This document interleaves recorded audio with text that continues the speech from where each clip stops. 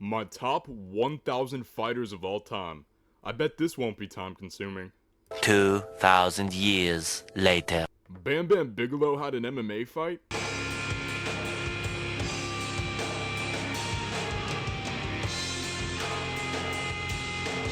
What's up guys, this is No Chill MMA, and as foolishly promised, we're going to give you my top 1,000 favorite fighters of all time. Now, before we jump into this beast, let's go over a few things. Firstly, how did I accurately rank 1,000 different fighters? Well, I made some criteria to help you guys follow along. One of the things that I'm looking for is fight quality. Do they have fights that I really love, fights that I've really hated, something in between? That's a major factor in how much that I like a fighter. Another major factor is how the fighter is outside of the cage. I'm talking interviews and just their personality overall. It determines a lot. And lastly is personal impact. Fighters that I've interacted with personally or fighters that have really pulled me into the sport are going to tend to rank a lot higher. Now these criteria are not weighted, so if I really like somebody's fights, but they happen to be like a major felon, I'm just gonna pretend that it didn't happen. I just want to reiterate, these are my favorite fighters of all time, not the all-time greatest fighters, because we all know who the all-time greatest fighter is. Stop torturing me. Stop talking about oiling me up. By the way, I just happen to know exactly 1,000 fighters, so it's gonna start off with my least favorite MMA fighter of all time, and we're gonna work our way up to number 1, my favorite of all time. And by the way, I know I'm gonna miss somebody, okay? I'm gonna miss somebody, and it's gonna eat away at me for the rest of my life. So if whoever I missed, be sure to drop it in the comments and make me look like a fool. Alright, let's get into this. Without further ado, here are my top 1,000 favorite fighters of all time.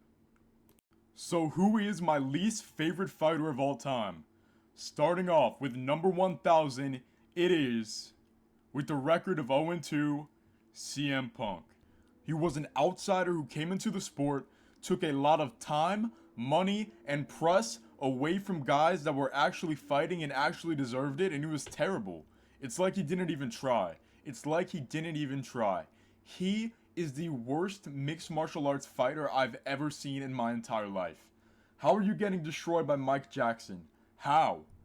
Mike Jackson lost to a 50-year-old man. How do you get destroyed by Mike Jackson? You are the worst fighter of all time, and I hate everything about you. I hate what you took away from everybody who actually earned their keep. I hate you as a person. I absolutely despise CM Punk. He's not even a good wrestler. Yeah, get this fool out of here. I don't even like his commentary, bro. I despise CM Punk. Number 999 is Dustin Jacoby. He's so frustrating to watch. He's supposed to be a glory kickboxer, but it's just sometimes he's awful. Sometimes he has zero fight IQ with the striking. I hate watching Dustin Jacoby. He's got such a punchable face. I want to see him lose every single time he goes in there. I'm rooting for Dustin Jacoby to get knocked out. This one's unjust. Like, it's kind of unjust. He didn't really do anything that bad. I really don't like Dustin Jacoby. I have a unreasonable hatred for Dustin Jacoby. Number 998 is Ronda Rousey. Ronda Rousey revolutionized women's bantamweight. Thanks. Thank you so much for that. Alright, she accomplished a lot, which I understand, which is great. And then she spent the next decade complaining. She complained, and she complained, and she complained, went to pro wrestling, complained about that, and to this day, she is still complaining. She is one of the top 10 biggest yappers / complainers literally of all time. I just want her to stop talking. You were good at judo. You went to the UFC. It was fun. Before it wasn't. Just please stop. Please stop talking. Number 997 would be Israel Adesanya. Alright. Super cringe. Super just like weird. Just like such a weird guy. I don't want anything to do with him or his fans. Like, he's just like, I don't know, something about him is just like sticky. Like he looks and he acts sticky and gross. He looks like he smells like syrup. I don't like Adesanya at all. I'm very open about that. I hate his fighting style most of the time. You know, he just teeps at the legs, and then maybe he'll get held up against the fence for like 30 seconds, and then a break, and then he teeps at the legs. It's terrible. I hate it. I hate watching his fights. I loved when Sean Strickland dropped him. I wish Mark Goddard let Alex Pereira finish the job. And I loved when Dricus du Plessis put him out as well. I hate this guy's fights. They're awful. Him as a person is just, it makes me physically just like, ugh. I don't even know what word. It's so cringe. Everything about him. It makes me frozen like Elsa. He's a really weird guy with his dog. I don't know what he's doing about that. You know, keep me out of that stuff. Only reason he's not, you know, the last one is because, I mean, I gotta give him credit. That knockout against Alex was sick. It was absolutely sick. But even that, then he was pointing to Alex Pereira's like 7-year-old son. Like, really? Are you that petty and feminine and weird that you have to, you know, exact revenge on a toddler? Like, dude, you're so horrible. That's why he's not, you know, number 1,000. Now, number 996 is pretty much the opposite of Israel Adesanya. Jailton Almeida seems like a nice guy. He seems like a really nice guy outside of the cage. But I would rather watch grass grow. I would literally rather watch grass grow than watch Jailton Almeida fight. Whenever I see the news, Jailton Almeida fight announcement, I go, okay, nice. I get to go, I don't know, warm up a McGriddle or something like that. I don't know. I want to like him so bad, but he's so awful. He is top 5 most boring UFC fighters of all time. He gets success because nobody at heavyweight could wrestle. He goes against some of my favorite guys and he lays on them, and then he gets a submission. Or against a guy that knows how to grapple just a little bit, he just lays on them with no submission. He's awful to watch. If you are trying to introduce your friend to the sport and you put them through a Jailton Almeida fight, Jailton Almeida happens to be on, they're going to look at this sport of MMA and they're going to go, you know what? I think I'm going to stick to boxing. I hate Jailton Almeida so much. And I feel bad about it because he seems like a nice guy, but I despise it. Alright, number 995. The patriarch of painted nails, Jared Vandera. Such a glob. Such a gross glob. I hate Jared Vandera so much. Fought against old man Oleinik when Oleinik was at his worst. Almost had it in the bag. But he wants to submit him. You chubby little vile worm. You chubby little worm. You disgusting, painted nails, chubby little worm. Jared Vandera. Number 994 is Herbert Burns. How in 2024 do we have Herbert Burns on the roster? How do we have a guy that butt scoots, pulls guard, he gasses out, and then he just gives up. He shows up, bellies up, and loses and walks out and gets his paycheck. Absolute disgrace to the sport. Complete disgrace. And he looks like a bullfrog. And I find that very unsettling. Alright, number 993. Blood Diamond, otherwise known as Mike. Yeah, he was awful. The only reason you even know who he is because he was friends with Israel Adesanya, who I don't like anyway. Yeah, he's trash. One of the most overhyped prospects of all time, if not the most. Biggest fraud in UFC history.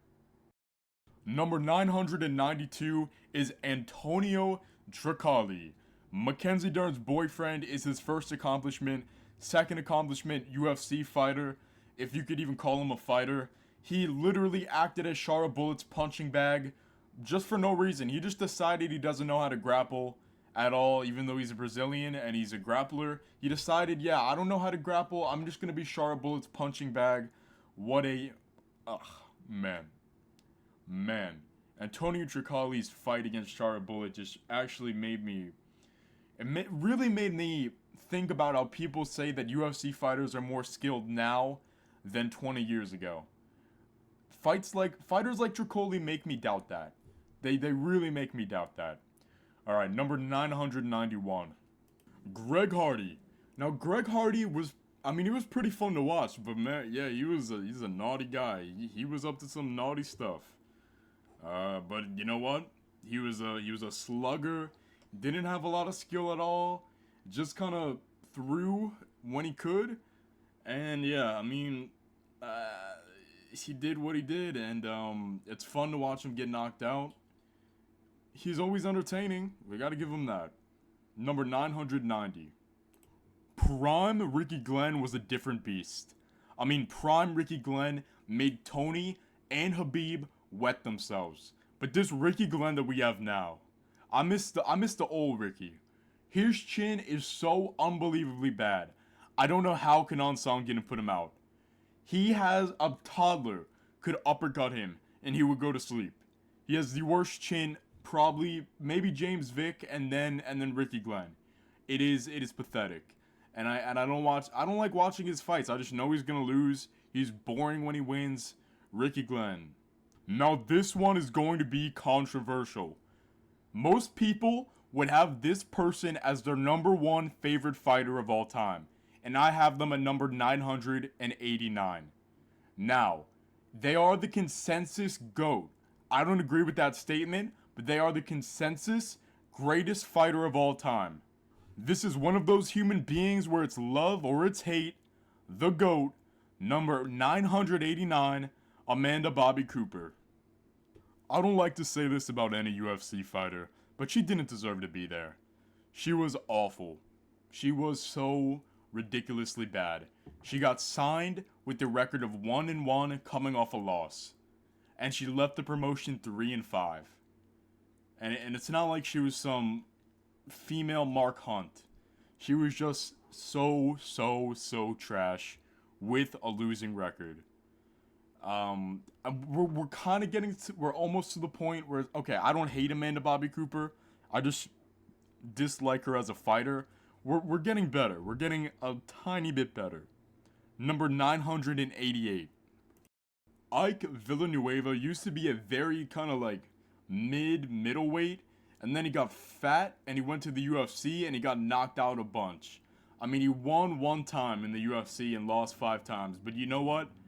That's one more UFC win than I have. So credit to you, Ike Villanueva. You absolute roster hog. I know you guys are all wondering, who is my number 987th fighter of all time? Alex Reyes. I never want to see Alex Reyes fight. But I mean, he's kind of like the asparagus of MMA. Like, I don't want it. I don't see it too often. But it's not that bad once you try it, and it goes down pretty easy. Just like Alex Reyes. Alright, number 986. Elise Ardeline, I mean, she's really not that bad to watch, I guess. She's okay. I don't think she deserves to be in the UFC either. Also, she's just like gross as a person. I mean, just what she does is gross. I mean, if you know, you know. I can't really speak too much on that. It's just what she does is pretty gross. Number 985. I don't know what the UFC were thinking when they signed this guy. They saw flyweight was in a pickle, right? And they said, you know what would make this better? Tagir Ulanbekov number 2. That's Asu Amabeyev. It's just Tagir Ulanbekov again. Whatever. Number 984. Chesla Chandler. This one is the UFC's fault. It is the UFC's fault, I'll admit that. But forever synonymous with women's bantamweight, to me, will be Chesla Chandler ranked number 13 despite never winning a fight at women's bantamweight. It goes to show the depth of a division, and she just happens to be the bottom of the barrel.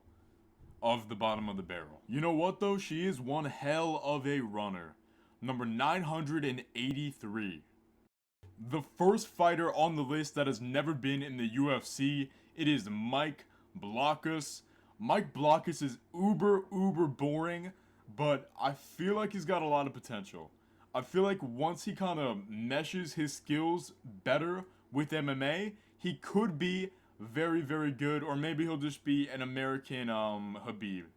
I don't know. He's a high level wrestler. It's flip a coin, but he's as of now he's super boring. Number 982, a personal friend of mine, Pat Barry.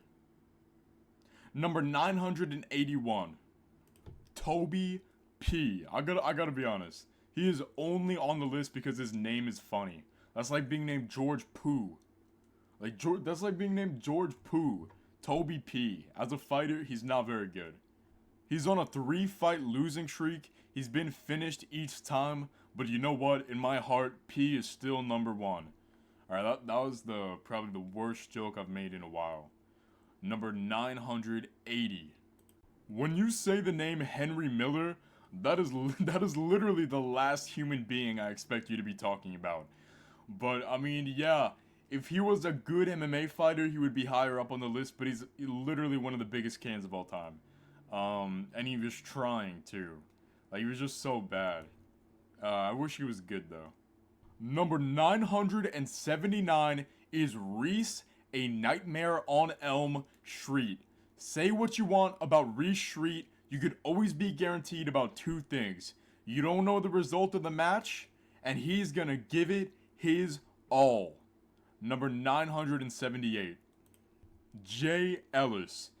These guys, Reese Street and Jay Ellis, literally get paid to show up and lose.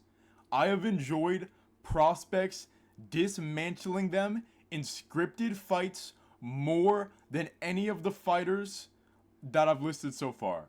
So now that we're past the Reese Street Jay Ellis bar, these fighters I either have a neutral or positive opinion of. I don't actively dislike them. Number 977, we have Cyril Asker. I don't really dislike him. He's just kind of a flop. I mean, I don't know how you look like that at 32. Like, that's your prime. You look like 50. But yeah, he was a chubby guy and he was a flop in the UFC. He was okay, I guess. Not really. Yeah, Cyril Asker. Alright. Number 976. Number 976 is Sam Hyde. Sam Hyde is the guy who heel hooked Tom Aspinall, which is a huge accomplishment, but it's his boxing career that most people know him for. 25-0, all knockouts. He is getting older now, but I wish that he took MMA more seriously when he was in his prime. Would have been an absolute beast. Only had 1 MMA fight, so we have to put him kind of low on the list. Number 975 is James Hammertree. I actually liked James Hammertree on Tough. It was like, yeah, Sledge Hammertree, like, this is Liddell's guy. But then he just lost and faded into obscurity, and no more James Hammertree. But he was okay on Tough. I enjoyed watching him. Number 974 is Grady Behrens. You guys probably don't know who he is. He's 0-1. 0-1, but he is a dog. In his first fight ever, he took on a glory kickboxer who brought Alex Pereira to a decision, and Grady Behrens, I mean, he smacked him around. He ended up losing the fight, but he smacked him around, and he was damn close. This guy's the definition of having the dog in him, and I project that if I made this video in like 2 years, this guy would be way higher on the list. A lot of potential, absolute beast, Grady Behrens. 973, Damir Hadzovic. I know Damir Hadzovic from knee knocking out Marcin Held. Other than that, he's just like a guy. But you know, he wasn't boring to watch. I guess just not very skilled in the ground game, and it cost him a lot. But you know, he wasn't boring. All right, number 972. Bam Bam Bigelow had an MMA fight? I had no idea about this, and I had no idea he fought Kimo Leopoldo of all people. Very interesting stuff. So Bam Bam Bigelow of all time, definitely reaching that 972 milestone. Alright, for my 971st favorite fighter of all time, Billy Ray Valdez is taking the 971st spot. There's not really much I could say about him. He's just he's like big boy heavyweight on the scene right now, just getting started, fighting the other pork chops on the regional scene in America. Number 970 is Dada 5000. Guys, if you don't know Dada 5000, he didn't have a big MMA career, but he had one of the most memorable and greatest fights of all time against Kimbo Slice. I suggest you guys watch that. It starts out a little bit slow, but it gets really good in the end, so just trust me. Give that one a gander. Yeah, Dada 5000. Number 969 is, of course, Igor Severino, also known as the Biter. Why do I like this guy? Pretty much just for biting that other Brazilian dude. I thought that was super funny. Super funny. Took a chomp out of him. Number 968 is Eduardo Ramon. This guy's been on the Brazilian regional scene for a really long time. He's fought a who's who of UFC fighters from Brazil. Never made it to that higher level, but he's had some pretty fun finishes. Have fought like everywhere too. He's in JCK right now, but he was in M1. Not like too notable. That's why he's number 968. Number 967 is Sam Hibbard. Sam Hibbard hit 2 Anaconda chokes. I love Anaconda chokes. They're one of the hardest jiu-jitsu maneuvers to pull off.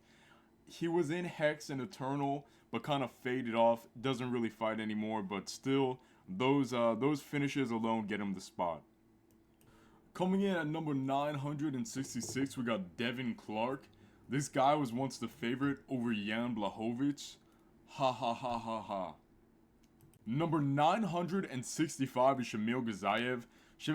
I think it's actually hilarious that one of Khabib's cousins got super obese. But as a fighter, he's actually pretty entertaining when he hits the ground. He's got good scrambles, good grappling down there. He had a really entertaining fight with Greg Velasco on Contender Series last year. Obviously, he's like a meme in the MMA community, and that probably puts him up a little higher because he's just a fat Dagestani. Like the worst combination possible. But I mean, he's alright. Props to him. Number 964 is Jimmy Drago. Jimmy Drago is a pretty fun prospect, but you know, he's I'm not saying he's chinny. I'm just saying he either takes you out or he's gonna be going out. Number 963 is Pete Rodriguez. You guys probably, maybe you remember Pete Rodriguez. He's a really fun striker. Other than that, he has pretty much nothing going on. He's a pretty fun striker. Not the best striker, he's just a fun striker. I liked his fights in the UFC. I think he got cut, though. Number 962 would be Austin Lane. Why do I like Austin Lane? Mostly, I like watching him get knocked out. He is super tall, super lanky, so watching him get folded is a treat. But when he's winning, he kind of just has like a slugger style too, so it's not bad to watch either way. Number 961 is the greatest fighter out of Northwood, New Hampshire of all time, Kyle Hill. He represents. He's a gangster, mean in the streets, even meaner in the octagon. Has a crazy head kick 9 seconds into the round. Absolute dominating New Hampshire machine is Kyle Hill. Clinching the ever prestigious 960 spot is Marco Tullio. He had a really good performance in Dana White's Contender Series, and now he's in my top 1,000. Number 959 is the absolute pork chop division legend, Brett the Big Dog Martin. This is a big boy, only 6 feet tall, 265, tearing it up on the regional, eating it up on the regional scene right now. Number 958 is Tony Kelly. I feel like Tony Kelly is just one of the nicest guys around, and he was cut from the UFC a little bit too early. Super awesome fighter. Awesome words. I love Tony Kelly. What a G. And at number 957 is Adam over here. I'm not even going to say his last name. I'm not going to type it.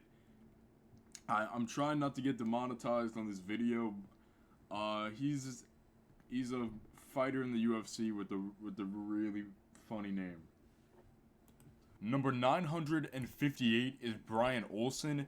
Brian Olsen, I don't know what happened to him. I don't know why he stopped fighting, but he was a big, plotty, uh, TKO menace, and then he just kind of disappeared. Never had much success after that. I don't know why, but yeah, if you guys have updates on Brian Olsen, let me know. Now, number 955 is Regivaldo Carvalho. He is absolutely tearing it up in CES right now, but it's been like it's been a 3-fight run and he's looked good, but that's really it. So that's why he makes the 955 spot. Number 954 is Biagio Ali Walsh.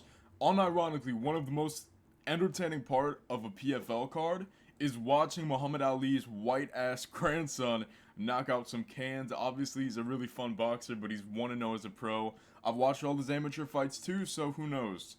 Alright, coming in at number 953 is Cole Farrell. Cole Farrell was a really interesting prospect, but he kind of fell off, I can't lie. He did kind of fall off. So that's why he's so low. He was interesting, but he fell off. Number 952 would be Jack Duffy. A lot of people say Jack Duffy was robbed on Contender Series. I don't think he was robbed, but he's a freak. I mean, I don't know if I like what he does, but it's definitely notable. He's doing like headstands on the cage and going upside down in between rounds. I don't know what the hell he's about. Gives me some Tony Ferguson vibes, except small and Irish. You know, maybe Jack Duffy could become one of my favorites further down the line. Number 951 is Juliana Pena. Okay. Let me just get this out of the way. I don't like Juliana Pena. I genuinely don't like her. But if we're talking all time, I can't say I'm not entertained. I can't say she hasn't done things that have entertained me. When she beat Amanda Nunes, I absolutely freaked out. I could not believe that she beat Amanda Nunes. I was absolutely flabbergasted. Number 951 is Dan Hardy.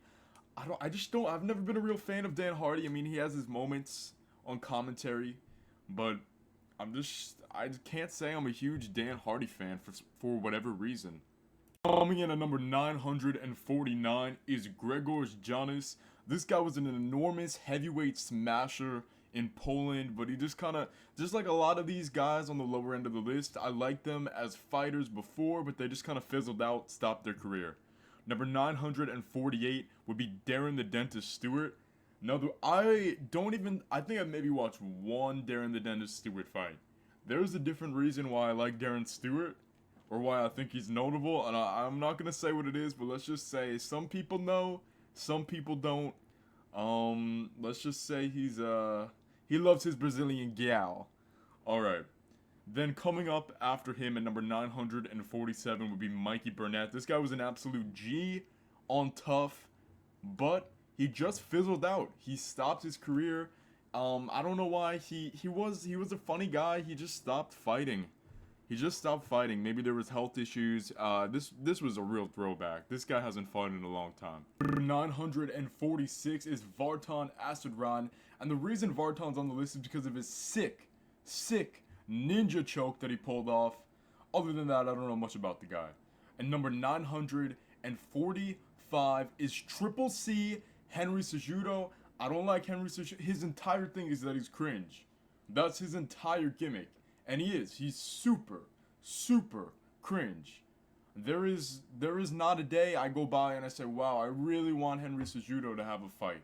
I don't like his fights. I don't like his gimmick, it is what it is. He's literally cringe.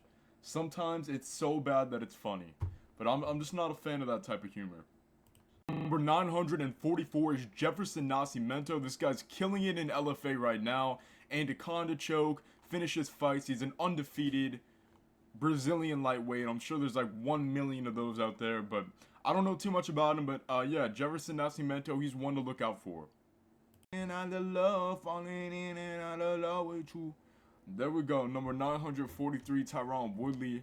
Listen, I didn't really mind Tyron Woodley too much. I thought some of the stuff he said was stupid.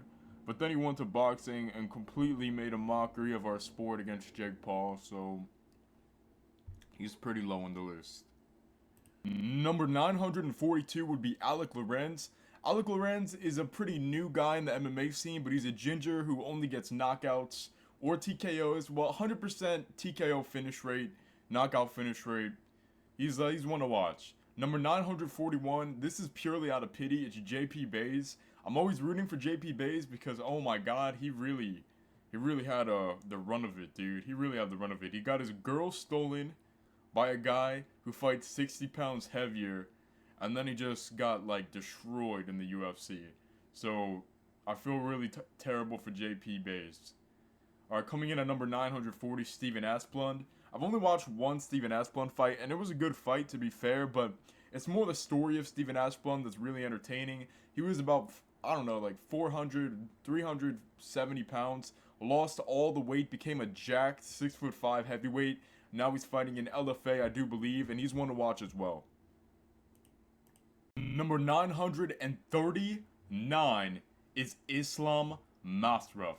Islam Masraf had, one of the greatest knockouts of all time against Mikhail Gro. This guy literally stood in front of him, put his hands down, and stared at him while Islam Masraf just head kicked him in slow motion. It was something. That's PFL for you. Number 938 is Valentin Benishev. I don't even know if I like this guy. He's just an anomaly. He takes can crushing to an extreme. He has a record of 19-0. 19-0. His last opponent was 0-0. His best win is 4-0 or 9. He's just a can crusher. He's such a can crusher. It is unbelievable how this guy doesn't get more flack. Number 937 is Mark Ewan. Mark Ewan was supposed to be really good. He was a really fun prospect until he got completely fraud checked in PFL. Completely fraud checked. Number 936, one of the most entertaining fighters of all time. Truly a historic fighter in the sport is Dennis Siver. He did get chained by Conor McGregor. Other than that, he was an absolute G. Number 935 is Ethan Birmingham. He had a very impressive ankle lock in one of his first fights in his career, and now he's just submitting cans left and right. Number 934 is Lucas Fernando. Lucas Fernando is a pretty fun striker. He lost the Contender Series to Cesar Almeida, but I liked his body shot TKO win. That's pretty much all that I know number 934 from. Number 933 is Sumiko Inaba. She had some pretty fun fights in Bellator towards the beginning of her career. She slowed down a little bit, but I would like to see her bounce back. Number 932 is Sharapudin Magomedov. A lot of people like Shara Bullet, saying he's one of the good Dagestanis, not just holding people down for 3 rounds, actually standing up on the feet. I don't like his style. He has no power. He has no power in his hands whatsoever, and I don't like him at all. I thought his performance against Antonio Tricali was awful. I think he's overrated, and I hate him as a person. Okay, hate is maybe a strong word, but he's randomly assaulting people for public displays of affection, complaining about being poor because he couldn't buy all the ice cream and coffee that he wanted. That's his definition of poor. I mean, I don't understand the hype behind Sharapudin, and I don't like him at all.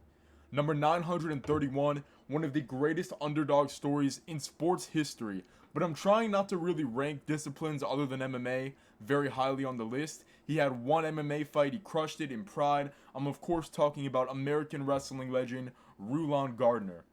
Rulon Gardner obviously was a enormous underdog against a very, very, very undefeated Olympic Russian wrestler. Rulon Gardner got the win. A lot of people didn't see it coming. It was a crazy story. Go look into it more. And he did go undefeated in Pride with a 1-0 record, I do believe. Number 930 is Jeremy Smith. Although not the greatest MMA fighter or the greatest bare-knuckle fighter, he likes to stand and bang, and he makes a good account for himself in both disciplines, although he is on a loss streak in mixed martial arts. Number 929 is Emil Weber Mink. I like Emil Weber Week as a fighter, but I just feel like as there's so little Norwegian fighters in UFC, he didn't really make the greatest account for Norway. Number 928 is Keenan Pattershuk. Keenan Pattershuk is a smasher in Canada. Unfortunately, he ran into the second coming of Kyle Dawkins and got chinned, but I'm sure that he will be back. Number 927 is Camilo Tani. Camilo Tani, listen to this, has more canceled fights than he has fights, which is absolutely insane, but he did snatch up a win over Alex Pereira, and there was a time where I found him very interesting. Now, number 926 is Mikhail Gorge. I don't remember how to say that last name, but basically this is Lazy King. He's the guy who straight up just let himself get head kicked, but in his follow-up fight in Aries, he made a very, very good account for himself, and I kind of became a fan. Number 925 is Richie Lewis. Richie Lewis on paper is a phenomenal prospect, and he is. I could see this guy winning a lot. I could see him winning a lot, however, Richie Lewis is quite boring to watch, as his wrestling style leads to a lot of camping in half guard, camping inside position, control time. That's just kind of his style. Number 924 is Kiao Machado, a big chubby Brazilian dude, not quite a pork chop, maybe pork chop level. He just, I don't know, I feel like he got robbed against Mick Parkin, and after that he just kind of fell off. I think if he gets in better, well, he's not going to get in better shape. Number 923 is Haley Cohen. I thought Haley Cohen was going to be a beast. I saw their crazy head kick. I saw this woman take another woman's lights out with the head kick, and I was thinking, okay, Haley Cohen has some insane moves on the feet. Goes to UFC, completely plumb butts it, and hey, I mean, I liked her at one point. Number 922 is Mosfar Evloev. Mosfar Evloev is one of the... just Jesus. These Dagestanis, dude, they are taking over. It's not that I don't like Mosfar Evloev as a fighter. It's just, he's not, like, bad. He actually goes for submissions, advances positions, whatever. It just, he beats everybody that I like, so I don't like him. Number 921 is Phil Davis. Phil Davis is a bit like Richie Lewis, except his career's fleshed out. I just find Phil Davis pretty boring.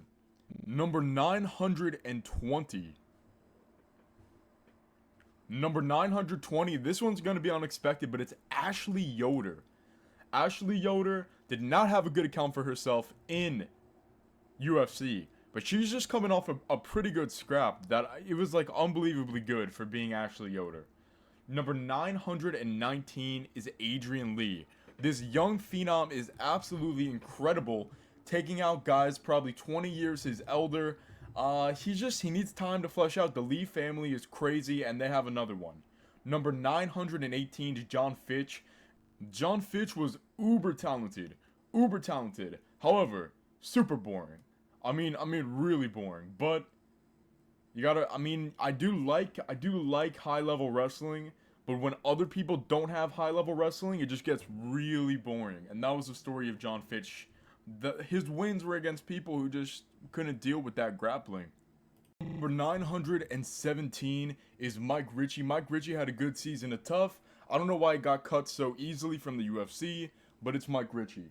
Number 916 is Leon Edwards. I don't like Leon Edwards. He had the head kick, and that puts him on the list instead of the bottom. I feel like Leon Edwards is the most overrated and overhyped fighter of all time. He is one of the most boring fighters probably ever. He is ultra boring. Number 916 is Paul Denis Navarro. Paul Denis Navarro is a French social media influencer who somehow found his way into MMA, and he's killing it. He has really fun fights. He's an amateur still. I do believe he's the only amateur MMA fighter on the list. Number 915 is Gazim Salmani. Gazim Salmani is one of my favorite pro wrestlers. I like his tag team, the Authors of Pain.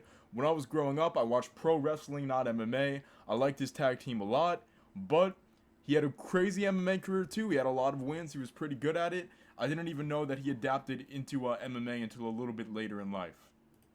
I messed up a little bit. Gazim's actually number 914, and now we're on number 913, Magudresel Gasanov. Hypocritical for me to like Gasanov? A little bit? Because Gasanov's a decisionator. However, he's very good. And I think knowing MMA fighters that are very good, that most people don't know, makes me feel just like better than the average watcher. So that's why I have Magomed Dracel Gasanov on the list. Number 912 would be Moreno Kyakapor. Moreno Kyakapor is coming off a really fun title win in a regional European league. I watched that fight live. I did a live reaction. Moreno Kyakapor looked really good. Still trying to set up an interview. Number 911 is Joe Selecki. Joe Selecki is what happens when Grant Dawson forgets to take his Adderall. Listen, it is what it is. These American, I mean, at least I know what they're saying, I guess. But yikes, sometimes it's just yikes watching Joe Selecki fight. Now, Andre Petrosky, number 910, same thing with him. Very, very talented in the jiu-jitsu, like Selecki, but sometimes it's just not fun to watch him fight.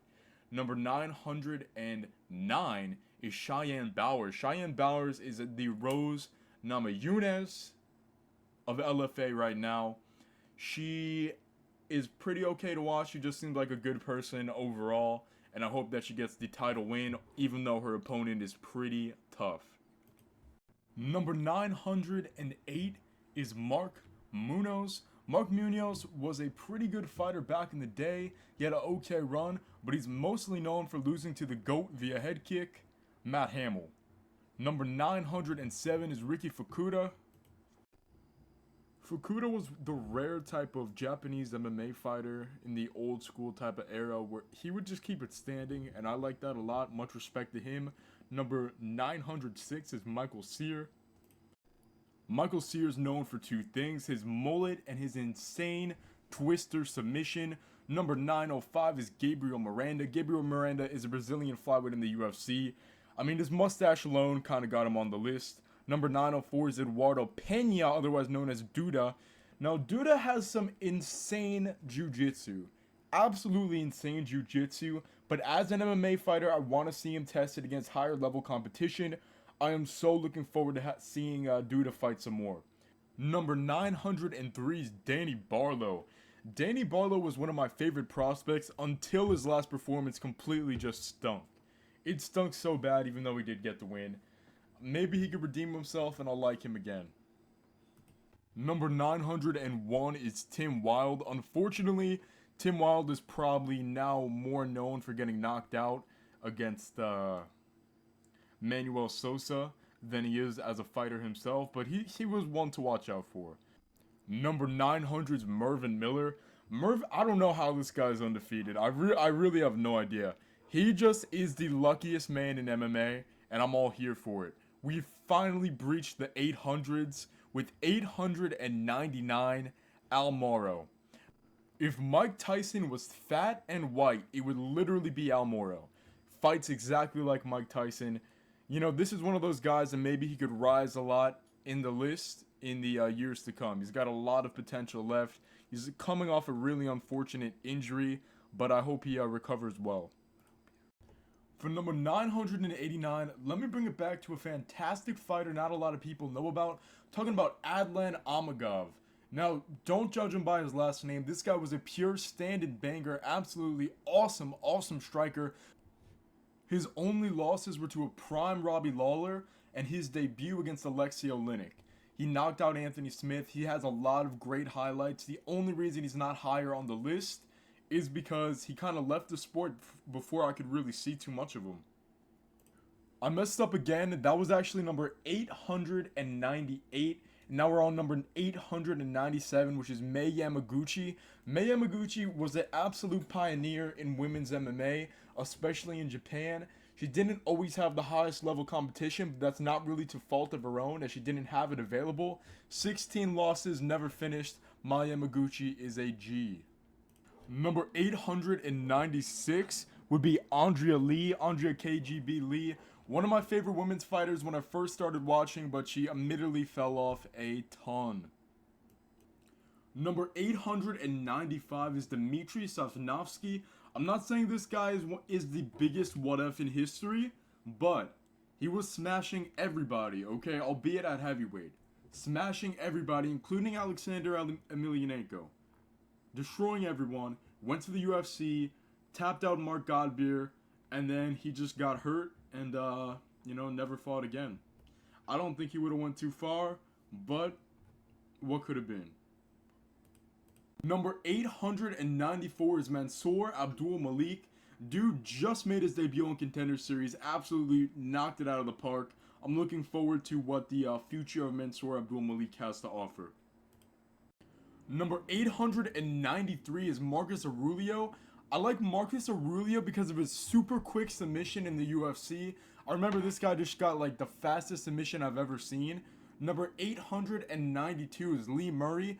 Now, Lee Murray as a fighter is a little bit of an unknown to me, but I like him just because he was like a really good bank robber. Number 891 is Patrick Cummings. Patrick Cummings beat Jan Blachowicz. Looked pretty fun, looked pretty promising, but just kind of completely fell off.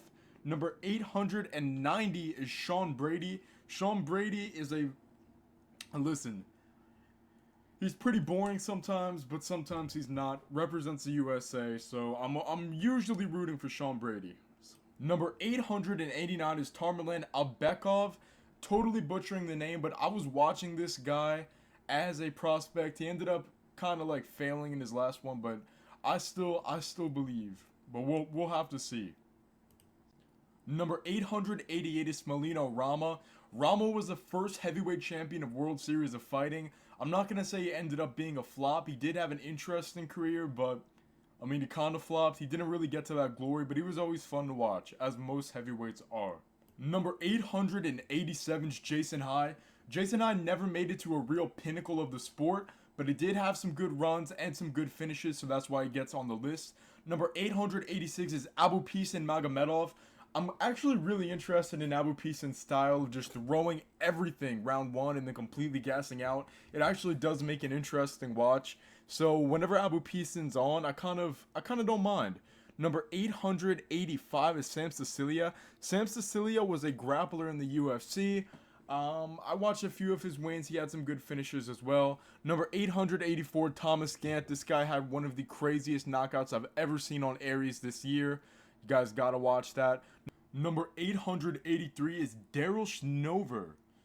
I don't know how to say it, but this is titties. If you guys don't remember from that awesome Rampage Jackson absolute bullying, was Daryl.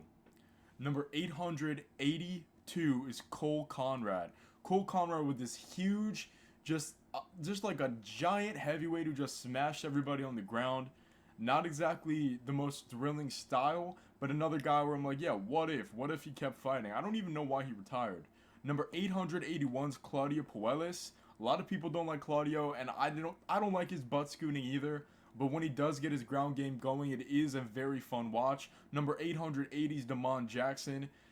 Man, Damon Jackson, I thought he was really good, and he was just really good until he wasn't. Damon Jackson was just really good until he wasn't. The way Steve Garcia smoked him, it was unbelievable. Damon Jackson used to be I thought he was really talented on the ground. I thought he could compete with the best of them, get ranked one day, but nah.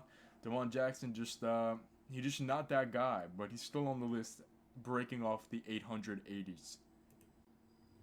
Number 879 is Rob Emerson. Rob Emerson is one of the, I wasn't there for it. That's the thing, I wasn't there for it. But just looking back, he is one of the greatest underdog stories in MMA.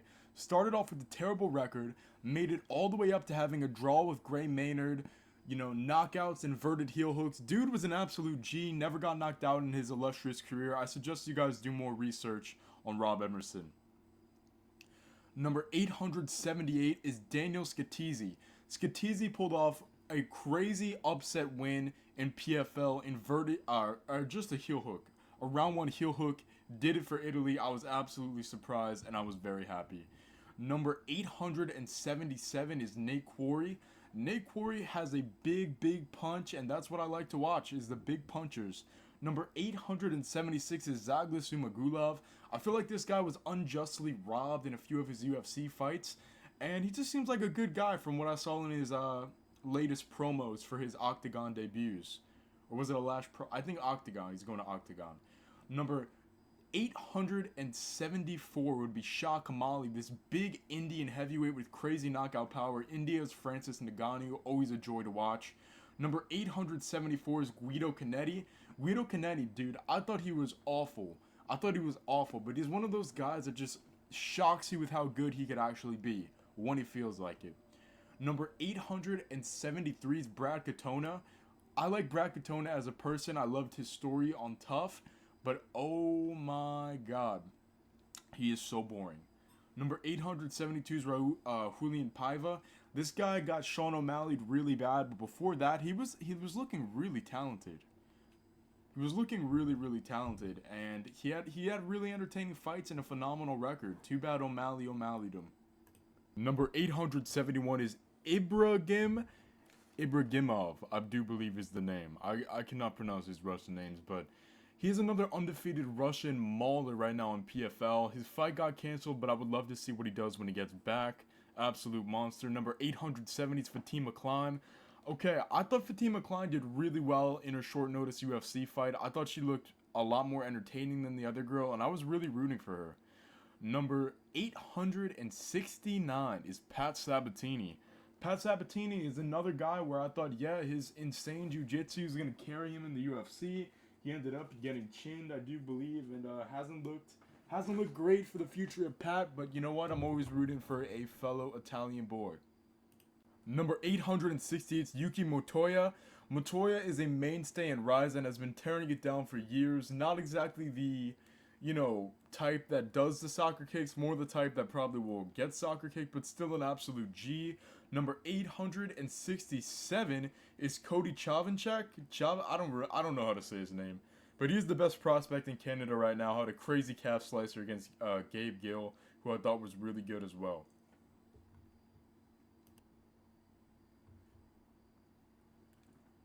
Number 866 is Muslim Magomedov. Muslim Magomedov is a light heavyweight undefeated, pretty much just Fat Habib. Literally, if Fat Habib got into the octagon, it would be Muslim Magomedov. Interesting stuff to watch right there.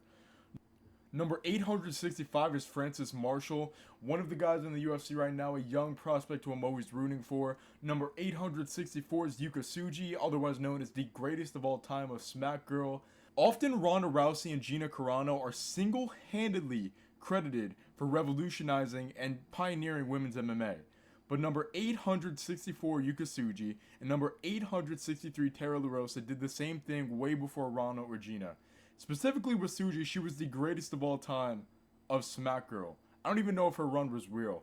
I really don't even know if it was real. Like, it was so insane. 16-0, sleeper holds. She was a beast in her time, allegedly. Number 862 is Ricky Turcios.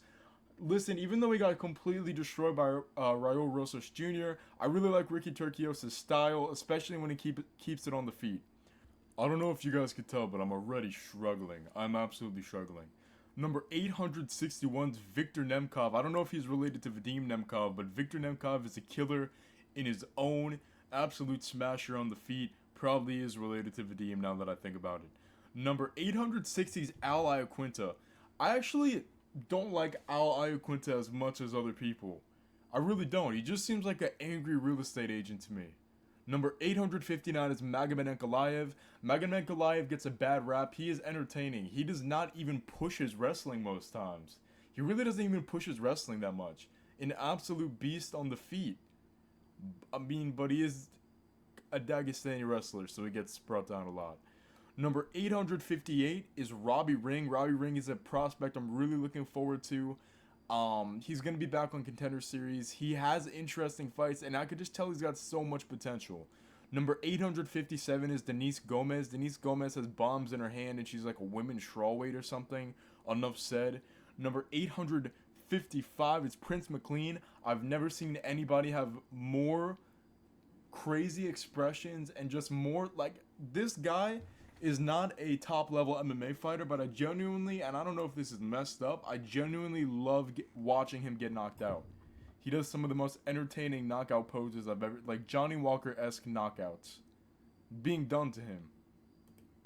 Number 865 is Alexander Romanov. I feel like Alexander Romanov, and this is 855, correct me, I feel like it would be really entertaining if he didn't randomly show up like a complete pork chop, clinically obese. He has some good grappling, but sometimes he just shows up so insanely out of shape that it's comical. Number 864 is Corey Anderson. Corey Anderson in the cage is usually good, But oh my god, he has been so annoying outside of it.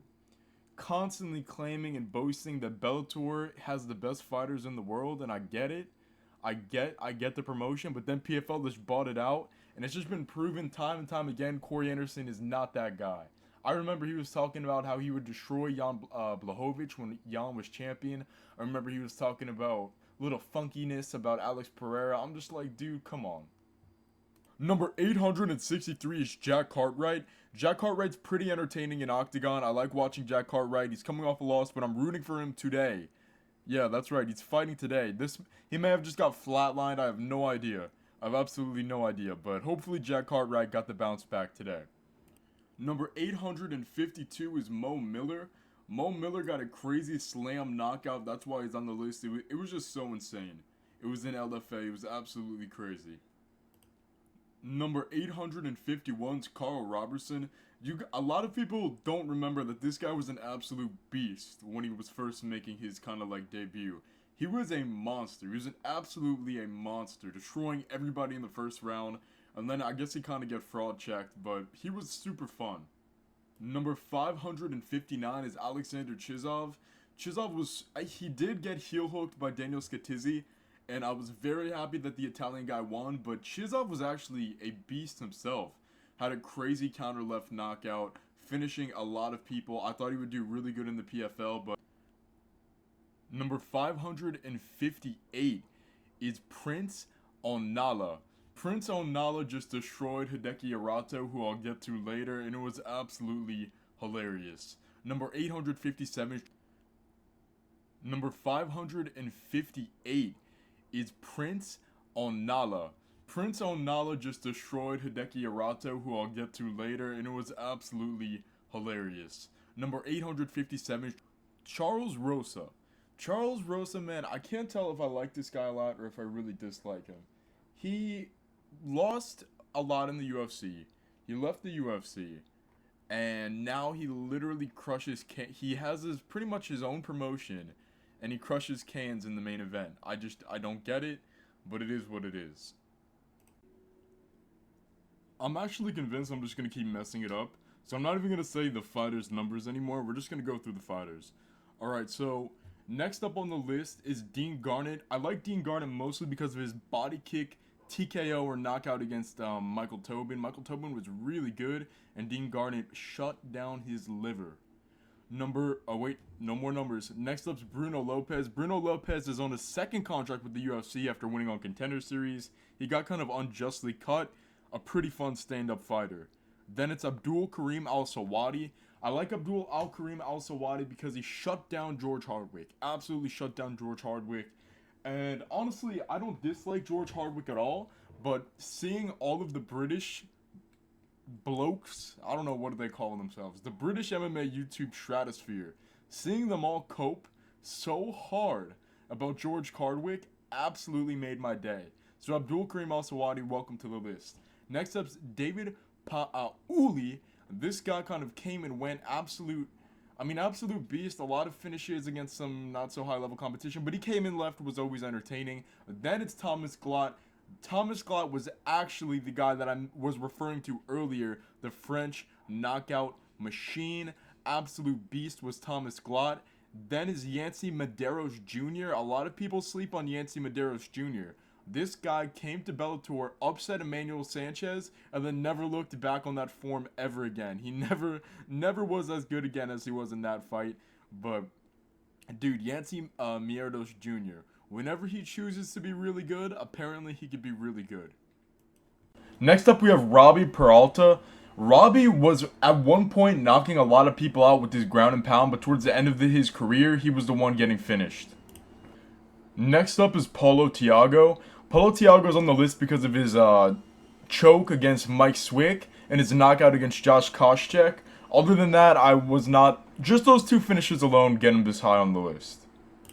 Next up is Mataj Penaz. Penaz was a glory kickboxer who recently transitioned into mixed martial arts, and he's been finishing everybody. His only loss was a guillotine choke loss to Cedric Dumas, and maybe that hasn't aged super well. It was still to a relatively good grappler. Other than that, nobody's had anything for him on the feet. The prototype Wilson Varela's up next. He didn't look good too early on in his career due to his lack of grappling, but he has absolutely just completely evolved, getting everybody out of there with his striking early. Looked like a monster in his last couple of fights, and he might be a tough one for Saladin. Coming up after that is Neil Grove. Neil Grove was an enormous, I think it was like 6'6", a giant power puncher. All he had was a big right hand, and that was literally it. But dude, it worked. It worked. Entertainment value. He did end up taking a lot of losses throughout his career, though. Next up is John Salter. John Salter's another guy who I respect a lot, but he just spams his grappling so much, and it's not always the most fun to watch. Next up's Aaron Tao. Aaron Tao just got beaten in a pretty good decision on the Contender Series. I've been following him before that. And yeah, Aaron Tao is just one of those. I really am a fan of like the Maori style, like Aaron Tao, Kai Kara France. I like what they bring to the table in mixed martial arts. And then next up is Carl Simanutafu. This guy's a big, plotty Samoan. I don't know if he's Samoan, but he's a big, plotty Pacific pork chop. And dude, he is so fun to watch because he only throws hands. Grappling is not on the table when it's Carl Simanutafu. Only issue is, he's at the point where he kind of is just like racking up the losses. Next up is Kieran Clark.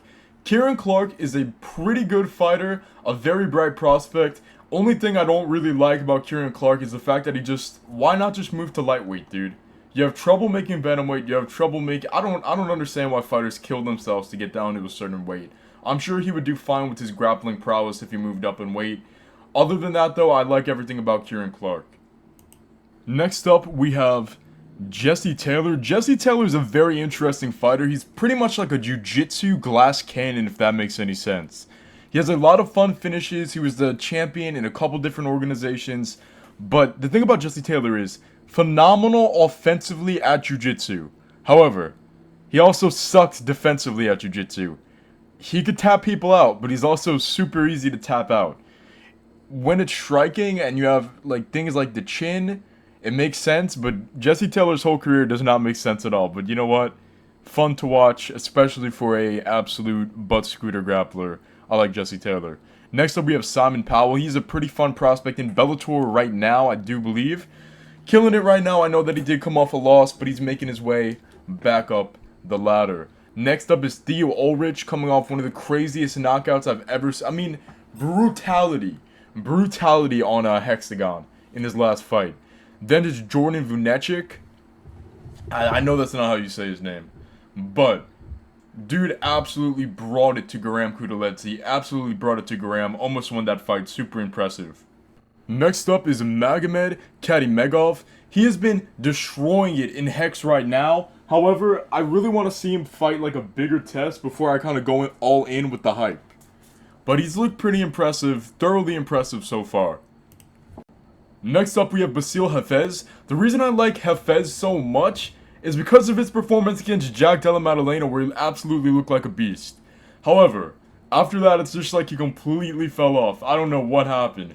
Bro went from giving Jack Della Maddalena a hard time to almost getting starched by Mickey Gall. The consistency needs to be a major priority in the future of Hafez.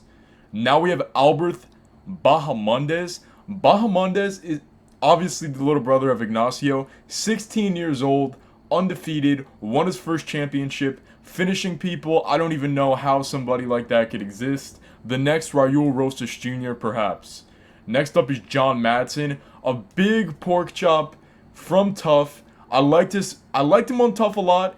I don't know if he really had the greatest career. He kind of just left after one loss. Maybe it was something personal. I'm not too educated, but that's John Madsen. Next up is Isaac Bulgarian. This guy, okay. This one baffles me a little bit because I think maybe he still does have the potential to be like a super prospect, but he didn't look completely indestructible in his last one. Well, he didn't look bad, but he just didn't look as good as you would think. Next up is Randall Wallace. Randall Wallace is one of the most fun fighters that'll probably never make it to the UFC. I think he's had 2 shots in Contender Series already. You know, he's one of those guys that's just like, I don't want to say a journeyman, but I'm rooting for Randall Wallace to one day get the chance in the UFC that I think he deserves. Next up is Talia Santos. This girl brought Valentina Shevchenko to the very, very limit. You could argue Talia Santos won that fight. Since then, she's been putting on some pretty entertaining bouts in PFL as well. Next up is Daniel Santos. Daniel Santos is one of the most entertaining and most fun bantamweights right now. I cannot wait to see him fight Said Nurmagomedov. Next up is Brandon Thatch. Brandon Thatch was finishing everybody really quick, and then people learned, hey, why don't we just try grappling against this guy? And he kind of fell off a cliff from there. But there was a point where Thatch was looking like a killer. Lord knows what happened during this recording process, but we lost some footage here, so I have to re-record it. First off, after Brandon Thatch, Daniel Santos, Makura Asakura, Tim Hague, Bilal Hassan, Justin Wren, Christian Rodriguez, Cody Stamann. I have no idea what happened to the original entries, but I am not re-recording it, so enjoy that brief list. Shayman Morales is going to be coming in next. Shayman Morales is on the list because of his win over Marlon Moraes. Next up is Shajdor. I'm not even going to try to say that last name. But the reason that I like this guy is because a lot of Indian fighters get a bad rep for not having a lot of skill. But I think the opposite. I think this guy's super talented. And same with, well, Anshul Jubilee is more of like a meme. I like Anshul Jubilee as well. Next up is John Moraga. Although I'll admit I haven't watched every single John Moraga fight, and it's not like I'm watching Yuri Prohaska in there. He saved the flyweight division from Magomed Bibulatulov. He saved us. He is a patron saint. The way Curtis Blades saved us from Jailton Almeida, John Moraga saved us from a very, very good, just control time Dagestani wrestler. So John Moraga, you are a beast. Thank you for saving the flyweight division for some time. Elijah Smith would be next. Okay, this is before Contender Series. I was hyping up Elijah Smith. I knew he was very good on the feet. He did take one loss where he kind of gassed a little bit, but he looks like a completely new fighter. Absolute dog. Went to war with Aaron Tao. I knew he would beat Aaron Tao. Let's go Elijah Smith. Definitely one of the most exciting prospects right now in the UFC. Ilian Buafia would be next. Buafia is a massive middleweight. Big for even a middleweight. 6'5", packed with muscle. Would dwarf Alex Pereira. I don't know how this guy makes 185. He is truly enormous. Got crazy knockout power. Probably the best prospect in France right now. I'm looking forward to seeing him really and truly test himself against good competition. France is exploding right now with Benoit Saint-Denis and people like that, but also in the PFL.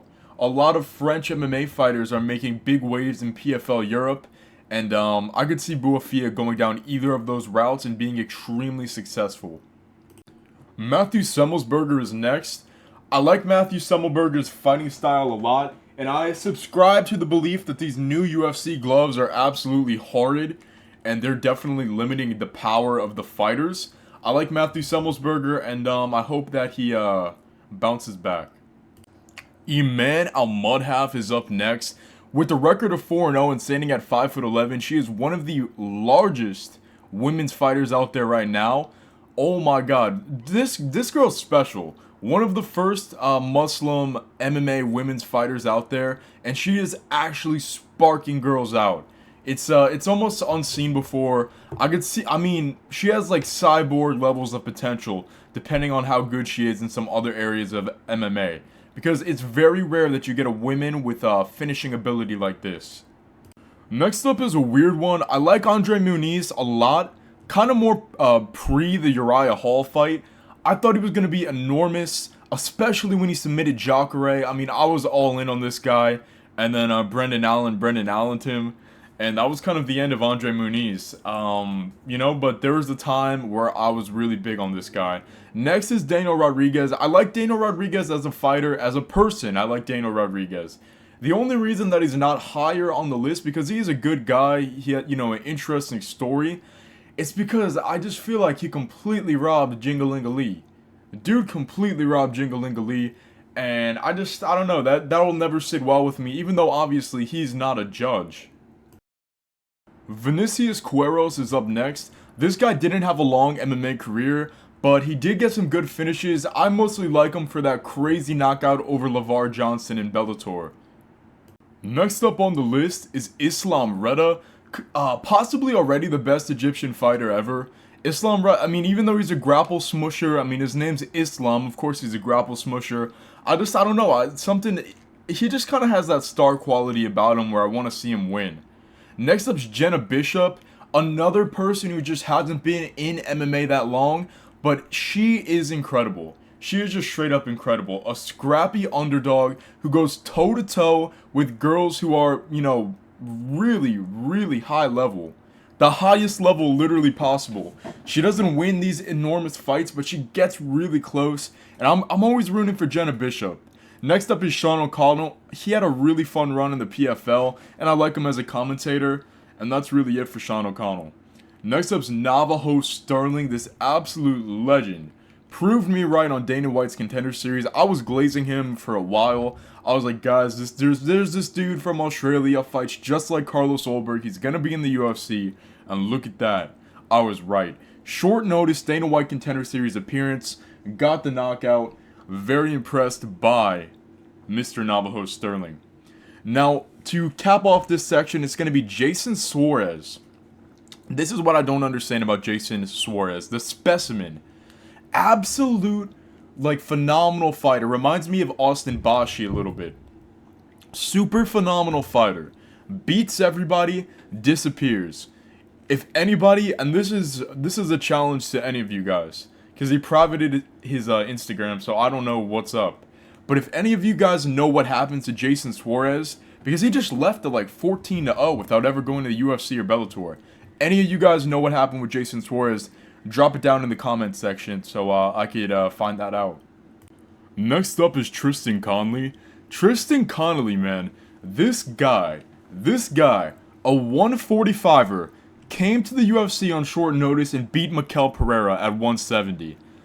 One of the greatest underdog fights of all time. Tristan Connolly shocked everybody with that win, and that aged extremely well. Other than that, though, he did fall off, but he was very good in the grappling before that. You know, it actually does suck that he fell off and that he didn't keep fighting. He lost to a 6-5 guy on the regional scene and he called it a career. I would have loved to see him keep going. Next up is Luke Riley, the posh power puncher. Luke Riley, dude, has some. He is the last guy you expect to have a one-hitter quitter knockout power. But oh my god, this dude could bang, bro. This dude could absolutely bang. And next up is Alan Jouban. Alan Jouban was a very fun kickboxer in the UFC. Now, most of my enjoyment from Alan Jouban, and I don't know if, yeah, this counts on the list. Most of my enjoyment from Alan Jouban comes from destroying people in UFC 5 with Alan Jouban. Absolutely wrecking everybody with Jouban. He's my main character that I play. Next up is Marian Zilokowski. Zilokowski, man. This guy was he is like, I don't know how to describe him. Not a gatekeeper, but he is the best Polish guy and an absolute mainstay in KSW that never really made it to the UFC. Only losses, KKE, Rebecki, Gamrot. The dude's very, very good. Unfortunately, he got injured, so he didn't get that big money fight against Saladin. But Marian will be back. He's not a striker, so, you know, I'm not totally down for Marian Zilokowski. But still, somebody really fun, and I like that he's holding down the fort in KSW. Now, next up is Naoya Uematsu. You guys are saying, who in the living heck, because we're not going to curse on this video, is this?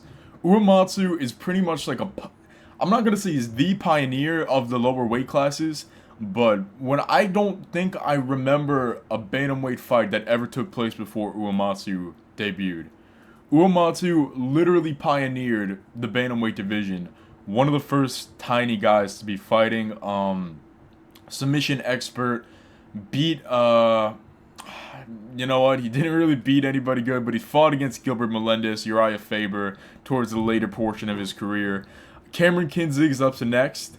Kinzig, oh my god.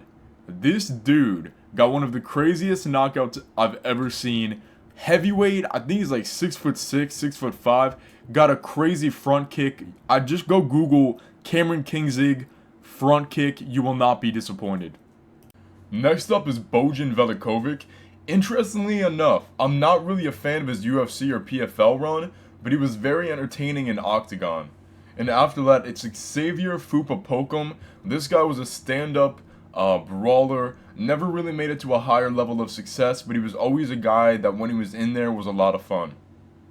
Next up is Satoshi Ishii. Admittedly, Ishii never even really had a good win streak, but he's had some really good performances scattered throughout his career, particularly the scissor choke. He did get smashed by Yuri Prohaska, beaten by pretty much every single high-level guy that he's fought, went to a split with Rampage and Bellator, but and it's not like he was always a fun fighter, it's just when he was on, he was really on. Next up is Jonathan Pierce. Jonathan Pierce, man, JSP, this is another guy where I really believed in them, and then they just kind of fumbled the bag. So before he was on a 2-fight losing streak, I was a big supporter of Jonathan Pierce. I thought he was really good technically, but I think that's when I first started watching MMA, so I don't think I really knew what I was talking about. I'd have to go rewatch some of his fights to see if that's true. Next up's Ricardo Romero. This guy was a big heavyweight. He had some pretty fun jiu-jitsu, finishing ability. Ended up another guy that really ended their career prematurely. I don't know why these guys end their careers so fast, but yeah, Ricardo Romero had an okay run until he just took a few losses and then he skedaddled. Next up is Cesar Almeida. Cesar Almeida is a razor-sharp, very fun to watch kickboxer. The only issue with him is he has such a grappling weakness that I just know. I know that these good fights that we're seeing from Almeida are not going to last because he's just going to get taken down. After that's Hatif Moeli. Hatif Moeli is the current heavyweight champion of Octagon. So this is the thing with Hatif Moeli. He is a fun fighter, he's a good heavyweight, but I just feel like he could be somehow a little bit more entertaining. But, you know, he does have the attributes for success, and he does sometimes get a really good finish. But I just wish it was like all the time, since you're a heavyweight. But no hate. I mean that's a crazy thing to expect, but, you know. Next up is Drew McFredries. This guy would either knock you out, or he would go out, and there was no in between.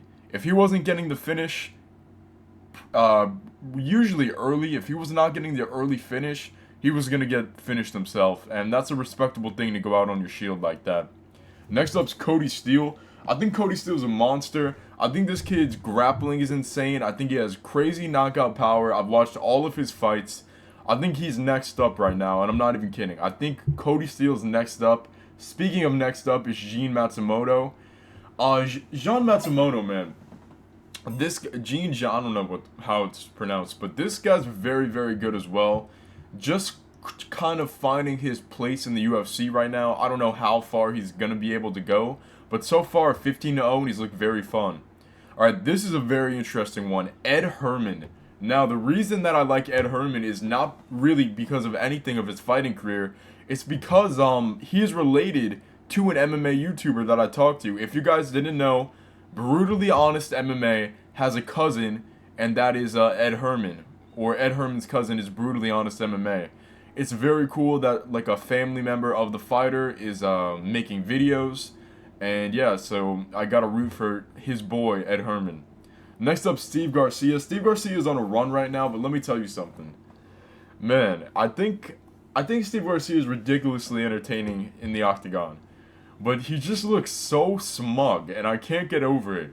He's like the most smug-looking human being I've ever seen in my entire life. And look, I'm not saying it's like a bad thing, but it detracts him a lot of points.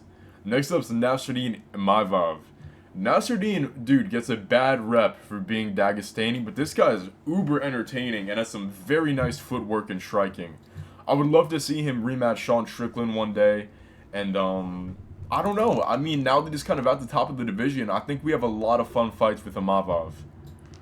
Next up is Dalton Hercules Rosta. So this is the thing with Dalton. He was uber cocky, just like totally making fun of and roasting Aaron Jeffrey, and then he lost the decision. But I mean, The way that he bullied him and the way that he knocked out Romero Cotton definitely made me a fan. Kamil Oniskik is next. Okay, this guy right now is one of the most underrated strikers on the scene. And I know that his record's not too shiny with just being 10-3, and he does have an issue with the grappling, but this guy's really fun to watch in the stand-up, and not a lot of people talk about him. Next up is Chas Skelly, another guy that I think retired too early. Yeah, on a 2-fight win streak, and he retired in 2022. I'm not sure what that's about, maybe it was injury. But obviously, we all know him for his insane round 1 anaconda choke 19 seconds into the fight. 19-second anaconda choke. But other than that, he's had a fun career too, utilizing his very high level grappling, pretty good jiu-jitsu, and ground and pound. Next up is Mike Kyle. Mike Kyle is one of those guys that, like I said before, I'm not necessarily a glass cannon, but either he would take you out or he would go out on his shield, and I like fighters like that. Obviously, he never made it to a championship level or anything like that, but still, you know, he's the type of fighter that I really like. Next up, okay, one of my biggest, like, meme fighters, maybe not the biggest meme fighter outside of my little, like, connections or whatever, but oh my god, Islam Abasev is the most insane looking human being I've ever seen. Dagestani Brock Lesnar, 6-0 all knockouts, but usually only fights absolute tomato cans. Just completely based from Islam Abasev. Based can crushing. Draco Rodriguez, otherwise known as the Great Dracolini. Draco Rodriguez did not have the most successful UFC career. Did look good on the regional scene, but I mostly like him from his 2 appearances in bare knuckle boxing. He looked very good, and it seems like a good home for him. Next up is Bogdan Grad. Bogdan Grad had a fun career before Contender Series, but I mean, that absolute war that he put on definitely gets him pretty high on the list. Well, I don't know, not very high on the list, but since he's below Hidetaki Arato, and Hidetaki Arato, oh my god, undefeated Japanese heavyweight, I was expecting some Baki character, or something like that, but no, he's just like a big sumo wrestler type of guy, and dude, he's something. He's definitely something in the octagon, and unfortunately he lost his O recently, but I will always be entertained when Hidetaki Arato is on the card. Next up is Kevin Vallejos. Now, Vallejos is about to take on Cameron Tegu, who is one of my favorite prospects right now, but Vallejos himself was my introduction to Samurai Fight House, otherwise known as the greatest mixed martial arts promotion in the world. So, I do like Kevin Vallejos, but I'm going to be rooting so much for Cam Tegu that maybe Vallejos fell down a couple spots. No, after Vallejos, it's Samuel Kristofic. Why do I like Samuel Kristofic? Well, his entire career has not been too revolutionary or anything, but his most recent fight was one of the craziest upsets I've ever seen. Right hook knocked out Carlos Vamola. I don't think anybody really picked Kristofic at all. I bet he was a huge underdog on Tapology. Absolutely insane stuff when he knocked out Carlos Vamola like that. After Kristofic, this one's controversial, because a lot of people absolutely hate this women's MMA fighter. But it's Rose Namajunas. Okay, a lot of people say, yo, Rose gave us one of the worst title fights of all time against Carla Esparza, and I agree. That sucked. But let's not forget, Rose Namajunas had put on some of the most entertaining and just like, I don't think women's strawweight would be the same without Rose Namajunas. You gotta give her credit. Not to mention that crazy head kick over Weili Zhang. It's not necessarily that I'm the biggest fan of Rose Namajunas anymore, and her most recent and shift in fighting style will definitely bring her down a couple of tiers. But I mean, honestly, you have to be cautious when you're in the octagon. I understand having a more reserved approach, although sometimes she is way too reserved. I like Rose Namajunas as a person. I think her story's great, and she's had some good moments as a fighter as well. Next up is Waylon Lowe. Alright, Waylon Lowe had this really funny moment on Tough, and I don't remember what it was, or maybe I just remember Waylon Lowe on Tough, and I cannot be bothered to go look at what it was that made him memorable. But also, he had some good knockouts in the UFC and on the regionals as well. Next up is David Martinez. This guy's absolutely tearing up Combate Global, And I just saw that he was announced for Dana White's Contender Series. I don't know what week he'll be fighting or who he's going to be fighting, but absolute killer in Combate Global. Now possibly might go to the UFC. Next up's Kyle Dawkins. Okay, the Dawkins brothers are a bit of a meme, a joke, whatever. Kyle Dawkins is truly talented in his jiu-jitsu. He really is effective with that DR choke. Like, he is super effective with it. I think he may get the record for most DR chokes of all time, depending on how long he fights. I'm not saying it's guaranteed, but I think it's a possibility. Tony Ferguson, watch out, because Kyle Dawkins is coming. Next up is Marko Bushkovic. Dude is an absolute ripcord in FNC right now. Literally the king of the Balkans. Knockouts, flying knees, first round finishes, constantly. This dude is going to the UFC or something big sooner than later. Next up is a very good Peruvian fighter on the scene right now. I don't understand how this guy has not been called up to do something bigger. He's in the top league in Peru right now, which is not, it's not like a major promotion, but he's about to be 19-1. He's about to be 19-1 with like 10 title defenses. Guys, somebody needs to sign Rodrigo Vera.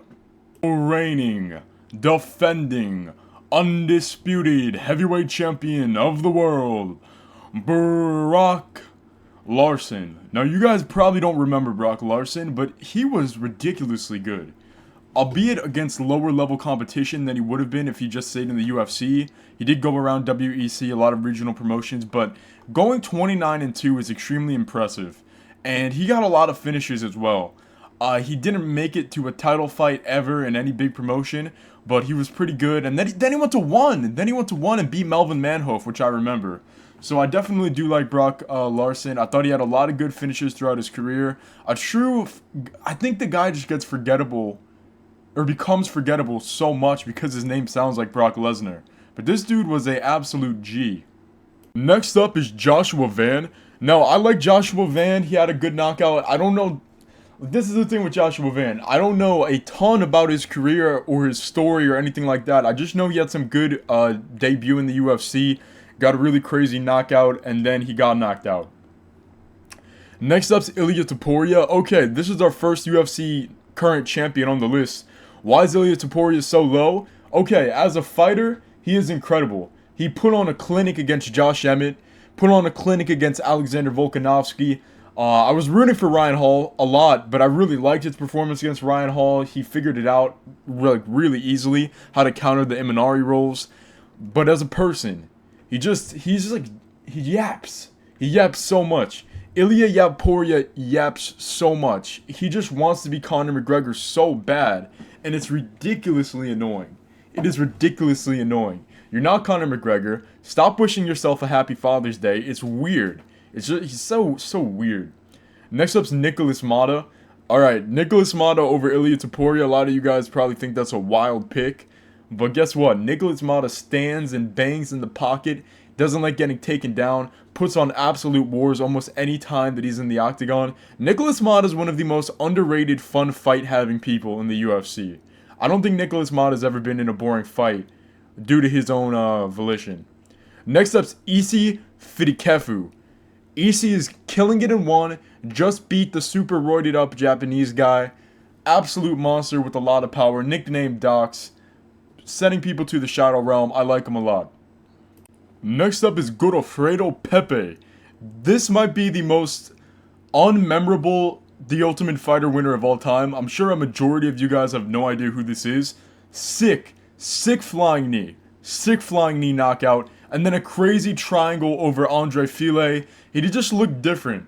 I don't know if he was like the first Brazilian guy to do the crazy hair stuff, because we see that a lot now. But he was definitely a pioneer of Brazilian Jiu-Jitsu Muay Thai striker with insanely colored hair. Next up is Wes Sims. Wes Sims, man, some of my favorite moments of his career are not him getting knockouts, but actually him getting knocked out. He's got finished a lot of times, and they've been absolute entertaining scraps. But what I do like about Wes Sims is his style is something that you would never expect. 6'8", 265 pounds, and he's a submission machine. Very interesting stuff from Wes Sims. Never judge a book by its cover. You can't judge a book by its cover. Never judge a book by its cover. I think is yeah. Anyway, next up's Bailey Schoenfelder. This guy, man, he was an honorable mention on a top 10 list that I did a couple of months ago or earlier this year. Dude really progressed. I said, yeah, I see this guy has a crazy athletic background. All he needs is some good coaching and some more time, and I can see him going far. Dude, he was out wrestling Greg Velasco, out grappling Greg Velasco, finished Greg Velasco. Greg Velasco is a beast. Bailey Schoenfelder's he's kind of right there. I think he's gonna win tonight, get into the UFC, but we'll have to see. He could have just been humiliated on Dana White's Contender Series. I have no idea, but let's see if Bailey Schoenfelder could go all the way. The next one is a combined entry. It's Bruno Silva, but it's both Bruno Silvas. It's just the concept of Bruno Silva is my favorite fighter on this number that you see right here. Okay, Bruno Silva, both of them are Brazilian knockout strikers with some great finishes. I like both of their styles. This Bruno Silva, middleweight Bruno Silva, got beaten by Chris Weidman. So actually, I think this might just be about the flyweight one more than the middleweight one. But next up is Megumi Fuji. This is the thing about Fuji. And a lot of these earlier women, except her specifically, she was a monster. I mean, she was destroying everybody, including Carla Esparza. This is the thing about the early women's MMA. It was a lot of girls with great records because they were just can crush. But it's still impressive. It's still impressive even though a lot of her opponents were not very high level. She did go 26-3, never became finished in a fight ever. I think Megumi Fuji is a great pioneer, and her jiu-jitsu was just really good. Next up's Vernon the Tiger White. Now you guys may be saying, why Vernon White? That dude's record was awful. He never even had like any crazy fights or any accomplishments. But listen, Vernon Tiger White revolutionized heel hooks in MMA. At least for Americans. He was the first American guy that I could really think of ever that was performing heel hooks in the octagon. I think he's an unsung hero of MMA. Also had a few head kicks. Dude had some kicks in his arsenal as well. I don't know if he was a kickboxer by trade before he went to Pancrase, but he had a lot of finishes. Dude did go to the UFC eventually, and I mean, obviously he got destroyed by. I mean, I don't even know. Yeah, that's probably the worst matchmaking I've ever seen in my life. Was him versus Chuck Liddell. He was 20-24, and they had him against a 14-3 Chuck Liddell. I don't know what the F that was about.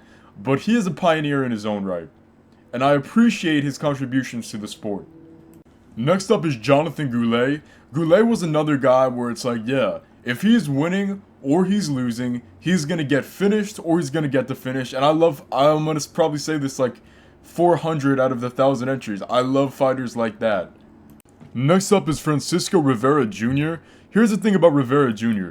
Although, retrospectively, he didn't turn out to be the best MMA fighter, he was smushing people for a little bit. Just for a little bit. And the way that he was smushing people was really fun. Like, his finish, I can't believe how quick he got Alex Caceres out of there. I mean, Alex Caceres, I'm not going to say he was seen as a bum towards the beginning of his run, but we definitely didn't know he was as talented, or maybe he just wasn't as talented as he was now, but still. It's just crazy to think about how that guy destroyed Alex Caceres. Next up is Jillian Robertson. Jillian Robertson, and maybe this is a weird one too, just like Rose being high up. I really like the way Jillian Robertson grapples. I think she is a great demonstration for some very simple grappling, but effective grappling. And I like watching her scramble. I think she has good grappling and good jiu-jitsu, and I like watching her. Next up, Vitor Petrino. Vitor Petrino was an absolute beast, an absolute monster. I mean, might have had a 100% finish rate, and then he just headbutted himself into a guillotine from Anthony Smith, which was beyond pathetic. But still, there was a time where I was really liking Vitor Petrino. Next up's Andreas Michailidis, the Spartan. I was always rooting for this guy. Rooting for this guy against Alex Pereira. When Alex Pereira first debuted, I think it was against Andreas Michailidis. I was not a fan of Alex. I wanted Andreas Michailidis to destroy him, but we all know how that one ended up.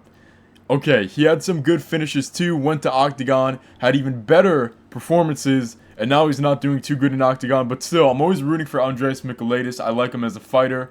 I hope he turns it around a little bit. Next up's Alexander Emelianenko. Okay, a lot of you guys probably didn't even know that Fedor had a brother. Fedor. He has a brother named Alexander Emelianenko. And he was a really fun fighter as well. I mean, this dude was super, super fun. But I legit think he gave a bunch of people hepatitis. He gave a bunch of people a blood disease, knowing that he had it. He should not have been fighting, and that's just so disgusting on so many levels. So it really brought him down a lot. If he was a good person, which he is not, he would have been higher up on the list. But he did some messed up shit. Next up's Damon Blackshear. Damon Blackshear, short notice warrior, underrated skill set, absolute not a monster, but he's pretty good technically as well. I like Damon Blackshear as a fighter. I'm rooting for him to go on a streak because I think he's down a couple in the can right now. After Damon Blackshear, it's Joe the Party Penafile. This dude comes in your face. He throws. He's a great pressure fighter. I mean, far out of his prime now. In the Game Bread FC, which is my favorite promotion, I'm liking it Joseph Penafile. Next up is Derek Krantz. Derek Krantz was in the UFC, I believe. He had some good ground and pound wins, had some submissions as well. I mostly like him because he beat Chauncey Foxworth. And Chauncey Foxworth, Chauncey Foxworth, no offense, one of the most boring fighters I've ever seen as well. After Derek Krantz, it's Jordan Levitt.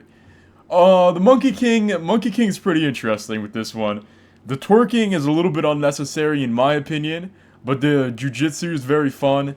The rear naked choke, I don't know if it was a rear naked choke, but I know he just got this crazy ass submission. So I like Jordan Levitt as a fighter. He seems like a good guy too, but a little too much twerking for my taste. Next up is Alexander Luster.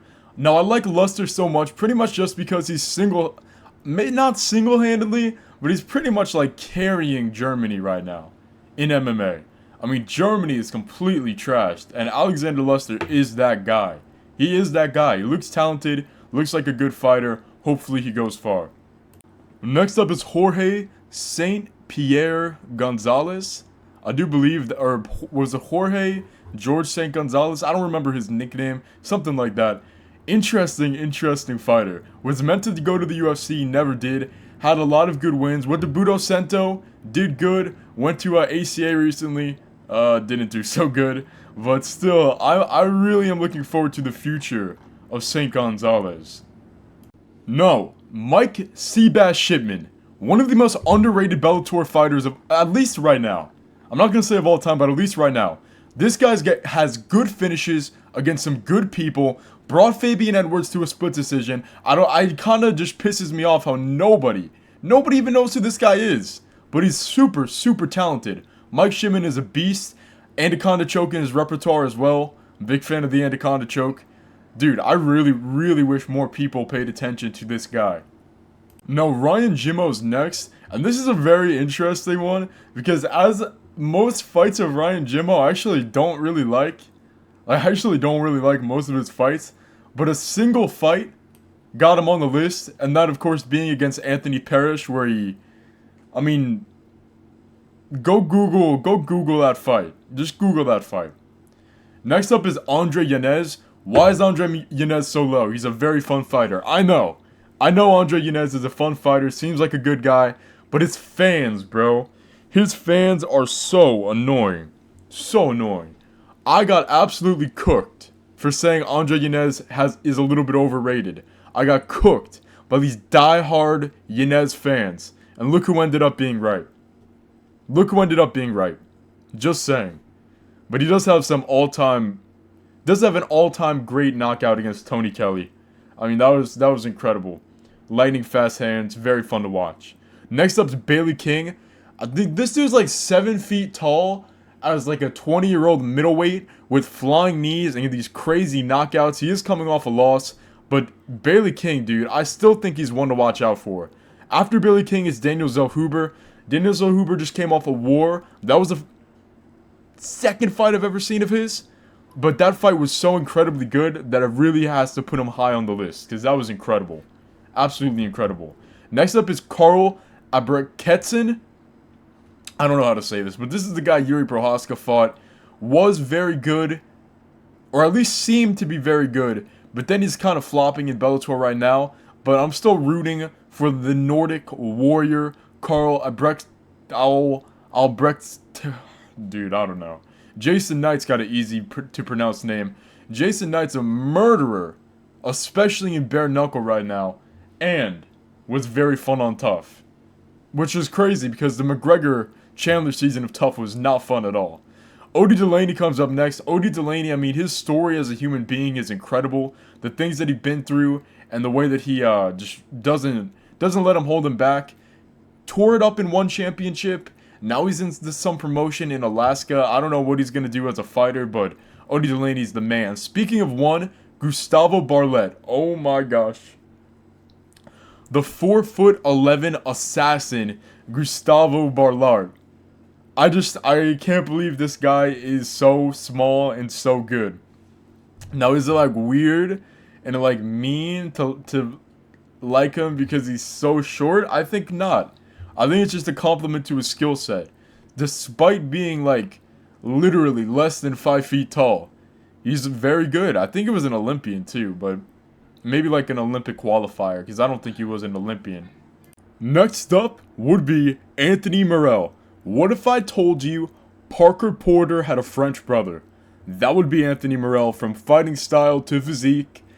I mean, I think he's going to be, in the future, one of the most memeable fighters of all time. I just see it happening.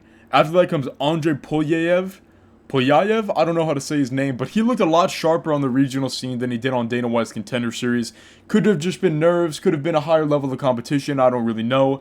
But it's super fun, gets in your face, kickboxer, head kicks, spinning moves, you know, he's just fun. Speaking of spinning moves, Kasan Magomedsharipov, oh my god. Although young in his career, he looks better than Zabit did when he was at this stage of his career. Kasan Magomedsharipov is one of the most fun and amazing prospects to watch in the world right now, in general. Just in general. This guy is so much fun. Brandon Lee Hinkle takes the next spot. Okay, Brandon Lee Hinkle is one of the most easiest fighters to understand of all time. He's gonna walk forward, try to knock you out, and if he can't, he's probably gonna lose. Norbert Nvenyi Jr., I mean, he's pretty young in his career right now, but what could I say? He's a very quality striker, very easy to watch, got some good finishes, especially lately, looking to bounce back. I mean, I like this guy's style a lot. Next up is Manuel Sosa. Manuel Sosa is coming off the first loss of his career, but let me tell you something. Where he's fought so far, he's looked like a monster. He's looked like a monster. Maximum finishing ability, Manuel Sosa. Has some scary highlights. I mean, a lot of these guys on the list are, I'm just noticing, they're strikers who are very good, who are coming off losses. That's interesting, but Manuel Sosa is one to watch for sure. Next up's Mauro Sorelli. Mauro Sorelli's a big Italian guy with an enormous punch, very quick finishes. That's all I need to say about Mauro Sorelli. I mean, hitting on the marks for no-shill MMA right there. Next up would be Ikram Alaskerov.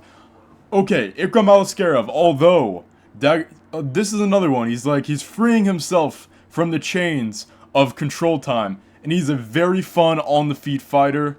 Still though, I mean, he's only had a couple really good performances in the UFC. I think in 5 years' time, I would rate Ikram a lot higher.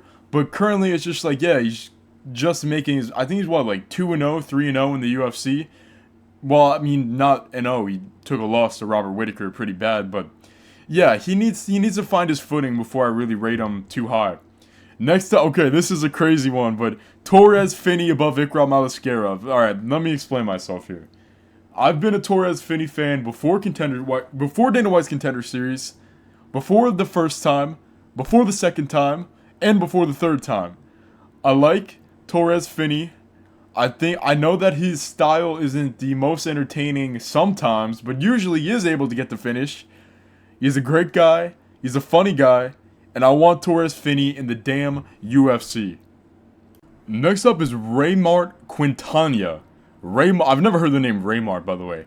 This dude sent, what's his name? Blood Diamond One of my least favorite fighters sent Blood Diamond to the Shadow Realm. And I couldn't be more happy with Raymar Quintana. Next up is Thomas Drawl. So Thomas is a big, I think he's a heavyweight or a light heavyweight. Comes forward, tries to knock you out, but got cut from the UFC. Went to Europe, had some good scraps there. I don't know why I said but. Yeah, he did good in the European scene. Peter Graham. Pretty much same story with Thomas Drawl. A come-in-your-face striker, very accomplished kickboxer, 6'9", enormous guy. Smashed a lot of people in MMA. I more like his kickboxing than his MMA career, but he did do pretty good. Beat Alexander Emelianenko. Obviously, grappling was a weakness, but yeah, super fun. After Peter Graham comes Randy Costa. Now, I know you guys are saying, no, chill.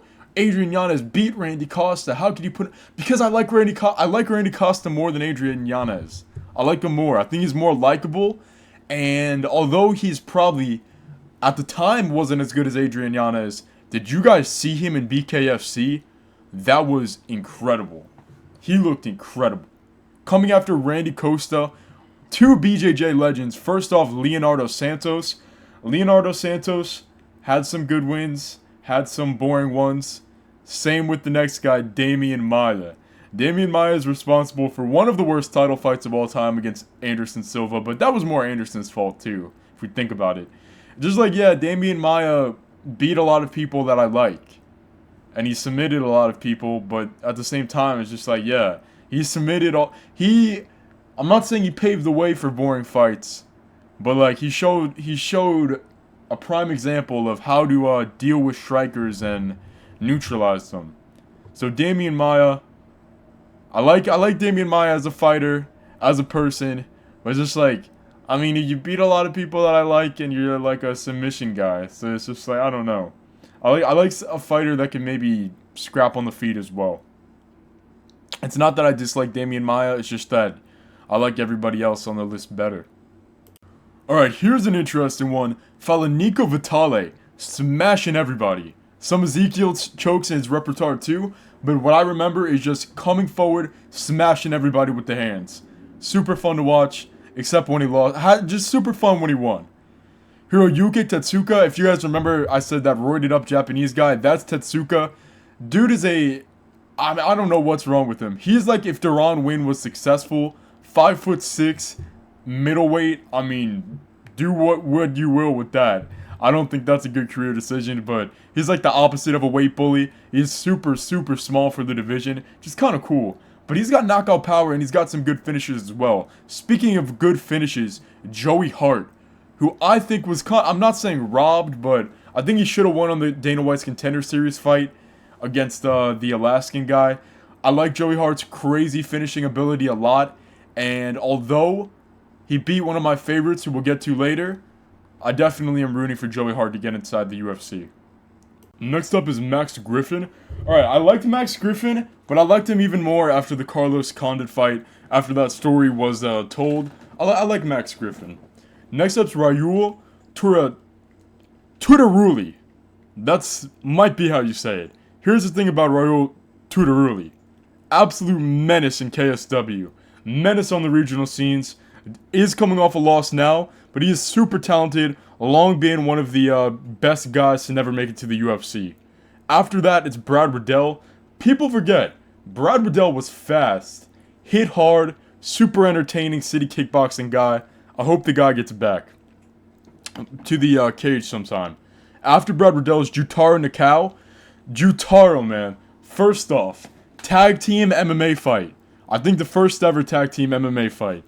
Do with that what you will. Other than that, soccer kicking, superior rule set, enjoying, badass Nakao. After that's Peter Queally. Now, I used to not like Peter Queally at all. I used to hate Peter Queally. But I feel for him so much. This guy had one insane upset win, and after that, he just fumbled the bag so bad. But there was a time, believe it or not,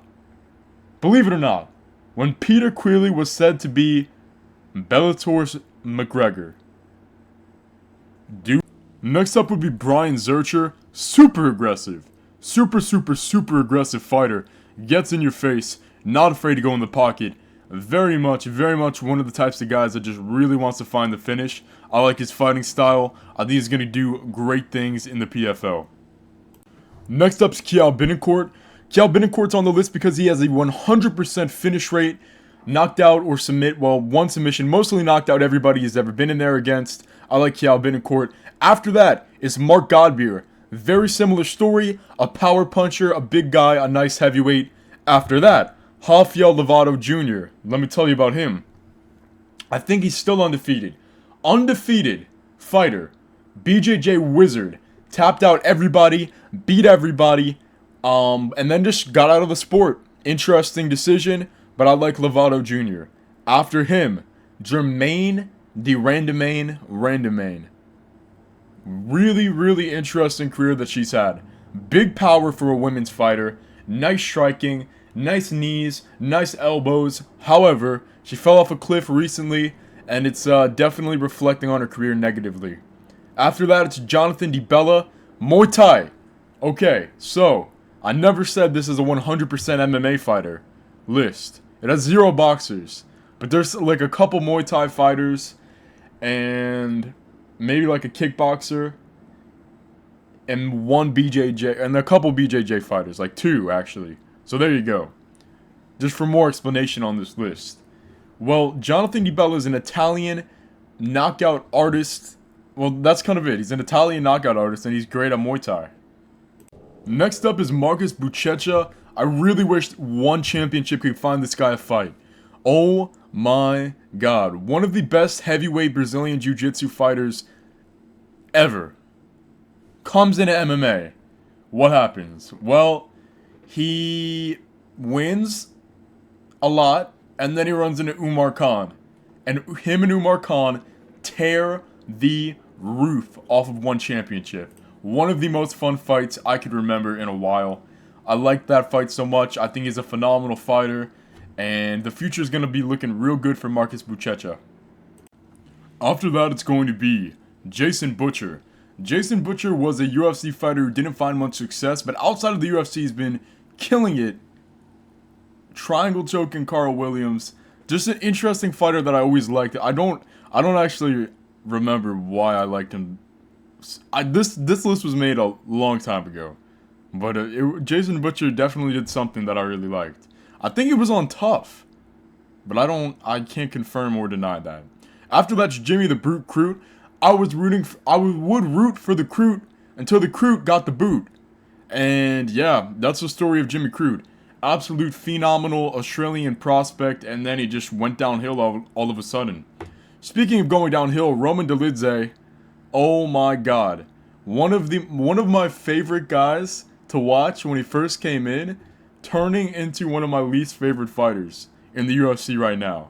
Now, the reason that he's ahead of people right now is because I did at one time really hold him in high regards, but yikes, man. Roman Dolidze, I don't know what made him start fighting in slow motion, but recently he has just not been it. After Roman Dolidze is kind of the opposite. These next 2 are kind of the opposite.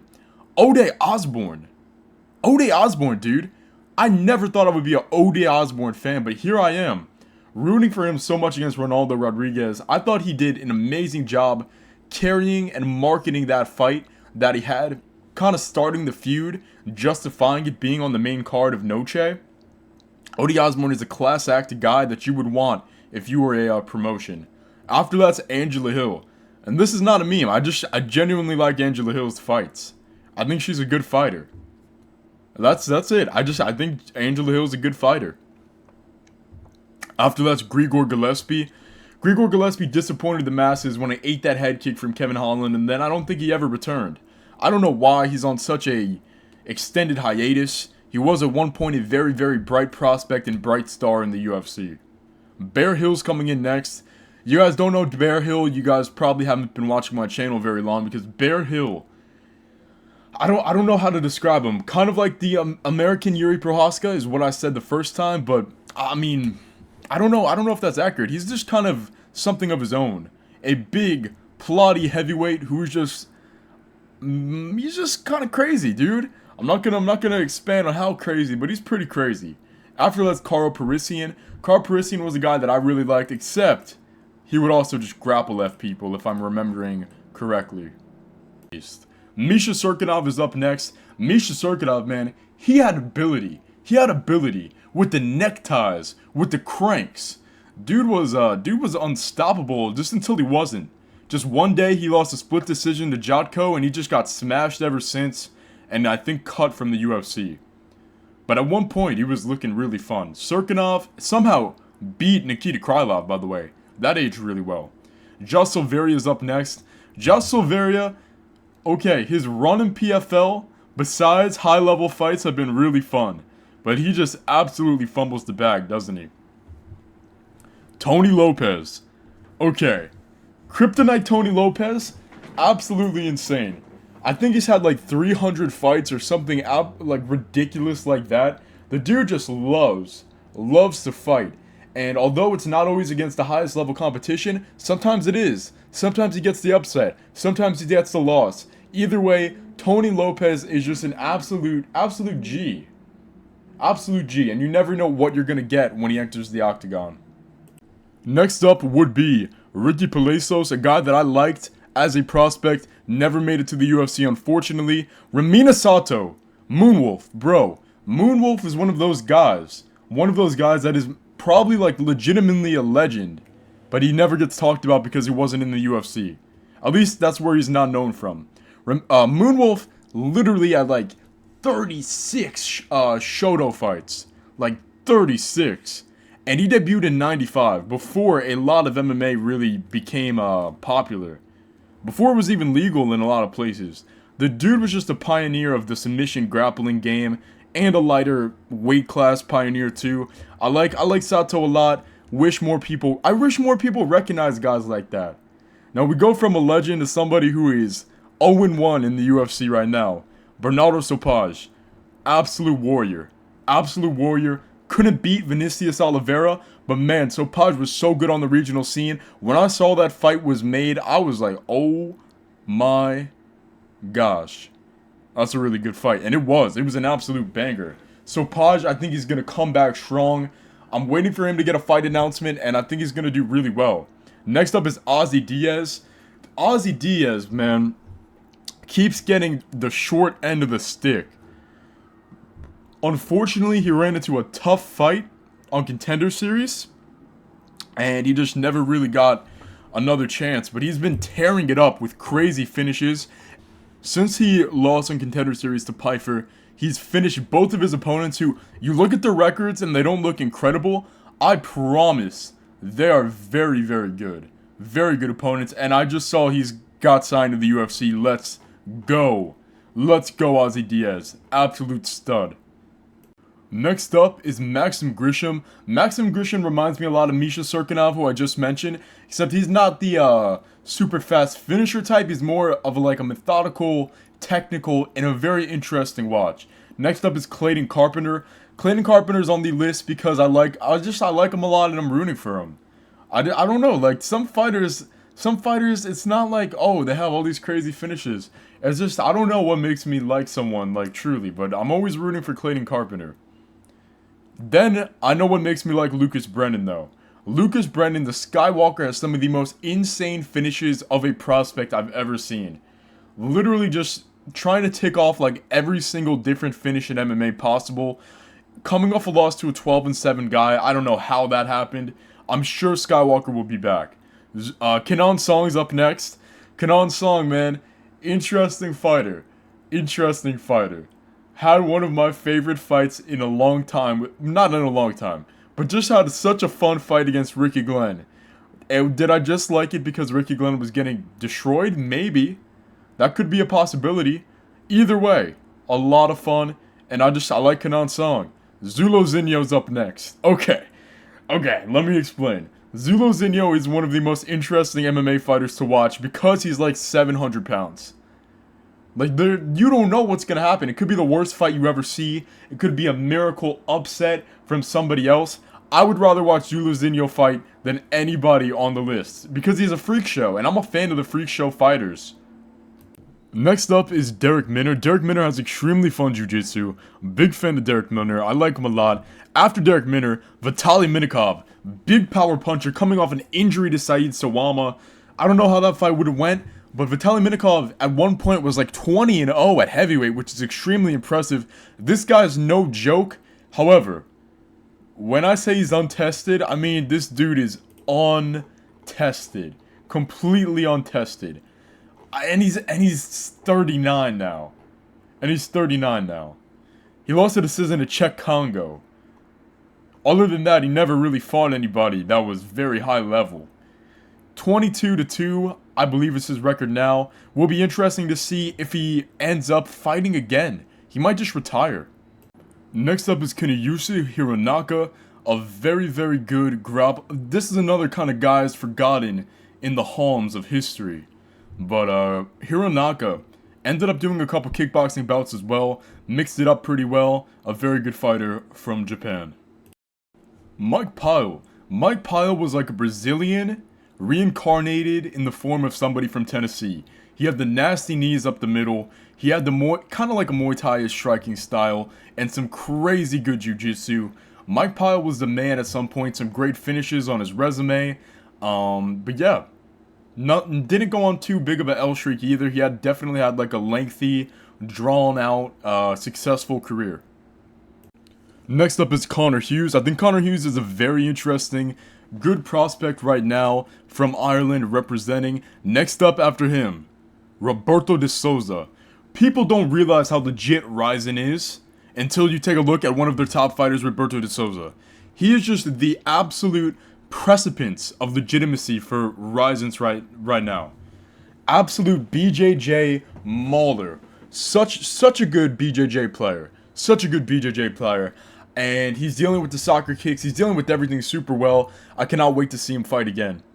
After Roberto de Souza, it's Mike Richmond. Mike Richmond has some crazy head kick finishes earlier in his career. Dude, super great knockouts. Underrated knockouts from Mike Richmond.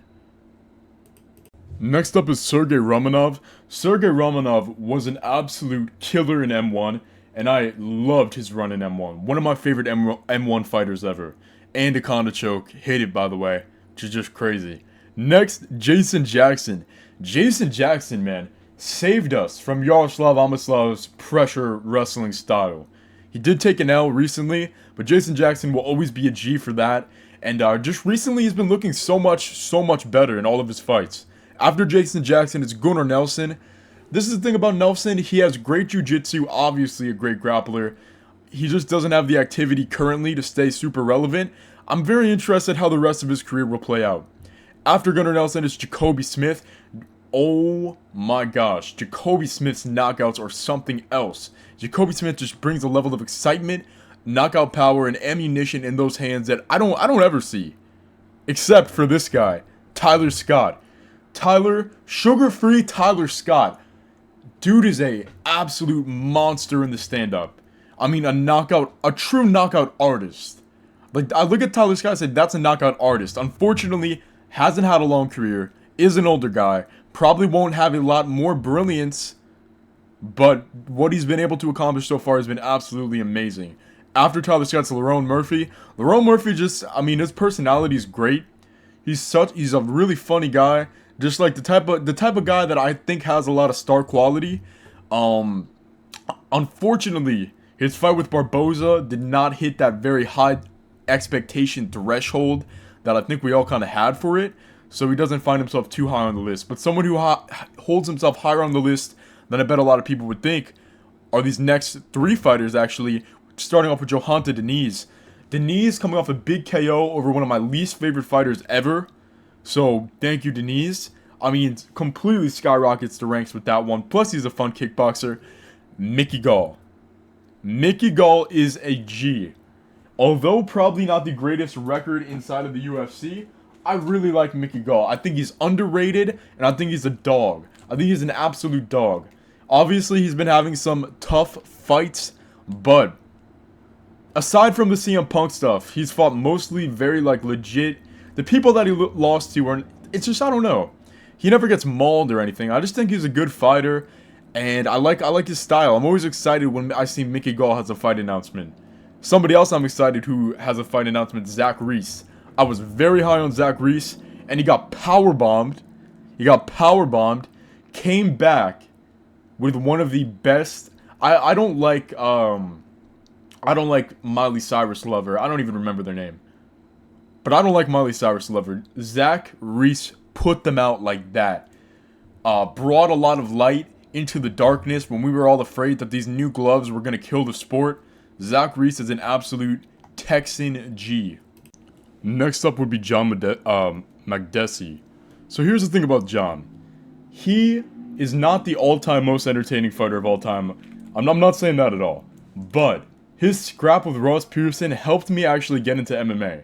Plus, crazy spinning back fist knockout. So, Makdessi's definitely on the list. Ren Hiramoto, 4-3 in MMA with 1 finish. But he is the ultimate personification of the Japanese kind of like bad boy style character in a human being. Kickboxer, pretty high level.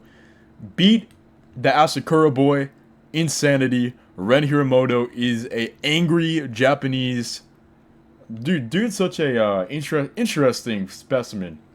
Jason Von Flue, one of my second favorite submission. It's since been replaced with the Anaconda choke, but it was the Von Flue choke. I think Jason Von Flue doesn't get talked about enough. I mean, guys that invent techniques should be held in high regard. I don't know why Von Flue's not held in that high regard. Like you'll see some other people on this list are going to be held in high regard.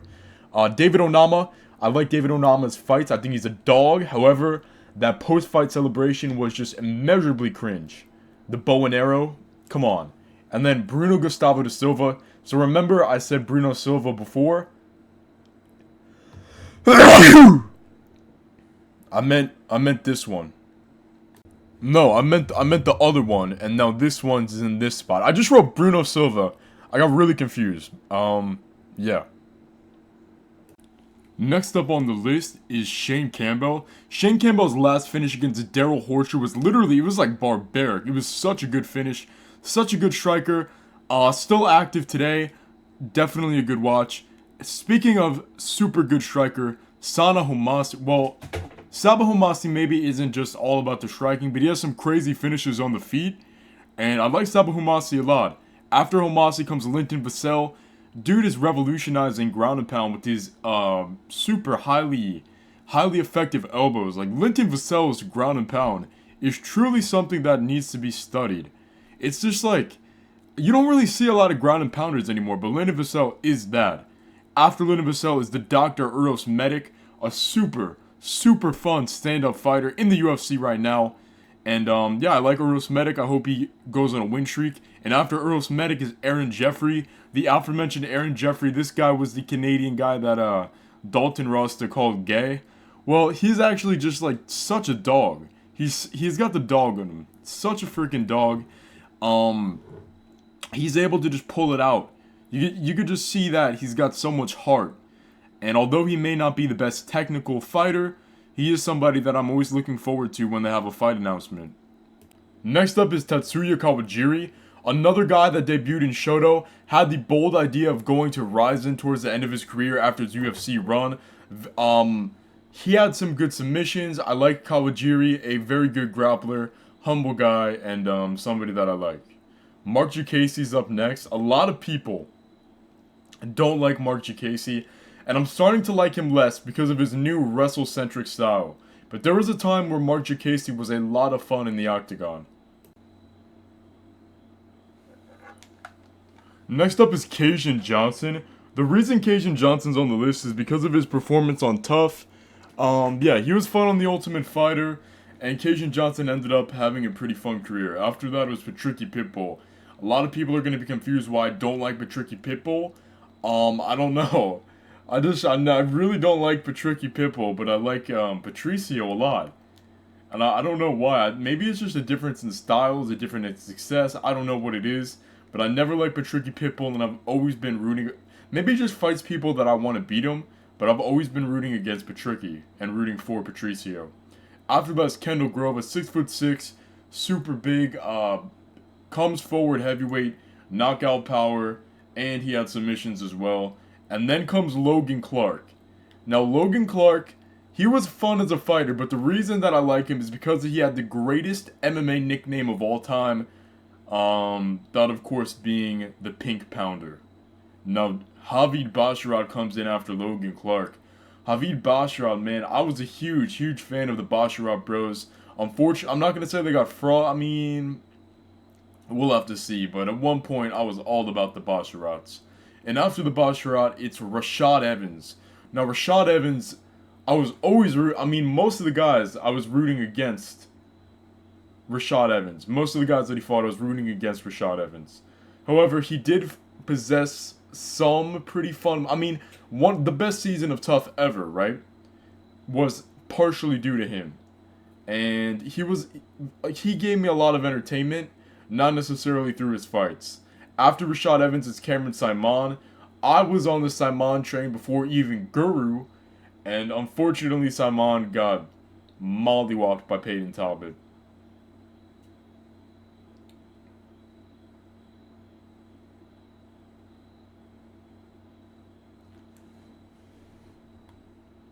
Next up on the list is Ollie Thompson. Ollie Thompson has a super fun fighting style, although he did get cooked in KSW and the UFC. He does have tons of really awesome finishes. After Ollie Thompson is Chad Mendes. Now, Chad Mendes' feud with Conor McGregor brought me a lot of entertainment. However, it's almost completely up to Conor McGregor on that side. If Chad Mendes would have won, let's just think about this. He was a wrestle spammer, and it would have been horrible for the sport. But the feud was very fun, so he definitely gets on the list. After him is Sergey Spivak. I love to fight him. He's a great fighter. This is the thing about Sergey Spivak. A lot of people just think he's trash until they watch the Marcin Tybura fight, and I think a lot of people underrate the judokan abilities of Sergey Spivak. He has a lot of techniques on the ground, not necessarily any good ways to get there though, and I think that's what limits him, at least so far. After Sergey Spivak is Andy Clamp. I think Andy Clamp is coming off a loss right now, but he was one of my favorite prospects to watch, Andy the Vice Clamp. After that's Esmond Shabazian, the guy with limitless potential that just loses all the time. I don't understand. I mean, prime Edmund Shabazian, like, the sentence doesn't even make sense. Because he's like 26, so what was he in his prime when he was like 23 and now he's on the decline? I think we'll have like a renaissance, a new birth of Edmund Shabazian that will bring him back to the glory years. After Shabazian is Chepe Mariscal. Chepe Mariscal, man, one of the most surprisingly great fighters of 2024. Just super interestingly underrated. I just can't believe how many wins this guy keeps racking up. After Mariscal's Ken Flo Florian, obviously a very good grappler. Commentator on the PFL. I'm not sure how much I enjoy, or was he on Bellator? Well, either way, as a fighter, I enjoyed him. As a commentator, not so much. After Kenny Florian, it would be the one and only undefeated. Well, he's not undefeated. It's Ivan Shirkatov. I know I'm saying that wrong, but this was a really interesting European guy. Well, Russian, European type of guy. A lot of knockouts, a lot of fun fights. After that, it's going to be, alright, are you ready for this? Magomed Giri, Markhadziev. Magomed Giri is one of the most interesting prospects out there right now. Probably my favorite Russian prospect right now, just in general. Such a fun Russian fighter, and the main reason that I'm a big fan of Magomed Giri is because of the variety of finishes that he gets. He could always switch it up, do something new, and I really enjoy Magomed Giri's career so far. Up is Jesus Santos Aguilar. I think Jesus Santos Aguilar is really underrated right now. I mean, he's been having some really fun finishes. Even in the UFC, he's been doing it. He just has great grappling, very underrated grappling. I thought he performed bad against Tetsuya Taira compared to what I think the limits of his ability are, because I think he could perform way better than that. And we have seen Taira go to a decision before. After that, it's going to be Valeska Machado, otherwise known as Tina Black. She is one of the most brutal women on the scenes right now. I mean, this girl is laying people out, and that's something that you don't really see. You don't really see girls like Tina Black. You don't see women who are just so powerful with their knockout ability. Next up would be Mike Swick. Here's the thing about Mike Swick. Very fun. I think he had like 5 first-round finishes in a row in the UFC at one point. He did fall off a little bit during his run, but overall he was a pretty entertaining fighter who had more finishes than he had not. After Mike Swick's David Cosma, Cosma was one of the... Okay, I mean, I'm not saying it's due to him alone that Octagon became successful, but he was definitely one of those faces in Octagon that the more he showed up, it kind of just went along with the company blowing up, and I do like Octagon quite a lot. David Cosma, though, wasn't always known for his multitude of finishes, but he did have some. He did have some good ones scattered throughout his career. After Cosma's Rebellis to Spain, now I know a lot of people are going to be surprised that I have Rebellis to Spain this high, or that I even like Rebellis to Spain at all. But I was a big fan of Rebellis to Spain, and I still am. I think he's a great karate practitioner, and well, obviously he's a great karate practitioner. But I think his potential is unbound, and I think that one loss isn't going to set him back too much. After Rebellis to Spain, it's Tyson Pedro. Almost said Pedro Tyson, but yeah, Tyson Pedro. A big brawler from Australia. I mean, goes along with a lot of the qualities that I look for in a fighter. Doesn't really wrestle too much, just kind of comes forward, brawls. Maybe not the most talented, but never unentertaining. And now it's kind of the opposite for the next one, Rafion Stotts. So, Rafion Stotts is a great American fighter, and I'm very glad that he's, representing in the PFL, Bellator, whatever it is that he's on now. It's just, man, sometimes it can be so insanely boring. I really don't like people that just grind for positional control, but this next guy is somebody that does exactly that, but I kind of just dig them as a fighter, which is crazy. The current welterweight champion, Belal Muhammad. I like Belal Muhammad. I think Belal Muhammad is super, super underrated as a personality. He's such, I mean, I don't even think I could say those words without getting demonetized, but he's very annoying, but in like a funny way. The way that he mentally broke Kamaru Usman needs to be studied. It needs to be studied. I could actually imagine him fighting Ian Gary and turning all the fans that hate Belal into Belal Muhammad fans. I actually hope that he kind of maintains that title for a little bit. Unless, I mean, if Shavkat Rakhmonov or JDM could take it, I would prefer that. But if they can't, I want Belal Muhammad as a long-reigning champ. Because the way that he verbally abuses and gets in these fighter heads, very reminiscent of how Dricus du Plessis is doing right now. After Belal Muhammad's Oban Elliott. Oban Elliott's a guy that I'm always rooting for, mostly for the WWE connections. Oban Elliott is, he's just one of those guys that oozes star quality, and I really think that he's going to be able to go further than people think. By the way, Contender Series just ended yesterday.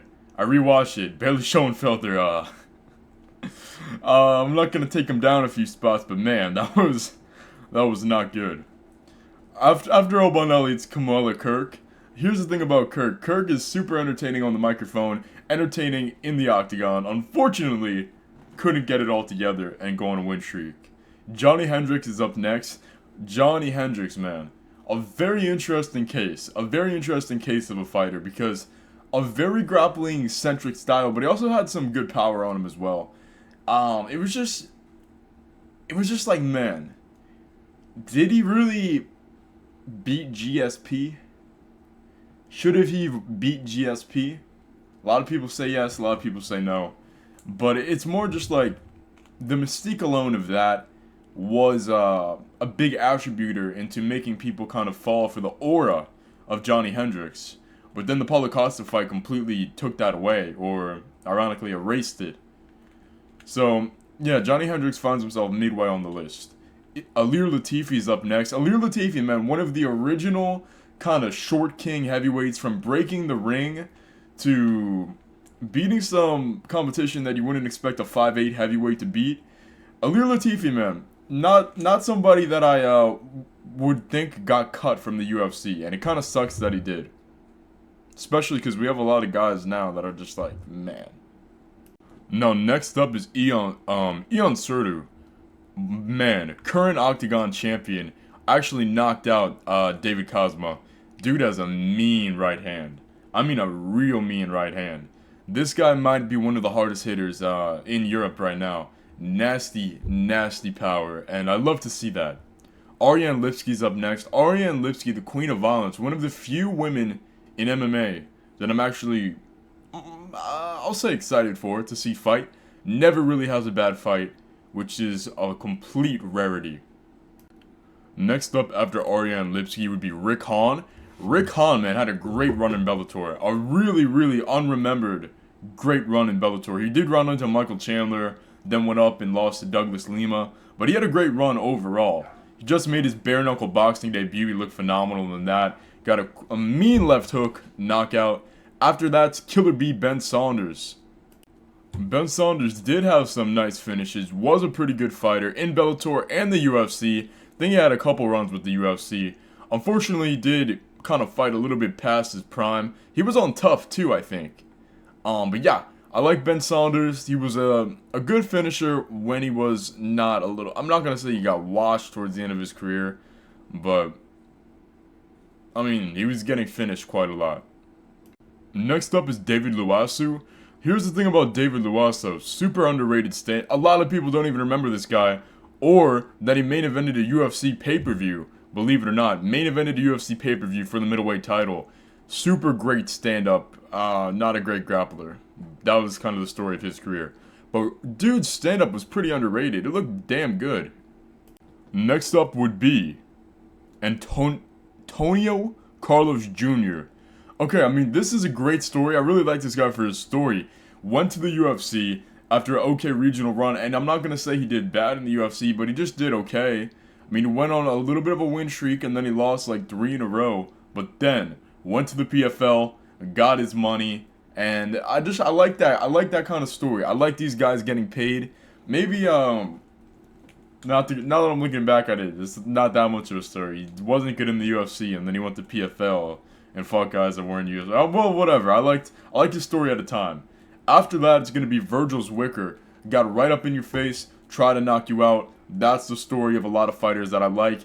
Ismail Bonfim would definitely be in that category as well, except I do believe he got fraud checked, which sucked, but Dalby's a menace, bro.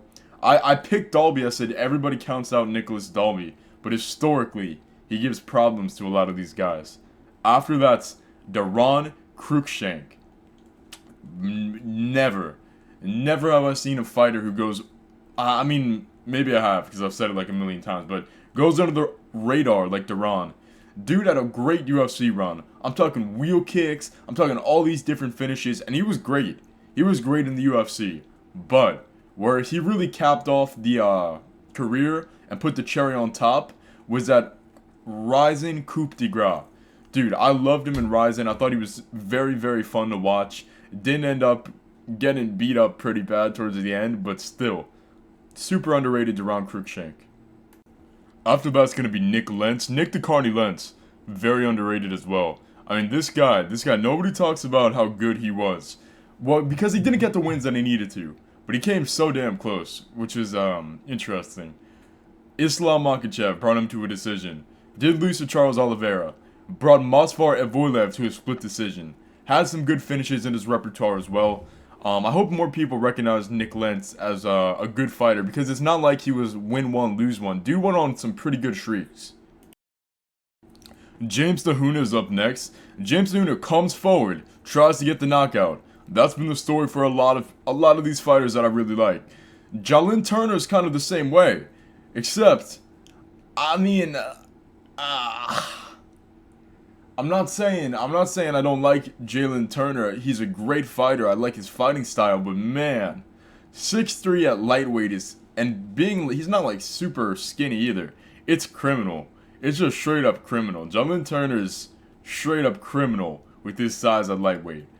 After Jalen Turner is Shamrock. Shamrock is one of the best heels in MMA right now on the regional scene. A lot of people don't even know who he is, but Shamrock, dude, not Shamrock, Rock. That's an interesting name for an MMA fighter. Super good fighter as well. One to watch out for.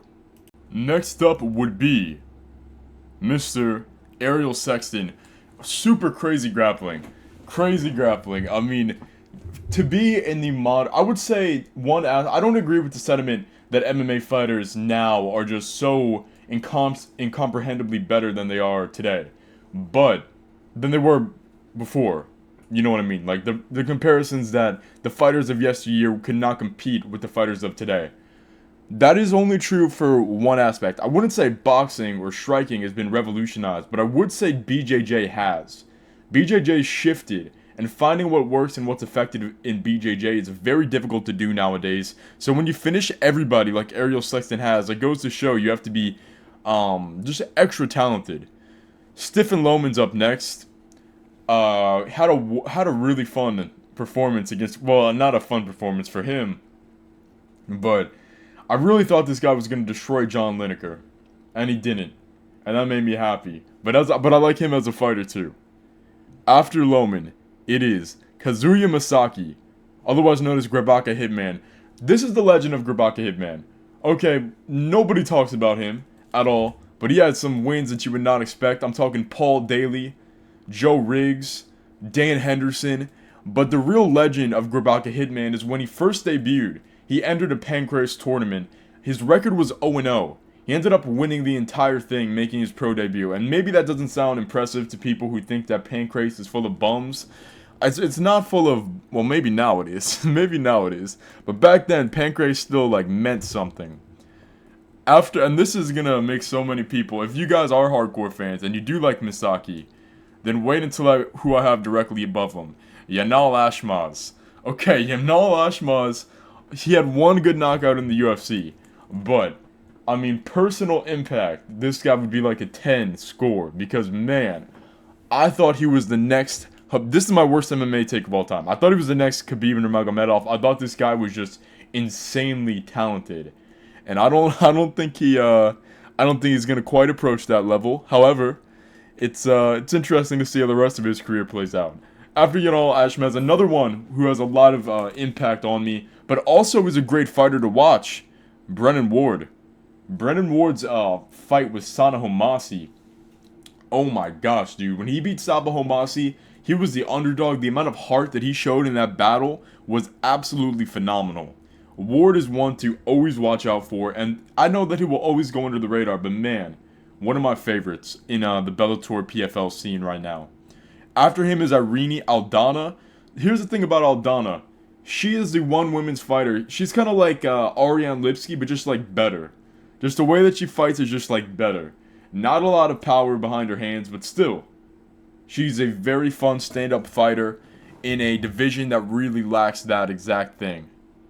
Next up would be Jussier Formiga, one of the most underrated flyweights of all time, brought Cejudo to a split decision, beat Davison Figueiredo. I mean, that's pretty impressive. After that's going to be Herms Franco. Herms Franco smoked Kassan. Kassan Ashkabab, I have long said, this guy's a complete fraud. And Herms Franco proved that to be true. After Herms Franco, it's Trakon Carlson. Trakon Carlson, man. Wow. His knockouts are incredible. He is the definition of a dog. He comes forward, he pacey with that aggression, and everybody has gone down so far. After Trakon Carlson is Islam Makhachev, the current lightweight champion. So Islam Makhachev has had some absolute stinker fights. Admittedly, absolute stinker fights. But unlike Khabib, Islam's like good in the stand-up, and he actually goes for the finish. And he gets it more than he doesn't, if I'm being honest. I really like Islam Makhachev. I don't think he's better than Khabib at all. I don't think he's better, but on my eyes, he's better. And also, just like the high level of MMA, watching him execute and do what he does, it is very engaging. It is very engaging to look at the technicalities, even of his striking. I mean, this guy did go toe-to-toe with Volkanovski. Even if you say Volkanovski won the first fight, he went toe-to-toe with Volkanovski in the stand-up, made it very close. Only other guy to do that during Volkanovski's prime was Max Holloway. I'm not saying anything there, but damn, Islam Makhachev, very, very, very. I appreciate his skill set, but I don't necessarily appreciate his stronghold on the division. Alright, next, it's Ronald Paradiser. That's probably not how you say it, but Ronald right now is killing it in KS. He's a monster, and I'm not too happy that he's so good, and I'll get to that why later. After Ronald, it's Alessia Di Churchio. Knockout of Joaquin Buckley was insane. Other than that, he's just a pretty good kickboxer that's either really on or really off. Blagoy Ivanov is up next. I mean, the story of Blagoy Ivanov is crazy. I'm sure you guys know it. But yeah. Not always the most fun fighter, but towards the beginning of his career, even pre-UFC, he did have some better performances. Noboru Asahi's up next. Okay, so Asahi is another one of those old school Japanese fighters, but literally such a can crusher. Why would I have him on the list at all? Well, I play a video game. For whatever reason, I'm inclined to always play as Noboru Asahi. I don't want to inquire. It would be a whole thing, but the personal connection for Asahi goes deep. Brian Barberena's up next. Stand-up fighter, country boy, stings and bangs. Unfortunately gets chinned a lot, but yeah, it's always super fun to watch. Magomed Omotov is not always super fun to watch. However, he's an absolute destroyer, and I like watching him fight. And he does get anaconda chokes, which are crazy. Yeah, just one of those uber talented guys. Mario Pinto's up next. Dude was going crazy in that promotion Moreno Kyakopor fought in. Dude is super big, knockout power. I'm expecting him to make it to the UFC. Okay. I love you too. I love Ihor Peteria, dude. I love his fighting style, and I love the way that he fights. Unfortunately, he's not that good, but I was pretty high up on the duelists at first. Next up is Patrick Sinsel.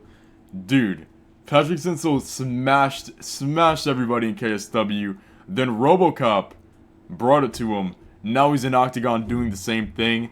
Absolute one of the faces of European MMA right now. Patrick Cote's up next. Patrick Cote had a really good career with some fun moments. If you look back on it, Patrick Cote had some fun moments.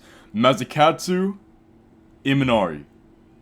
And by the way, just because I don't talk about somebody that much doesn't mean I don't like them as much. There's only so many times I could repeat the same things. Like, I could say, yeah, Patrick Cote, he had some good finishes throughout, like, I'm just gonna make these a little quicker. Unless I really want to divulge. Like I do with Imanari. Mazukatsu Imanari. Literally one of the founders of modern day jiu-jitsu. Now, I know what you're saying, like, what? Jiu-Jitsu was around way before Imanari, but I mean modern day. Imanari rolls. Ryan Hall spams him. He literally made his own move. That's pretty damn cool. And I like him as an MMA fighter a bit, but it's mostly the fact that he revolutionized a BJJ technique. And I think that's awesome. I think that's really awesome. Shamil Erdogan's up next. Shamil Erdogan's a smasher in one. I mean, the dude is really good. Dude's really good, but not always the most entertaining, and that's the exact same with Johnny Eblen.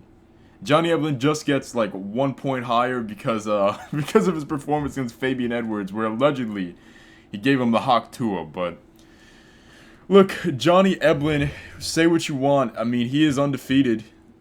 That last performance was shaky, but he still is looking phenomenal. And I do think he would beat Israel Adesanya if they fought. Terrence McKinney's up next, one of the most fun glass cannons in recent MMA history. I mean, the dude either knocks you out or he goes out. How could you not like watching Terrence McKinney? Another person that I didn't think I would like at all, but I ended up really liking is Dakota Dacheva.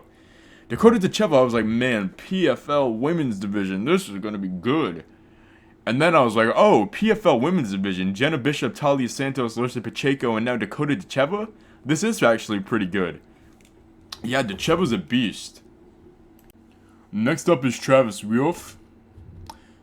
Paul Bontello. Paul Bontello was a big heavyweight, knockout power, head kick. Dude was super big, just like a walking disaster. Brad Tavares, not my favorite guy on Tough, but in the octagon, he's very entertaining.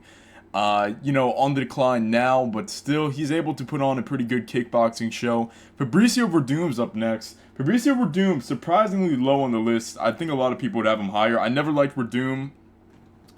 I thought he would just look like an idiot when he did that thing with Tony Ferguson, and I don't know.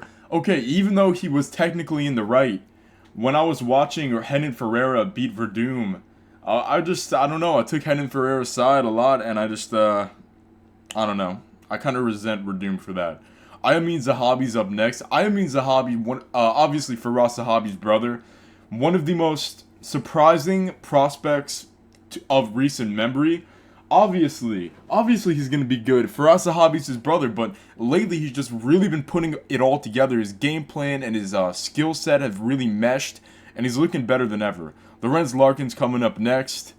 Lorenz Larkin, I mean, I'm not gonna like. He was always that guy that was just under that level, but he had a lot of moments himself. Victor Pesto, one of the reasons that I started watching KSW Octagon, going through old UFC shows, I saw Victor Pesto. I was like, you know what? I wonder what happened to him. And then I look, he fought in somewhere called Octagon, fought in somewhere called KSW, and I'm not saying that completely led me to those promotions, but definitely helped the path to discovering what they actually were. Cedric Doumbé coming up next. Cedric Doumbé is highly entertaining. Highly entertaining. I thought that Mark Goddard committed an atrocity against him. An absolute atrocity against him. And yeah, I've been rooting for Doumbé now. Especially after Mark Goddard did what... He just Mark Goddard him so bad. Amir Ali Akbari's up next. Amir Ali Akbari. In the UFC, I wasn't a fan. He was just one of those guys that, yeah, he came and he went. In one championship, he is a maniac. Dude, I'm so hyped for the eventual fight with Anatoly Malikin. If Malikin could get past Umar Khan. Very, very hyped for that fight. Castelo Vanstinas, one of the another super underrated Bellator guy that I just think is he's very good. People don't ever talk about him. Alexander Hernandez is up next. Alex Hernandez, man, even though he ended up losing, his feud against Cowboy Cerrone was just epic. It was like there's rarely those stories in MMA, because usually it is a young dog like Alex Hernandez looking to the old guard and taking him out. It's a cruel system. Well, that's just how it is with these combat sports. But when his feud with Donald Cerrone, just man, he could have been a star. He really could have been a star. Charles Johnson's up next. The Rat Tail Warrior himself, Charles Johnson, another ultra surprising prospect with some KO power. 6 foot at flyweight, very surprising skill. People say, oh, he's a bad fighter. I think he's very good. Misrad Bektik's up next. Misrad Bektik and Alan Jobain are my main characters that I play on UFC 5. And as a fighter, he was okay. Like, he wasn't anything special, but it's mostly from that I know Misrad Bektik. Alex Oliveira's up next. Cowboy. Dude, Cowboy versus Cowboy was so cool. And Alex Oliveira had a lot of cool moments in his career. He's got to retire now, though. If he doesn't retire now, he's going to fall throughout the list, because if you're going to keep fighting looking how you look in these fights, you're going to BJ Penn yourself. And BJ Penn's not low on the list either, but still. Next up is Kerem Engizek. This guy needs to be in the UFC. I need to see him against the highest level of fighters in the world. Dude went to GMC, butchered everybody. Went to EMC, butchered everybody. Now he's in Octagon, butchering everybody. This guy's got striking. He's got liver shots. He's got nasty power. He's got submissions. Dude is a monster. James McSweeney, man. James McSweeney was although entertaining, one of the worst MMA heavyweights in the UFC. Dude was so bad. Had such a bad record, got mauled, but you know what? Very entertaining, even then. But it was only a couple fights. But in one championship, man, he was a savage. Such a savage. Joaquim Silva's a savage too. Joaquim Silva's got some crazy knockout power for lightweight. Big hands. Gave Arman Sarukian some trouble. Dude, I like Joaquim Silva a lot. I like his style as a fighter. Dave Meneza. Oh no, stop. Spencer Fisher's up next. And then it was Dave Mene. Well, they're both pretty good grapplers, but David Mene was more of a better grappler than Spencer Fisher. And a better grappler than Dave Mene. Well, I don't know about better, but maybe better. Renat Farakenanov. Renat, man. Renat is a beast. Renat is one of those guys where I'm just like, man, can you please give him a ranked fight? Even if he's boring sometimes. Sometimes he's not. Sometimes he's just an absolute dog. And I really want to see him actually get a test. And it's It's just so crazy that the UFC only gives ranking spots to marketable guys now. Because I'm pretty sure he's on like a 4 or 5 fight UFC win streak. Not even ranked? Come on.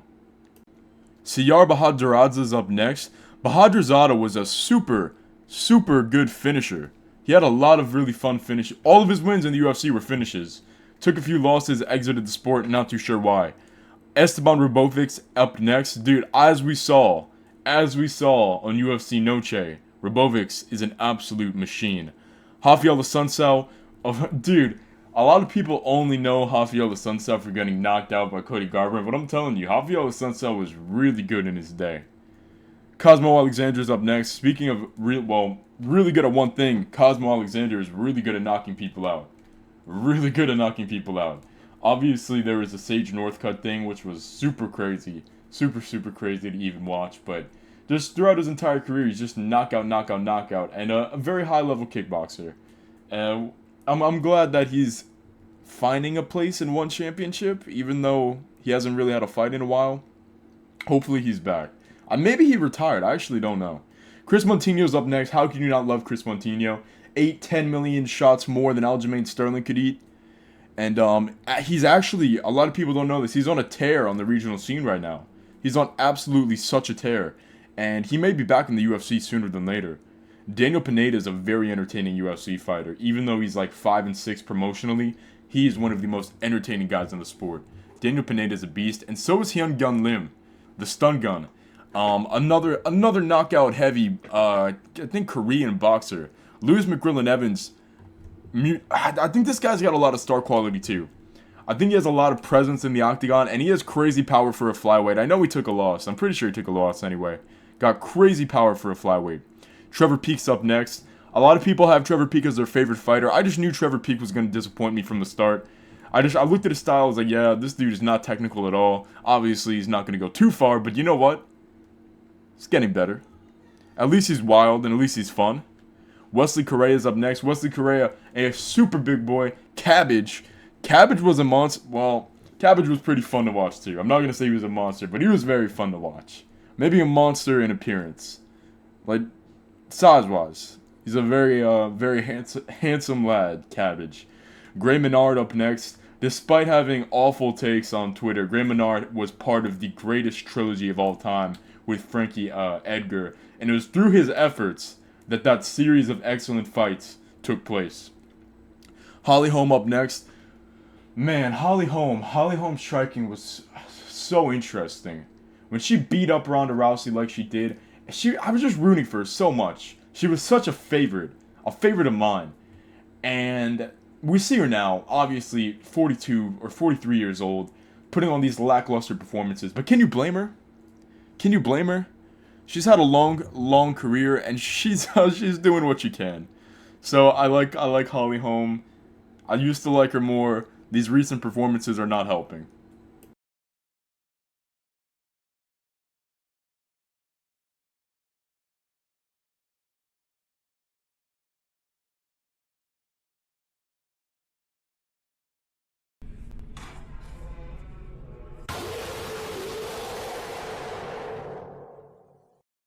Next up is Joe Schilling. Joe Schilling didn't have a good MMA record at all, but man, he was super entertaining. A very good, obviously his main practitioner was not MMA, but bringing his Muay Thai style into combat sports, the premier form of combat sports, was super entertaining. Joe Schilling was awesome, and his KO against Malvin Manhoof was incredible. Next up is Shinsuke Nakamura, mostly because I like him in WWE, I can't lie. He was my favorite wrestler when I used to watch it, so having him in there was pretty cool. Carlos Prates is up next. Why don't I like Carlos Prates a lot? I understand, I get the appeal, and he's a great fighter, but man, I could never look at him the same after taking the life of the Leech. After Carlos Prates is Impa Kasanganay. Impa Kasanganay, man, although he was on the receiving end of one of, if not the greatest knockout of all time, he's definitely trying his best to bounce back, and he hasn't been doing a bad job at all. Obviously, winning the PFL tournament maybe multiple times now, and making Johnny Eblen fight to a split decision. Kasanganay has definitely been one of the best underdog stories in MMA. Daniel Weichsel's up next. Not exactly the most I mean, I liked him as a like you could tell he's a good guy. J.L. Almeida is a good person. He's pretty low on the list. So I guess out of ring character really only matters in entertaining me. But his performances in M1 were very fun. Bellator, he did have a few stinkers. All right, here's a big one. Khabib Nurmagomedov. Now, a lot of people wouldn't even be expecting Khabib Nurmagomedov to be this high up on the list because obviously he revolutionized. He was the pioneer of control time over damage. Quite literally the pioneer. I mean, well, he was okay. Like, he was a mauler. He was a mauler. He would take that. It's not like we haven't seen it before. It was just like, man, he was with GSP and people like that, and even Islam Makhachev. Right? They have the same style as Habib, really. But at least they get into some scraps. Like, I could think of 3 good Islam Makhachev fights off the top of my head. I can't think of a Habib fight that I actually enjoyed. I mean, a lot of it is just very boring stuff. But as a character, Habib Nurmagomedov was insane.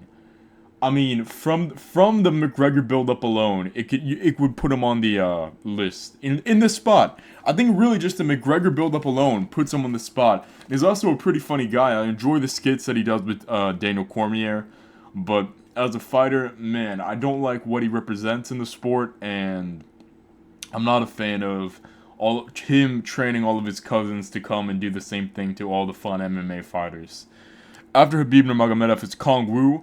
Otherwise, Wukong, Kong Wu, Chinese surnames and first names, I don't remember the rule, but Kong Wu, very fun kickboxer. I knew she was a kickboxer before she went into MMA, so when people were looking at her and saying, oh, I don't remember what the girl that she was fighting, but they were saying, yeah, Kong Wu might get exposed, and saying she's not going to get exposed. In one performance, she turned herself into Valentina Shevchenko's Alex Pereira, and that's impressive, and that's horrifying to think about. Next up, another person that I'm liking a lot, really based off one performance, is Walter Walker. Walter Walker is a refreshing character in this dull world of MMA that we live in right now. He is so refreshing. He is a callback to that maybe just that 2009, 2007 raw aggression, insane freak attitudes. I mean, Walter Walker talks about how he wants to destroy your entire... Dude, his post-fight promo on the Taffer Bros was legendary. Talking about destroying their families. Like, he's a madman. Regional career, I followed every single fight. Went to the UFC, I thought he was exposed. I thought he needed the juice. But then, came in against Tafa, looked worlds better. Daniel Puder. Now, a lot of people are like, Daniel Puder? Why Daniel Puder? So, this guy's got a submission win over Kurt Angle, which I enjoyed a lot. But as an MMA fighter, he was okay too. I think he was the guy that put out Matt Riddle's lights, or that may have been someone else. I was thinking of something totally different. I was thinking of Kaplan and Tom Lawler, my bad. Next up is Roger Herrera. This guy is currently still fighting, which is crazy. I don't know, I think he should probably call it a career. But one of the most underrated fights of all time against Clay Guida, just go watch that one. Just go watch that. Above him is Hyder Emil. I know you guys, Hyder Emil, a very new MMA fighter, but man, if he is not the most entertaining thing I've ever seen, I don't know what is. Just an absolute cardio, not even a cardio monster, just a cardio expeller.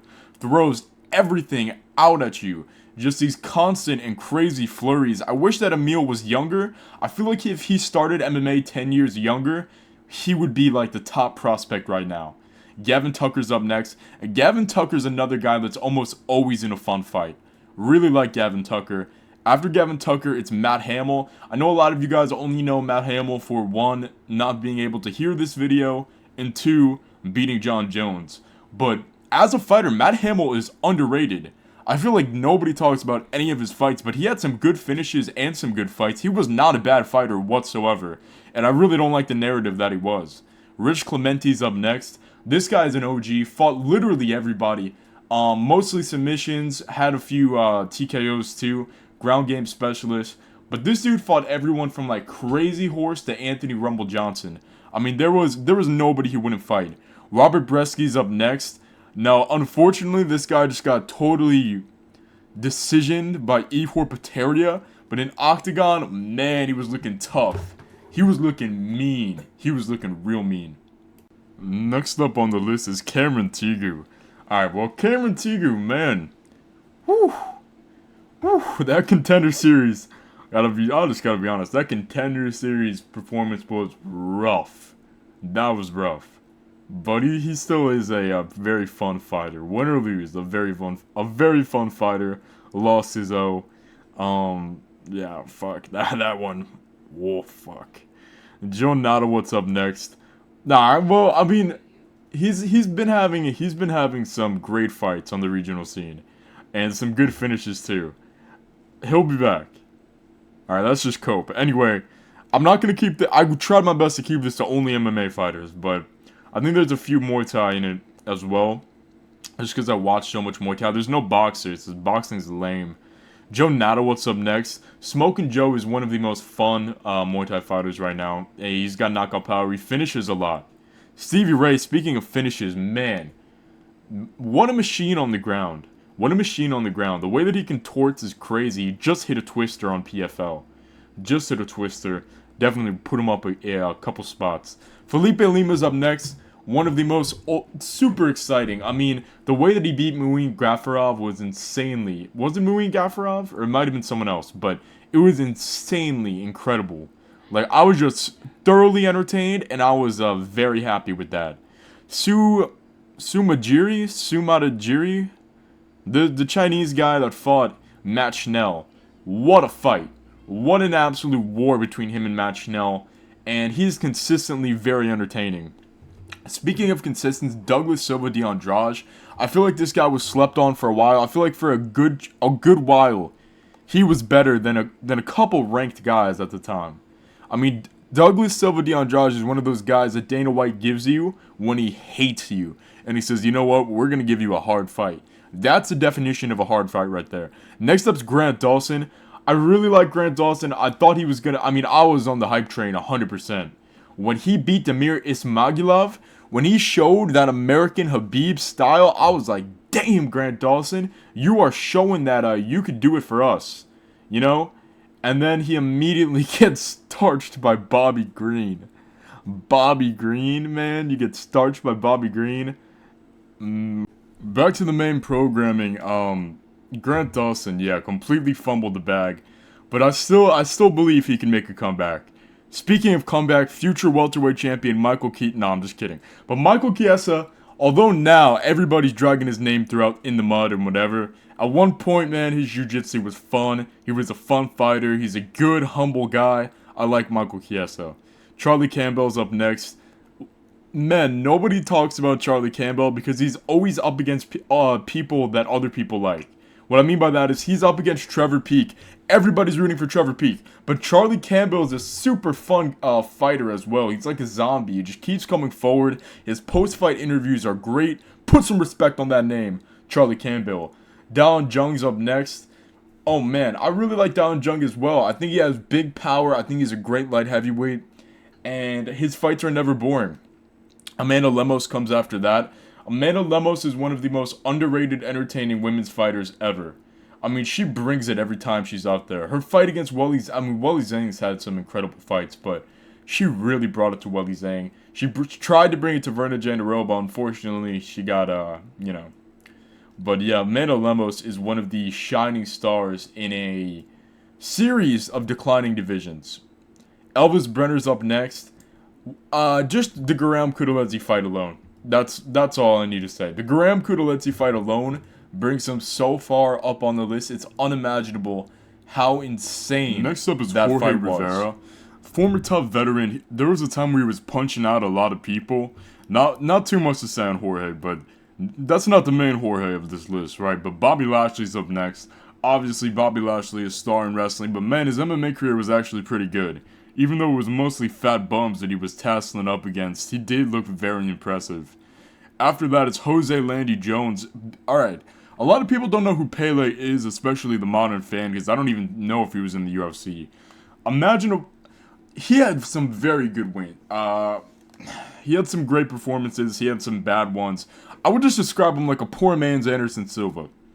Like a poor man's Anderson Silva, and even though that's kind of like a half compliment, it still goes to show that he was more talented than his record would make you presume. Nabil Anane is up next. One of probably my favorite Muay Thai fighter that I've learned about recently.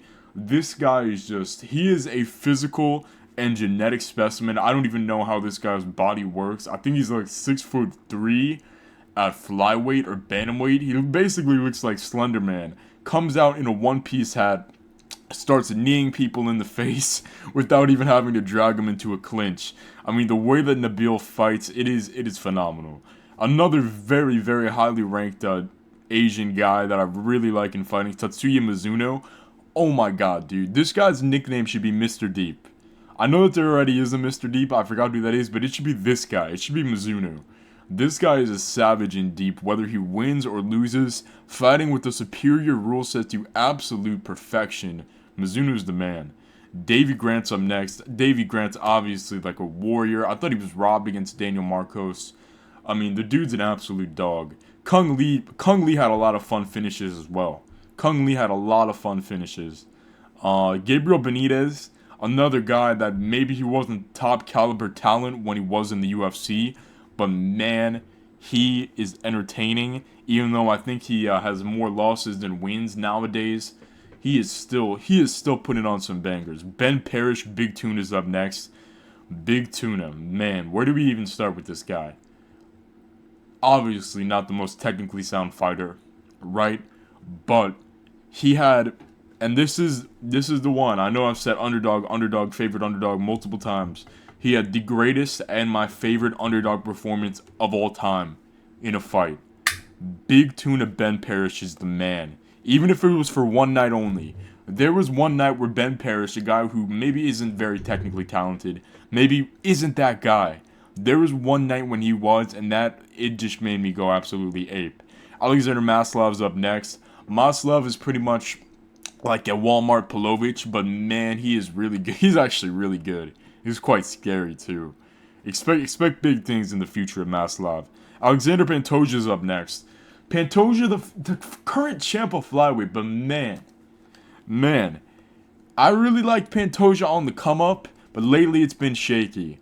And I'm not talking about the Ersteg fight, which he lost. I'm talking about that Royval fight. I'm not really thinking that he did a lot with the ground control there. And it really did start to make me go, man, that is not too fun.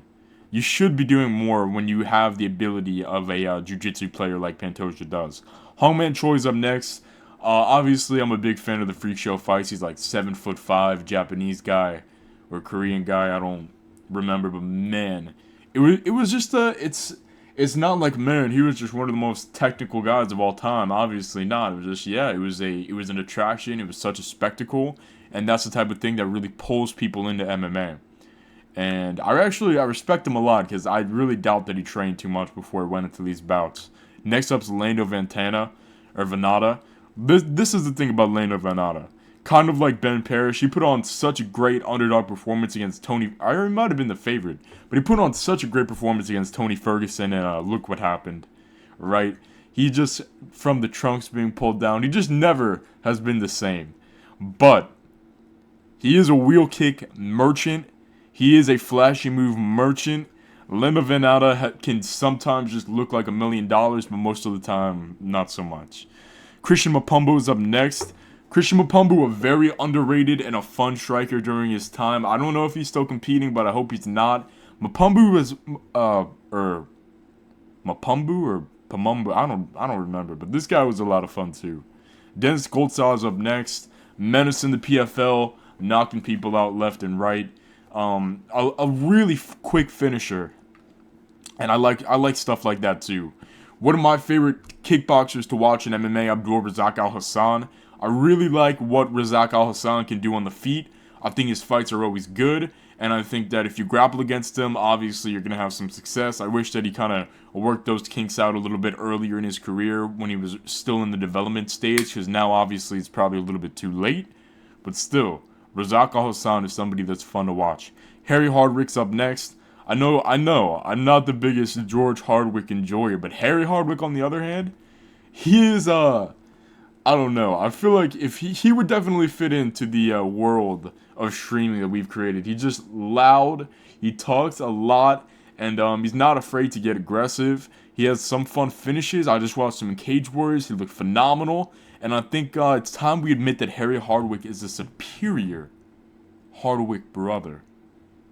Francesco Nusi, non è così bravo me italiano, quindi mi piace.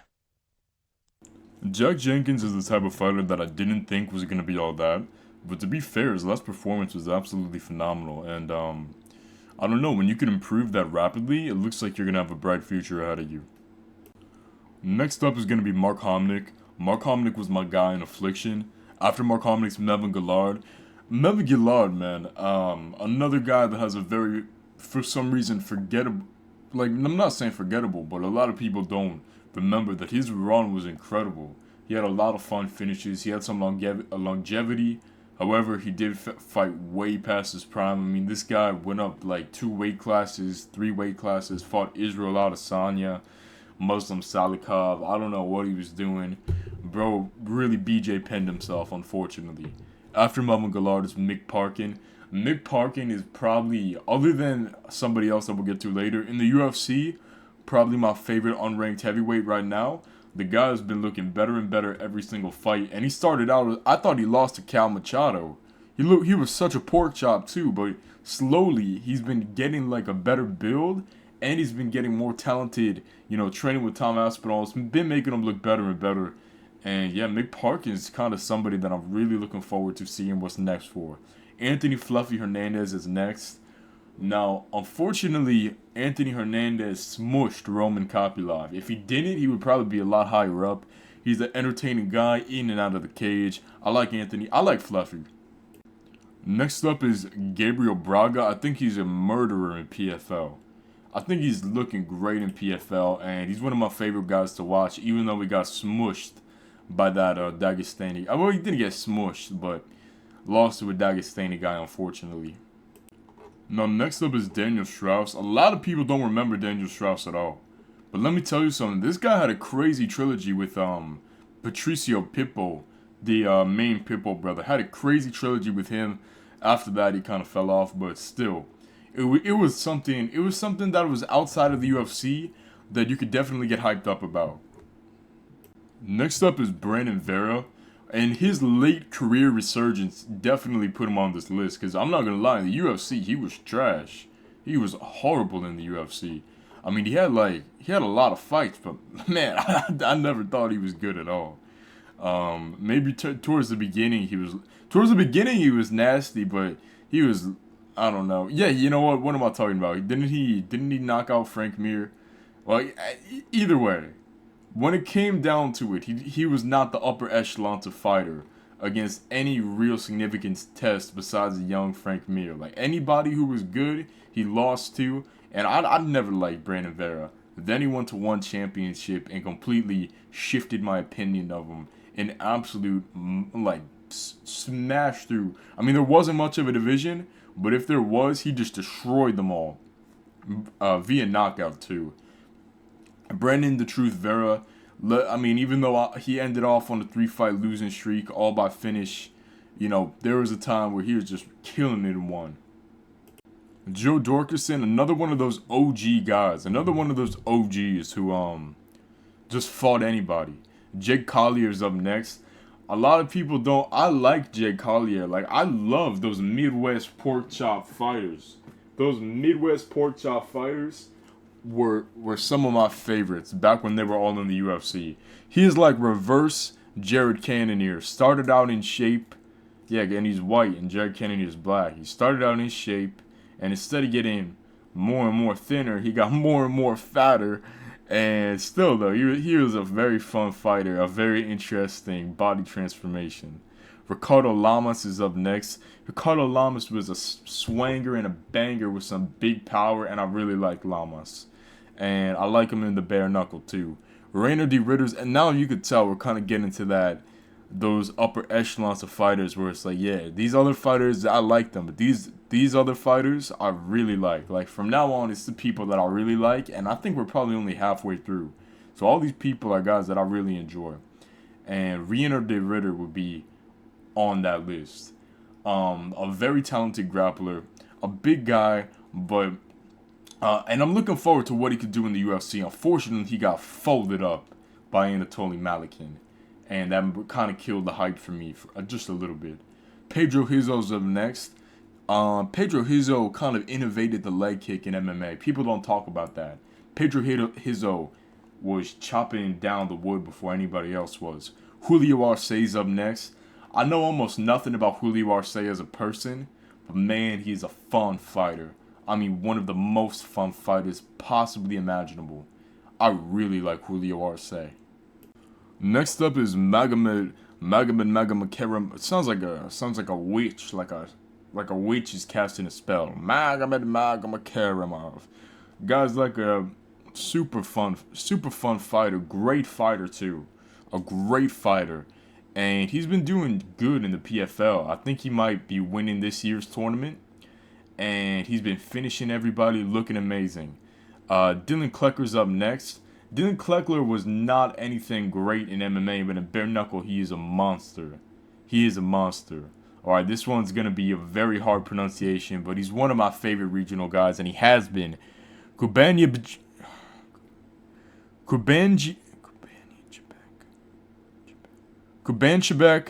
Abdisalam Ulu. Now, all the, I think the Mongolian guys got the Ulu as their last name. Let me make sure he's Mongolian. That would be awful if he's not. But Abdi Salam, man, he is amazing. He is one of those fighters that I really think is just like, oh, he's Kyrgyzstani. Well, you know what, whatever. He's one of those fighters that is just like, man, how is this guy not in the UFC? Because when I first started watching, he was kind of like tearing, well, he was doing okay, but then he started tearing it up. And this was like half a decade ago, 5 years ago. He was like, yeah, he's tearing it up. But then you look 5 years later, he's still tearing it up. I don't understand how nobody's looking at this guy. Just beat Raul Tudaruli, who was 34-7. And to you, that's like, oh man, it's just a regional record. But it was a good 34-7. This guy's a monster. This guy's a monster. And I'm just waiting for somebody big to take his chance on Abdi Salam, otherwise known as the Omak. Next up is Twinkle Toe Frank Trigg. He was a great fighter. And my favorite fight of his, I don't remember where this was. It was probably in Pride, but he started chucking out those soccer kicks against Dennis Hallman. That was crazy. Yeah, if you guys can't tell, I've spent like the majority of my recent life just binge watching MMA.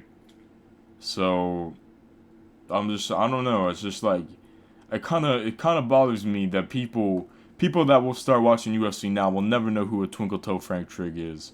And it's not saying like he was the be all end all of old time good fighters. It's just like, man, somebody needs to preserve these guys' legacies. Sam Alvey's up next. This is Okay. Let me tell you something. Sam Alvey maybe didn't have the greatest UFC run. I mean, that's a possible thing to say. But it's like a possible thing to say that he didn't have the greatest UFC run. But, man, he just took the OG path. He's just such like a strong like personality and character. And if I was a company and I wanted to sign somebody to work for me, I would be signing Smiling Sam Alvey. Because it's just like, as an MMA fighter, if he put it all together somehow, and he was just a little bit more skilled towards his prime, he would have been, this is a crazy take. If he was a little bit more skilled, he would have been the perfect face of MMA. He would have been the perfect face of MMA. And he is a G in karate combat, and he's killing it. He is killing it. And I really like Smiling Sam Alvey, and he's a funny guy too. After Sam Alvey's Armin Sarukian, I like Armin. Dude, I wasn't a believer in Armin Tsarukyan at first, but man, after even though Darush is my boy, after he knocked out Darush and he brought it to Oliveira, I was like, yeah, maybe Armin Tsarukyan is that guy.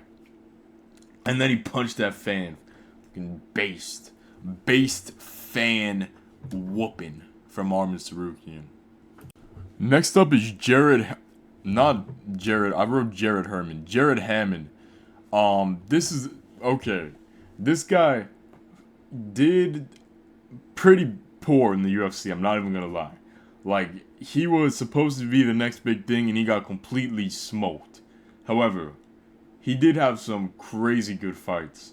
I can't even remember who they were against, but he definitely had some bangers. He definitely had some bangers, and I gotta go find those out because I remember them, but I don't remember who they were against. But I'm gonna preserve your damn legacy, Jared Hammond. If there's one Jared Hammond fan in the world, you're looking at him right now, or you're hearing him right now. Next up's Alexander Rakic. Alexander Rakic, I did not want him to beat Yuri Prohaska. I didn't want him to beat Jan Blachowicz, and he didn't. He lost to both of those guys, but his knockout over Jimmy Manuel was awesome. He's had a lot of awesome fights. He's just a dog, and he's massive. Serbian massive dog with some of the craziest, I'm not saying like the most technical kicks, but some of the most thunderous and powerful kicks I've seen. And yeah, your legs, you gotta make sure you check those things because Rakic could eat them up. Serbian dog, shout out Dougie MMA. Next up, Mateusz Rebecki.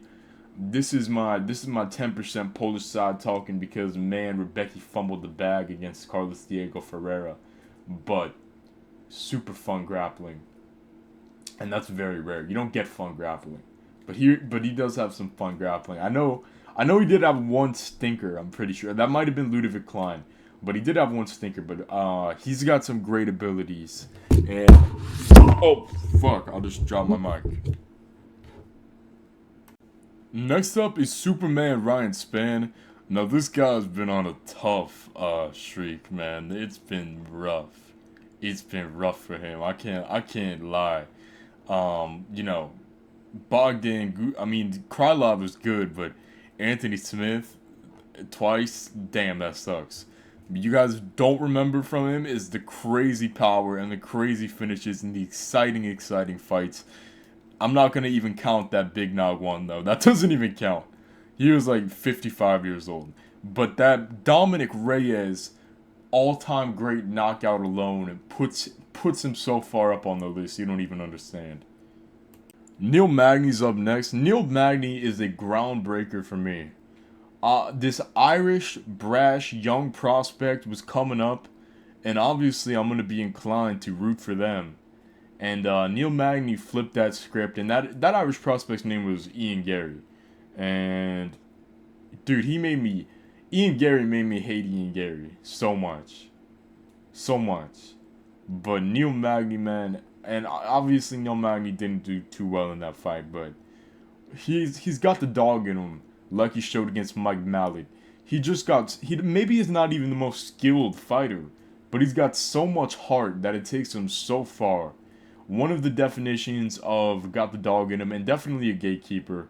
Like we'll say Magny's a gatekeeper, but man, he is the greatest gatekeeper of all time, and I'm very much liking the longevity and how the career of Neil Magny is starting to unfold now that we're in kind of like the later years.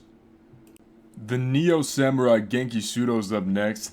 Absolute unit in K1, even though a lot of his fights were like, but some of them were crazy. Especially, obviously, Butterbean. That's a crazy-ass fight. Tyler Hill's up next. Tyler Hill, man, this is one of those guys where it's like, I wish you were better at MMA. Because he's just like a personification of a hard-working guy. Of, like, the blue-collar type of guy. But, man, he just couldn't get it together in his career, and it is what it is with that. Ray Cooper, well, I just wrote Ray Cooper 3. I'm pretty sure I'm talking about Ray Cooper III from the PFL. I just wrote Ray Coop 3. Well, that's a great script writing, but Yeah, he was a great fighter in the PFL. He was very interesting, but now brother is washed. I mean, brother is washed. Next up is James Thompson. This is like White Bob Sapp. This guy was big. I mean, this guy was enormous. Made Bobby Lashley look like a little girl. I mean, not yeah, it kind of did. I mean, he was huge. James Thompson was enormous, and he was powerful, big fighter. But mostly, it's me and another MMA YouTuber just went on a schizophrenic deep dive on the inner workings of James Thompson's mind. And man, we found some crazy stuff. And then we basically found like some MMA artifact trying to find a picture of this specific fight promotion that he did where they all just like chucked the ring full of like garbage and chairs and stuff and beer bottles. And we ended up fighting it. And yeah, it was just a lot of fun. But as a fighter, he was just like White Bob Sapp. Carlston Harris is up next. I mean, one of the craziest comebacks ever. In his last one, I think it was against Jeremiah Wells. And yeah, he's just the Anaconda. It's just a nasty move, and you don't want to get caught up in that. And Paul Jones. Next up will be Keith Richardson. Keith Richardson was a guy who, yeah, he was actually a pretty good MMA fighter. Never got any respect. Yeah, bare knuckle, killing it in bare knuckle. He just lost his title, but man, was killing it in bare knuckle. Super fun to watch. Brendan Schwab's up next. Brendan Schwab, as an MMA fighter, was sick. He was sick. This is the man that head kick KO'd Mirko Krokop. This guy was a fun heavyweight, but his stand-up comedy definitely puts him down a couple of points. I can't even lie. Mighty Mo's up next. Mighty Mo was a big guy, pretty much like a thicker version of Mark Hunt. Absolute monster in the striking department. Obviously was a pretty good kickboxer as well. And yeah, he was that guy for a little bit. He was knocking people out left and right. Had a crazy bare knuckle pit fight against Sokoju, which was insane. Obviously known for his massive overhand right. He actually had a lot of fun ones. in MMA specifically. Was in Bellator for a little bit, went to Road FC, crazy career. Just watch some Mighty Mo highlights. Bo Nickal's up next. Bo Nickel in MMA, probably not even, I don't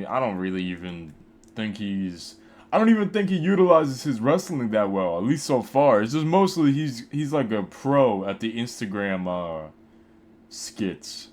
And it makes me laugh. Like, he makes me laugh. That's the only reason he's up there. Great personality. As a fighter, completely unproven. Anthony Smith.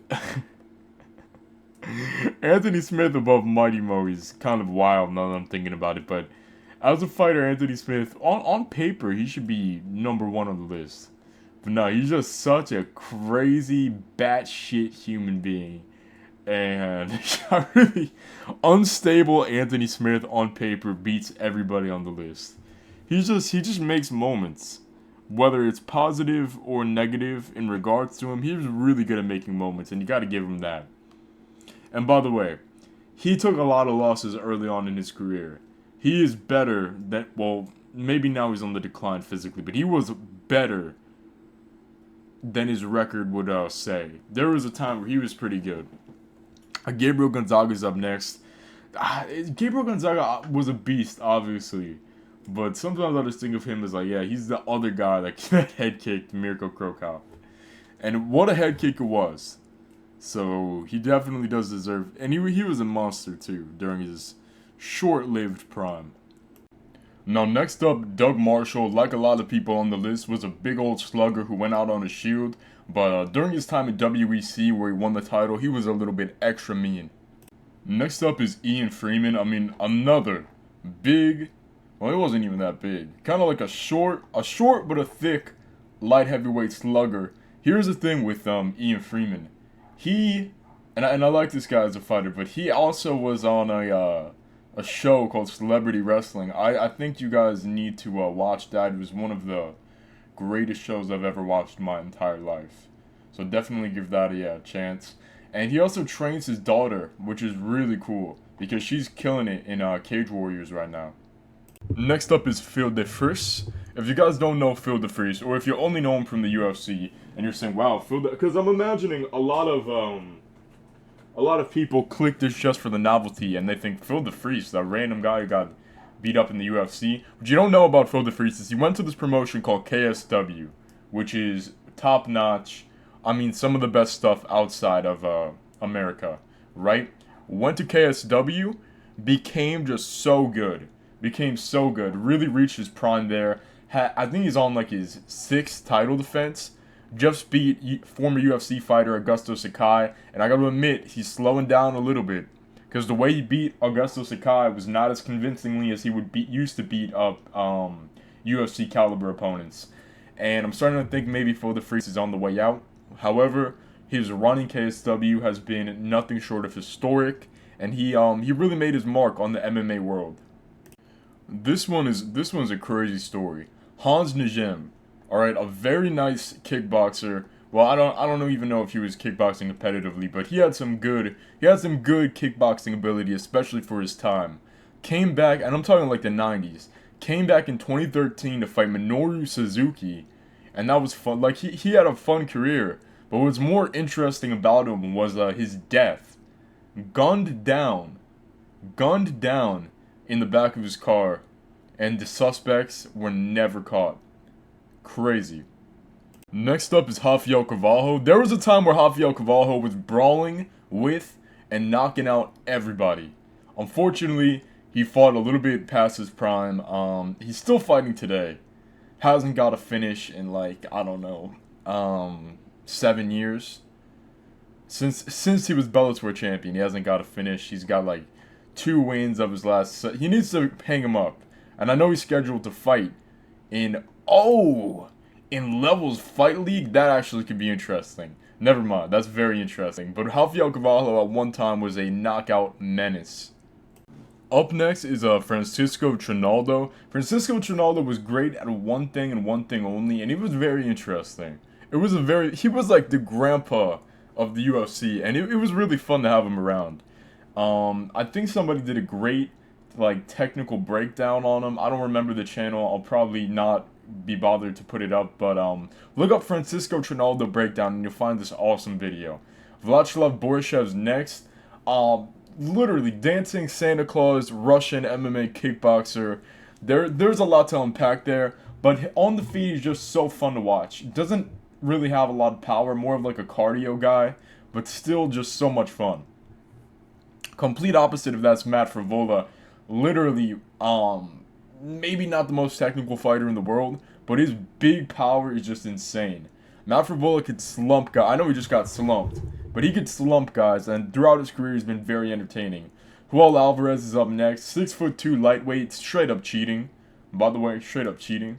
But his finishes and his fighting style have been really fun, and there's been more than one card where I say, yeah, this guy was the highlight of the night. And, you know, it just kind of keeps happening that way. Here's a guy that I feel for a lot, or maybe I'm uneducated on the situation, but I think this guy is one of the most robbed human beings ever in MMA. Justin Ehlers. A bit super entertaining. All he does is knockouts. Like, literally all his wins are knockouts. Went to the UFC, got smashed, right? Got smashed in the UFC, went out of the UFC, reinvented his win streak, started just smashing people, lost to Pedro Hizo, but whatever, smashing everybody. Fought Antonio Silva, got beat, and then Silva popped for steroids. And the fight remains not overturned. And then he retired. Just complete BS. He didn't retire. He was shot. Never mind.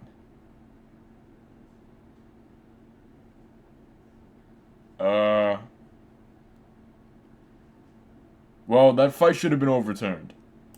Clay Jackson's up next. Clay Jackson's like one of my favorite, I mean, literally the biggest pork chop out there right now.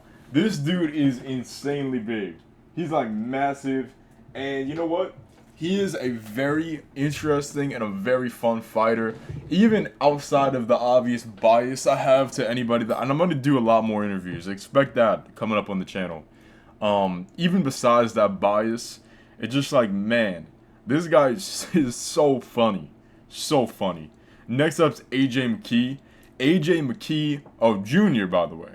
I forgot his dad was a fighter. Yeah, AJ McKee Sr. was, I don't even think I've watched like one, I maybe watched one fight. I have no idea. But AJ McKee Jr., very, not always the most fun, but very technically sound and kind of the face of the Bellator MMA scene.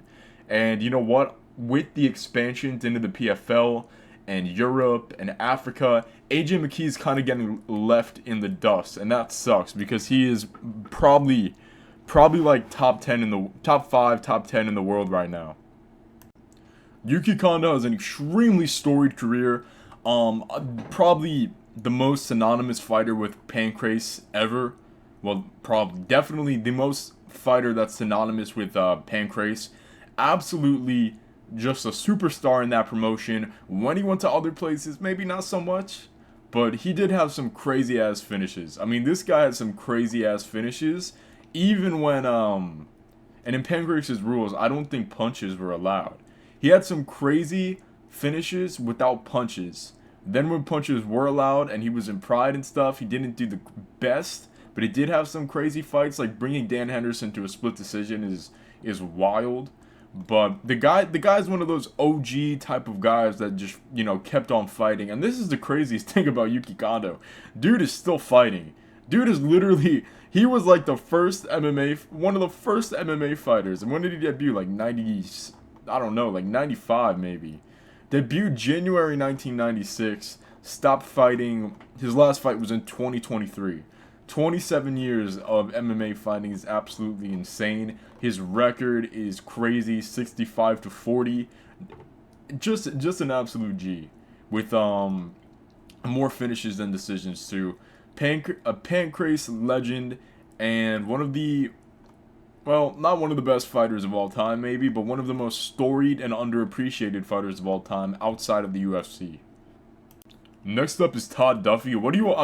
Todd Duffy, literally his name is the Irish car bomb. He comes forward, tries to knock you out. If he can't, he's going to go out on the shields. He's going to get knocked out, but this guy had crazy big power as well. So Todd Duffy was definitely super fun. Next up is Tim Boetsch.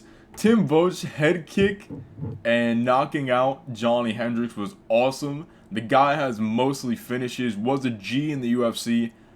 Did get finished quite a few times, but still, I mean, getting finished is probably better than losing a decision. I really like Tim Boetsch, and it's just like his fighting style was so fun. Next up is Baki. Baki is another guy who's very talented, very fun too. The situation with Cedric Doumbé obviously was unfortunate, but the guy has just looked like, it's not like Baki was losing the fight though. He just looked like an absolute animal. And I just think he could be the face of that European kind of PFL scene. Peyton Talbot's up next. Obviously another guy that's very new in his career, but you know what? Peyton Talbot pulled off the first successful troll in MMA history, which was just so insane and so funny. Guy literally told them what he was going to do, made him think about it, got in his head, and when he tried to counter, he had the counter ready. I don't know if that makes sense, but Peyton Talbot trolled his way into his last win, which was just so incredible. The guy's a superstar too, knocking out, finishing everybody. Kyle Nelson's up next. One of my favorite underdogs to root for is Kyle Nelson. I know he just got smoked, but Kyle Nelson was that guy that I was just like, man, this dude is underappreciated. Look at his skill set. I think he could go. I think he's a good fighter, could put it on a good streak right now. Like, I was always very high on Kyle Nelson, and then he got smoked. It is what it is. Mauricio Hoofy's up next. Fighting nerds are incredible. Fighting nerds are absolutely incredible. Perhaps none more incredible than the debut of Mauricio Hoofy. And that's crazy to say because Cabaralho and Carlos Prats Jean Silva should all be ranked top 15 right now, but Mauricio Hufi was the guy that really had the most exciting fight, made me go, wow. Mike Mallett's up next. Mike Mallett carries himself like a superstar. If he was a little bit more, well, I don't think he's untalented. It's just like he did get Neil Magni'd, and that is not a good sign. But Mike Mallett was looking very crisp. Not crisp, looking very good with his wins. Lucien Keita's up next. This dude's tearing it down right now. I cannot wait to see him in the tournament final. Obviously, I'm rooting for him against the. Well, we'll get into that a little bit later. But Lucien Keita is one of the most underappreciated guys, and I love watching him fight. Super talented. Next up is the Bullfrog Jeff Curran. Jeff Curran was the bantamweight. Well, he was the featherweight champion before featherweight existed, and unfortunately, a pioneer, a true pioneer. But unfortunately, as he started to become in an MMA world where more talented, featherweights were around, and it was becoming like a big new thing, like, yeah, this division's gonna happen. He, unfortunately, was in the point of time where he was exiting his prime, and he never really got to test himself when he was, very, good. Garrett Armfield's up next. Garrett Armfield is an absolute menace on the feet, and I truly like this guy so much, and I hope he could get some wins in the UFC. Ricardo Ramos is up next. Pretty much just like budget Charles Oliveira. His last performance was horrible. It was awful, I'll admit that, but other than that, he's been extremely exciting. Extremely exciting. Before that, there was not a lot of fights where I was like, yeah, this is a boring Ricardo Ramos fight. That possibility wasn't even like in the air for me, but yeah, his last one stunk it up. Next up is Filthy Tom Lawler, or the Mauler Tom Lawler. This is the thing with Tom Lawler. As an MMA fighter, he was okay, but that one moment on Tough is just so iconic where he knocked the other dude out. Because he was asking for it. Muhammad Lalo is up next. This guy was a G outside of the UFC as well. The fight with Yuri Prohaska was very fun, and then he ended up losing to Yuri Prohaska too. But this guy was so good with so many finishes during his time. I suggest you, if you guys don't know Muhammad Lalo, just watch a couple of his fights, because he was one of those guys that could have been in the UFC and could have been pretty good as well. Rico Rodriguez fought way past his prime, right? Way past his prime, and obviously, didn't end up being the champion of any major organization. But when he was in Pride and the UFC, first starting out, smasher. Dude was a smasher, going through everybody. Umar Nurmagomedov is up next. Man, the boring. Umar Nurmagomedov's had some boring fights, as Nurmagomedovs tend to do. But man, that Raoni Barcelos knockout was something of just perfection. That was perfect. And Umar Nurmagomedov, it can be exciting. He just doesn't always choose to be, but he can be exciting. Seth Petrozuli's up next. The story of Seth Petrozzoli is just one that's so interesting. A guy that wasn't meant to be anything in MMA. Literally not meant to be anything. Faces complete corruption in his Kimbo Slice fight. Complete corruption. Wins it anyway. And it was just an incredible moment. And it ended up bringing an entire promotion down. But you know what? You shouldn't be corrupt. Shouldn't have been corrupt. And Seth Petrozzoli brought that down. By accident or not. Bekzat Almakhan's up next. I've always thought Bekzat Almakhan was just like phenomenal. But then he fought Umar Nurmagomedov. Man. I think he was the first guy to ever drop a Usman, Habib, or Umar Nurmagomedov, the main kind of trio. He was the first guy to do that. And I really appreciate Bekzat Almakhan's abilities, and I cannot wait to see his next one. Chris Lights Out Lytle up next. Tons of finishes. I mean, we're just talking about some of the most exciting guys now. Tony Gravely's not bad, but Tony Gravely's just he is just another person I would always root for. I would always root for Tony Gravely. I think he's very good technically. I think he's underrated, and I like Tony Gravely. Jonathan Martinez is up next. This is a guy I overrated. I thought he was going to smoke Jose Aldo. Look at me now, just completely ate my words with that one. But has the second best leg kicks in MMA. Obviously not the first. performance against Said Nurmagomedov was absolutely awesome. And this is the crazy thing. Said Nurmagomedov isn't actually a Nurmagomedov. He just has that same last name, which I think Nurmagomedov means like light of God. Like it's a weird way that the Dagestanis do like their names. But I was looking into it. Yeah, he's not related to Habib and whatnot. But yeah, Jonathan Martinez, technical striker, very good, very interesting as well. Naoki Inoue's up next. This guy was always like the second best in Ryzen, but now he just won the title. It was a crazy performance, a very quick one. Doctor stoppage is what it is, but Naoki Inoue was always a pretty fun Ryzen fighter, with the main highlight being that soccer kick over Ishiwatawa. Jesus Cavalcante, submission machine, lost to the upper echelons of fighters. Shamil Musayev is a G. Stands up, absolutely destroys everybody. I mean, you look at his last 3 wins, Murad Ramazov twice, which is crazy, by the way, because he totally was concussed. But Alexei Kunchenko, Logan Storley, he's been smashing everybody. Literally smashing everybody. Could have been champion in KSW, I would believe that. I would believe he could have been the KSW champ if he stayed there. I know he had a draw or whatever, but Shamil Musayev is one of those guys where it's like, man, this guy is so perfect in the way that he fights. Is it a crime to like Aline Perez? Is it a crime to think that she's one of the most entertaining women's bantamweights? Had a great fight with Jocelyn Edwards. Showed off great scrambles. Just got a quick victory this past Saturday. Is it a crime to like Aline Perez? If so, I am guilty. I'm absolutely guilty, because I think Aline Perez is one of the rare women's bantamweights that has star quality and can actually help the division. Her and Norma Dumont, for very unrelated reasons. Renan Ferreira's up next. Man, interesting pick. Because the Nagano comments apparently were lost in translation, but man, that's some dark stuff. That's some really dark stuff. As a fighter though, a massive, just absolute dynamite in the hands. Beating up everybody like it's nothing. And he beat Fabricio Verdum. And if you say otherwise, you're wrong. You're absolutely wrong. Renan Ferreira is that guy. Next up is Emmanuel Sanchez. Emmanuel Sanchez, one of the most legendary fall-offs of all time. Was an absolute beast in Bellator, right? I think his record was like 15-2. He was super good. 2 wins over Georgi Karakhanyan, right? And then somehow, now he's losing to Yancy Meridos. Which it is what it is. It is what it is with him.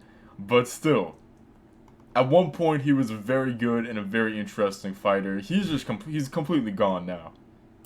Next up is Islam Amarov. This guy's taking on some very tough people in ACA and making them all tap out. He's a monster, a ground game monster, and he actually gets to finish. After that, Kyoji Horiguchi. Horiguchi has had a long, storied career. My favorite one being his win over Anthony Pettis. I thought, well, maybe that's not my favorite one, but it was crazy that he got that back and he's having this like resurgence. His win over Kaya Sakura was probably my favorite, or even Ben 10 again. That was Ian McCall too. Okay, never mind. This guy has had. Now that I'm thinking about it, this guy was a absolute monster. Maybe not in the UFC. But just in general, he was an absolute monster. Still is going pretty strong today. Next up is Ricky Simone. Ricky Simone was one of my favorites. And I guess he kind of is still one of my favorites. But this guy's been getting brutalized. So maybe he's probably not going to be on the list too much longer. Roger Gracie's up next. Roger Gracie was a great BJJ player. Obviously, his last name's Gracie. But mostly his front kick over James McSweeney was the real highlight of his career, and he was looking pretty good before Muhammad Law brutalized him. Liz Carmouche is up next. I don't actually know why I have Liz Carmouche this high up on the list. I don't remember. Tetsuya Taira's up next. I mean, Taira, thank you! One of the most brilliant grappling prospects in the flyweight division. One of the best from Japan to be doing it right now. Absolute Hispanic panic this guy has. I don't know what kind of manifesto he's been reading, but geez. Next up is Josh Parisian. As I said, I absolutely love those pork chops from the Midwest that would stand and bang, and that is everything Parisian stood for. A big chubby guy that stood in the middle, swung it, and banged it, and I really liked Josh Parisian. Thomas Peterson's up next. Thomas the Train Peterson. Just something about this guy has a little bit of star quality to him, and the way that he dismantled Mo Usman, man, that was so awesome to see. The next two guys are very slick strikers, with the first being Artem Frolov, very slick boxing. Next is Albert Tumanov, both of these guys from ACA. Tumanov has slick striking, Frolov has slick boxing, but still, both of them are very interesting fighters. Next up's Joakim Hansen. Joakim Hansen had a crazy story. Dream tournament. A giant lightweight GP. He lost to Eddie Alvarez, fought in a reserve bout, won the reserve bout, and ended up beating Shinya Aoki, which was just crazy. This was when Shinya Aoki was like really good. Beat Shinya Aoki, didn't end up doing a lot with the win, but still pretty crazy. Charles Radke's up next. We all know why. Tom Nolan is up next. I really like Tom Nolan. I think it's just kind of like, I don't know. He's just kind of how I would be. He's not how I would be. He's like my dog if he was a fighter. You know, he's like a big, stupid, kind of like looking animal. But he hits really hard. Just needs to put it all together. Armin Petrosian's up next. Super slick kickboxing. I cannot wait to see him humble and destroy Sharaputin. Next up is Ismail Nordiev. His time before the UFC was fun, and I'm glad that he's going to make his return. Next up is Bazigit Ataev, otherwise known as Little Volk. Not referring to Volkanovski, I assume this is about Volkan. He was this Russian Sambo, one of like the first Sambo guys. So Little Volk had a crazy run tearing up Japan. Never really made it to Pride, unfortunately, but tore up Japan. Somehow had the longevity to make it to the freaking PFL where he beat the crap out of Sean McConnell. So his run is definitely underrated. Toby Amada is up next. A supreme submission magician. Dude was kind of like he was a big favorite in the Bellator tournament. Didn't end up winning. But that insane inverted triangle choke against Jorge Masvidal is still one of like the craziest submissions of all time.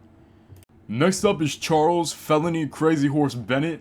Obviously, this guy's a legend, and he's had a lot of legendary moments, even besides allegedly knocking out Wanderlei Silva. The reason he's a little bit lower on the list is because my boy, Sean Moody, got big beef with Crazy Horse. Next up would be one of the original UFC fighters, Pete Williams. Made his debut very early throughout the sport of MMA. One of the first head kick knockouts, so legendary. Next up is Joe Anderson Brito. Joe Anderson Brito is an absolute dog, an absolute monster. A monster, but you know what? He got completely robbed in his last one, and that really pisses me off. Next up would be Martin Kampmann. Martin Kampmann's had tons of great finishes throughout his career, especially the guillotine over Thiago Alves. And yeah, he had a very good UFC run. Paul Daly's up next. Paul Daly, obviously one of the most proficient knockout artists of all time, had one of the most disappointing fights ever against Michael Venom Page. I mean, truly like almost not as far as a rose bad, but truly an awful stinker. And I'm sure if I was around more during his prime, I would like Paul Daly more. Jean Silva's up next. The fighting nerds are incredible. As we've seen so many times on this list, the fighting nerds are just absolutely incredible. However, John Silva beat up one of my favorites, Drew Dober, so badly, and I can't forgive him for that. Next up is Hands of Steel Scott Smith, and I mean, yeah, Hands of Steel. One of the most proficient knockout artists of all time. Just used the punch, didn't have to do anything fancy, just the punch was enough. I mean, straight up bangers and crazy finishes on his resume. Benji Radic, I can't remember anyone else off of my head, but he did have some crazy finishes during his career before he retired. Next up is Andrei Korkushkov. I think Andrei is one of the literally one of the funnest Bellator runs of all time. I mean, that guy was tearing it up with the striking. Next up is Alex Perez. Alex Perez is a guy that I didn't used to like. Like, I literally did not like Alex Perez. I did not like Alex Perez at all. But you know what? This year, he was not the father. He was the father that stepped up. I mean, the fact that he took so many short notice 5 round main events, knocked out I don't remember his name, some NPC flyweight, Mateus Nicolau. Knocked out Mateus Nicolau. Unfortunately got injured against Tyra. I mean, Perez was the man of the freaking year. Next up is Vladimir Matyushenko. Vladimir Matyushenko was one of the most underrated UFC fighters of all time. Such an underrated win for guys to have. Yeah, I like Matyushenko. Next up is Royce Gracie, the OG of MMA, right? Royce Gracie, the inventor of not the inventor of jiu-jitsu, but the first practitioner of jiu-jitsu in mixed martial arts. Won the UFC tournament, is kind of the reason that we even have the sport that we have today. However, that I think it was Chael Sonnen. Was it against Chael Sonnen? No, Ken Shamrock. That fight against Ken Shamrock in Bellator, like, I don't remember, just like 30 years later, was absolutely horrible.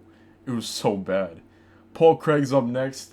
Paul Craig above Royce Gracie, because I don't like Royce Gracie, but I'm around for Paul Craig. I dig the war paint. I dig the humbleness. I dig him being the greatest light heavyweight of all time, beating Jamal Hill, Magomed Ankalaev, and somebody else too. I think he would give Pereira a run for his money, that's for sure. Next up is Rin Nakai. Now, Rin Nakai in the UFC, I don't even think I've watched a single Rin Nakai fight in the UFC. I didn't even know she was in the UFC. But in not Deep, Jules, she is crazy good. She is still tearing it up. We're gonna go for a speed round. Next up, Aaron Pico. Aaron Pico, one of the biggest what-ifs in MMA. I still believe in Aaron Pico. Bruno Ferreira up next. Obviously, he's got monstrous hands. He did get chinned, but he's back to chin the other ones in the next one. Super entertaining fight style. Sage Northcutt up next. Sage Northcutt, Sage Northcutt's an interesting character in this very hard and cutthroat world of MMA. He is pretty much the biggest white meat babyface you will find. And his fight style, his last one, his submission win was incredible. Bogdan Guskov is up next. Random guy comes in the UFC, loses, and then he's like, you know what, give me 2 more ranked fights. And they're like, yeah, okay. And he just absolutely savagely knocks out Ryan Spann. Jacob Nadeau up next, a great striker. Din Thomas up next, a great grappler who is even better as a UFC sometimes commentator. Kimbo Slice up next, the bane of Elite XC, the reason that it went down, but still an epic street fighter, and had some great moments in MMA too, especially that fight against Dada 5000. The world's cutest MMA fighter, Jessica Andrade. I mean, oh my god, look at her fine Brazilian self. That gets her on the list alone. Hot Chocolate Danny Roberts, a great striker. I mean, dude is super exciting. So is Islam Dulatov, pretty much. This dude's enormous. Contender Series is coming up. He's the next Hazmat and the next Shavkat. It's this guy right now. Next up, after that's Mansour Benawi. Oh, dude, this French fighter is exciting striking. He is the definition of exciting striking. Merab Dvalishvili, I really hated that Sean O'Malley fight, but other than that, Merab is a pretty funny guy.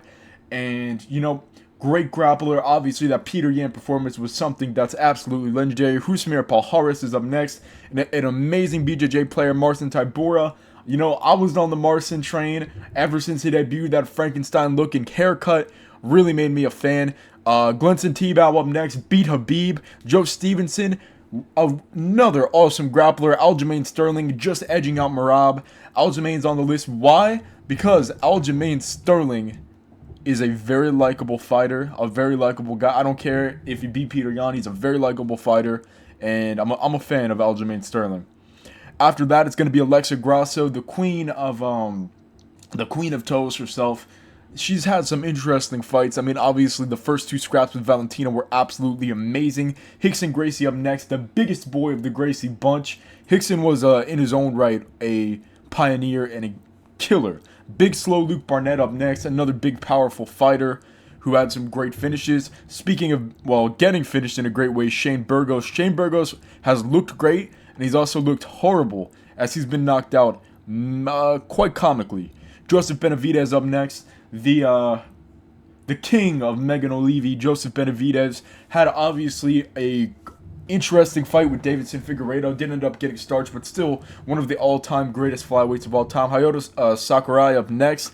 Hayato Sakurai, another great Japanese fighter. Alan Belcher up next. Alan Belcher, although maybe not an MMA superstar, bare-knuckle superstar. Sebastian Katasam up next. He's on the list alone for his amazing win over RoboCop. Brett Primus. I do like Brett Primus, but he's a little bit of a marauder with the grappling sometimes. Next up, Tiki Gosen. I hear Tiki Gosen is just an amazing human being outside of the cage, one of the nicest, most humble guys. Let him hang out with all the members of your family. Gabriel Bonfim up next. I love the Bonfim brothers, even though they did get not fraud check, but they did lose. I'm still a big fan of the Bonfim. Shannon the Cannon Rich, obviously big power. Speaking of big power, Davidson Figueiredo. Although, yes, sometimes he's very entertaining. He is knocked down a couple of points. One, because he's a little bit of a crybaby, and two, because he is kind of relying more on the grappling these days. Thiago Santos up next. Thiago Santos was an enormous light heavyweight and a big middleweight. Has some great finishes in his career. Paul Hughes, one of the best prospects coming out of the Europe right now. Rob Font, an amazing boxer to watch. Alex Nicholson, a bare knuckle boxer to the greatest extent. Superlek, one of the kings of Muay Thai, but he beat my favorite. We'll get to that later. Montel Jackson, another amazing boxer who I really like to watch. Mark Ware had some great finishes as well. Shout out to the fish choke. Andre Touchy-Feely had some extremely close fights with some very tough guys too. GM3, the GOAT Gerald Mearshart, one of the best gatekeepers of all time, just below Neil Magny, but as a fighter, I like his style a lot more. He's more prone to get a finish. Felipe dos Santos is a lot of fun as well in that bantamweight class. Austin Bashi, speaking of bantamweight, man, one of the most underrated American prospects ever. Got his chance in Contender Series, knocked it out of the park. Said Nurmagomedov, one of the most exciting fighters with the last name Nurmagomedov, without a doubt. Ignacio Bahamondes coming up next. Bahamondes is a tall, lanky striker who is a lot of fun in the octagon. Tom Breeze had I think his PFL run has been very fun to watch as well. Ong Lan Sung, obviously one of the GOATs of one championship, has been finished a few times, but also has some great finishes to his name. Igor Tanabe, otherwise known as a Fat Ninja. I mean, straight up, I think he faced Melvin Manhoof in like his second fight ever. This guy is just a grappling icon. Michael Martella is up next, a Polish icon. Johan Gonzalez. Dude, such a great Muay Thai fighter. Patchy Mix. I do like Patchy Mix quite a lot. Thank God for him breaking that Hafiant Stouts Danny Sabatello Grapple F curse. Muslim Salikov up next. The King of Kung Fu has put in a couple of amazing performances, although definitely on the decline these days. Christian Lee and the entire Lee family are all phenomenal. Anatoly Tokov, such a great striker. Speaking of great striker, Hector Lombard with the huge, enormous power and a bare knuckle G. Andrei Arlovsky coming up next. This guy was heavyweight champion before I was freaking born. Longevity and the career has been so epic, but that last Boudet fight takes him down so many points you don't even understand. Maidabek Oral Boys up next. Oh my god, dude. These Ulu type of guys from Kyrgyzstan are, I think he looks Mongolian, but I think he's from Kyrgyzstan. These Mighty Bek Orable Ulus, I don't even know how to say the Ulu, but either way, this guy's incredible. This guy's an absolute beast. And he's going to bring that championship back to the BC. Emmanuel Newton up next. I mean, that spinning back fist KO of Joey Beltran was legendary, and he was a great grappler as well. And next up's Marcin Held. I really like This is a weird one. This is a really weird one. I've always liked Marcin Held quite a lot. I have no idea why. Jack Hermanson up next. Jack Hermanson, the king of lateral movement, and exposing Joe Pyfer and Chris Curtis for not knowing how to adjust mid-fight. Very interesting striking from Jack Hermanson. Derek Brunson up next. Even though we got absolutely bludgeoned, and I mean bludgeoned, by Jared Cannonier, Derek Brunson has had some good fights as well, and has been an OG of the UFC. Rafael Fiziev up next, one of the most fun strikers in there. I mean, that scrap against Brad Riddell was amazing. Jack Grant, another guy whose PFL run I am loving. Keith Jardine, the Dean of Mean, has stood and banged with some of the best of them. So has Rob Wilkinson, even though he might have popped for drugs. Rob Wilkinson has had some great striking as well. Pat Miletich, going one-on-one with Mike Jackson and whooping his ass at the age of about 55 years old was something I never thought that I would ever see. It just goes to show how age doesn't matter. Dude, Jake Paul might be in trouble. That's all I'm saying. Spike Carlo's up next.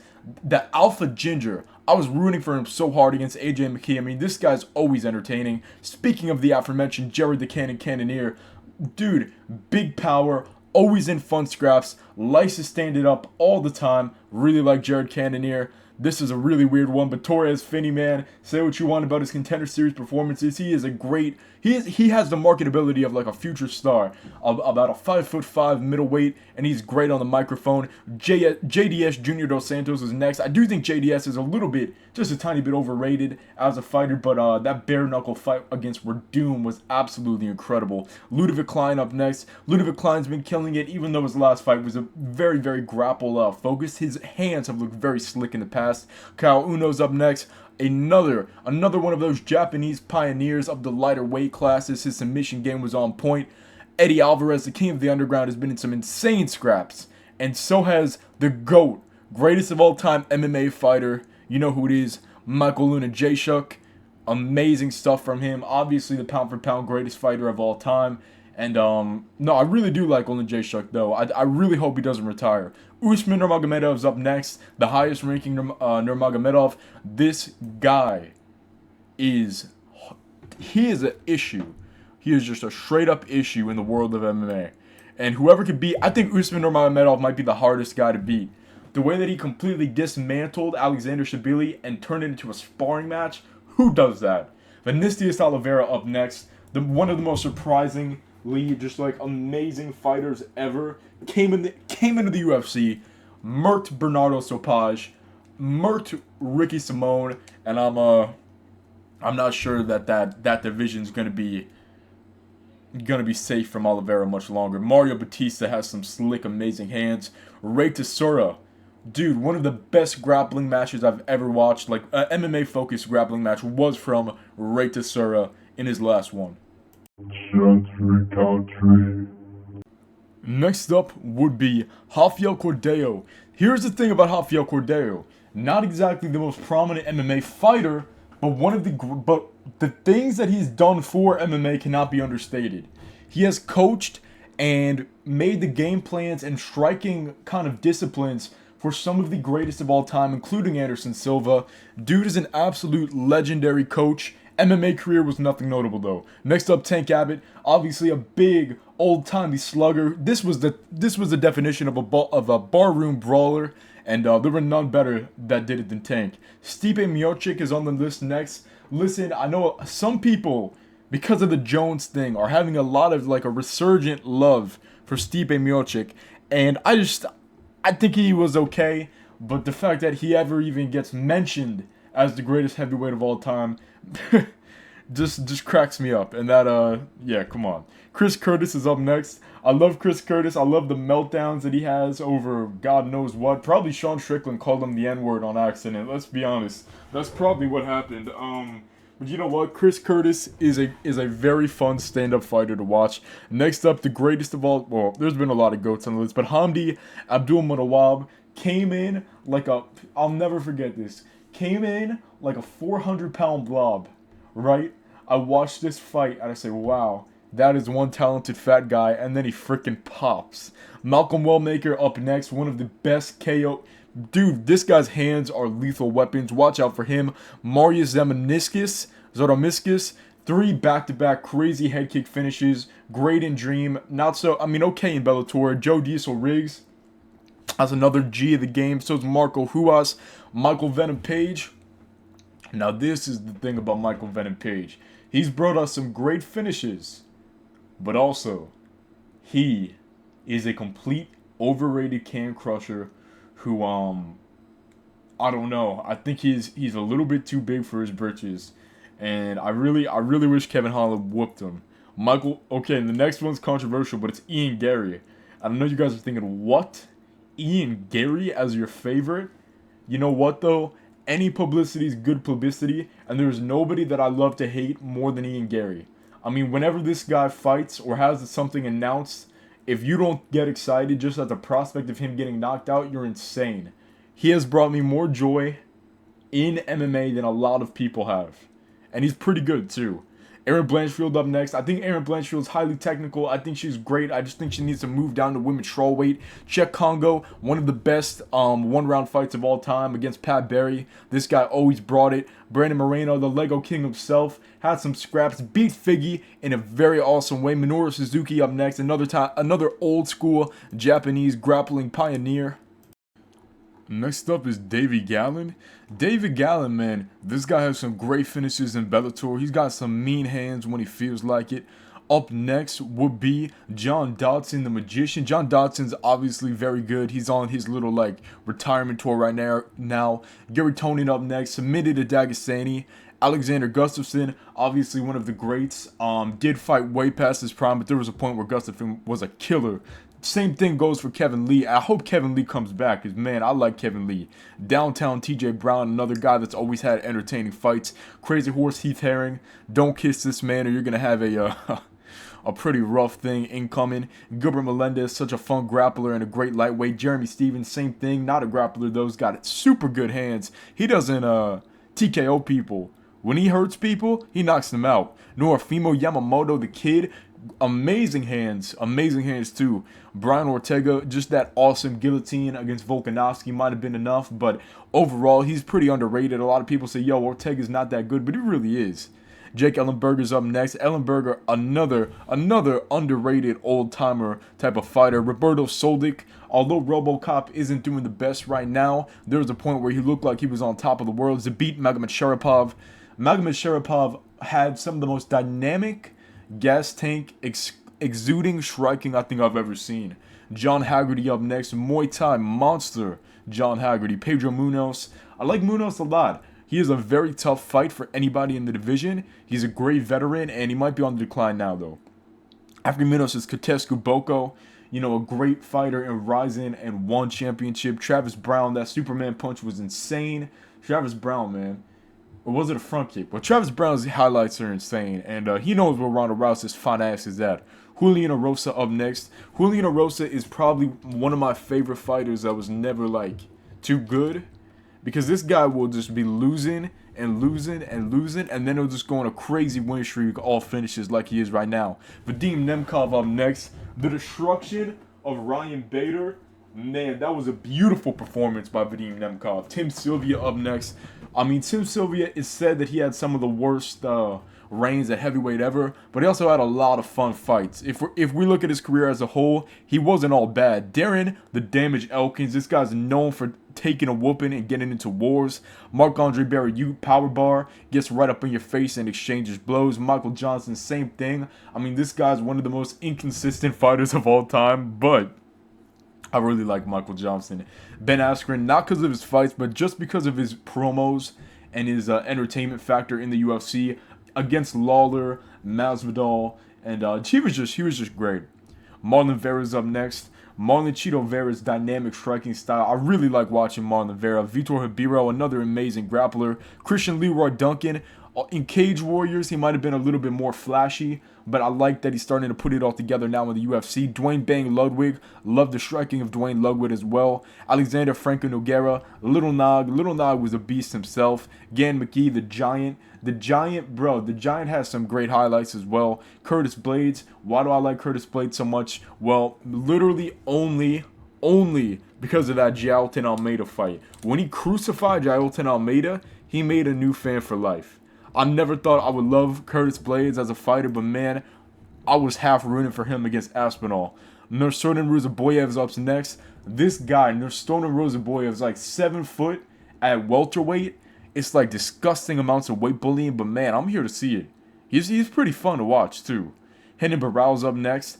Renan Barão was obviously one of the most underrated champions ever. I mean, Renan Barão used to be really good. Kevin Gastelum. This guy's been in some legendary wars, but he just can't make weight apparently. Olivier Aubin Marseille, the Canadia's last hope. I mean, that guy was amazing before he retired. He really put it together in PFL.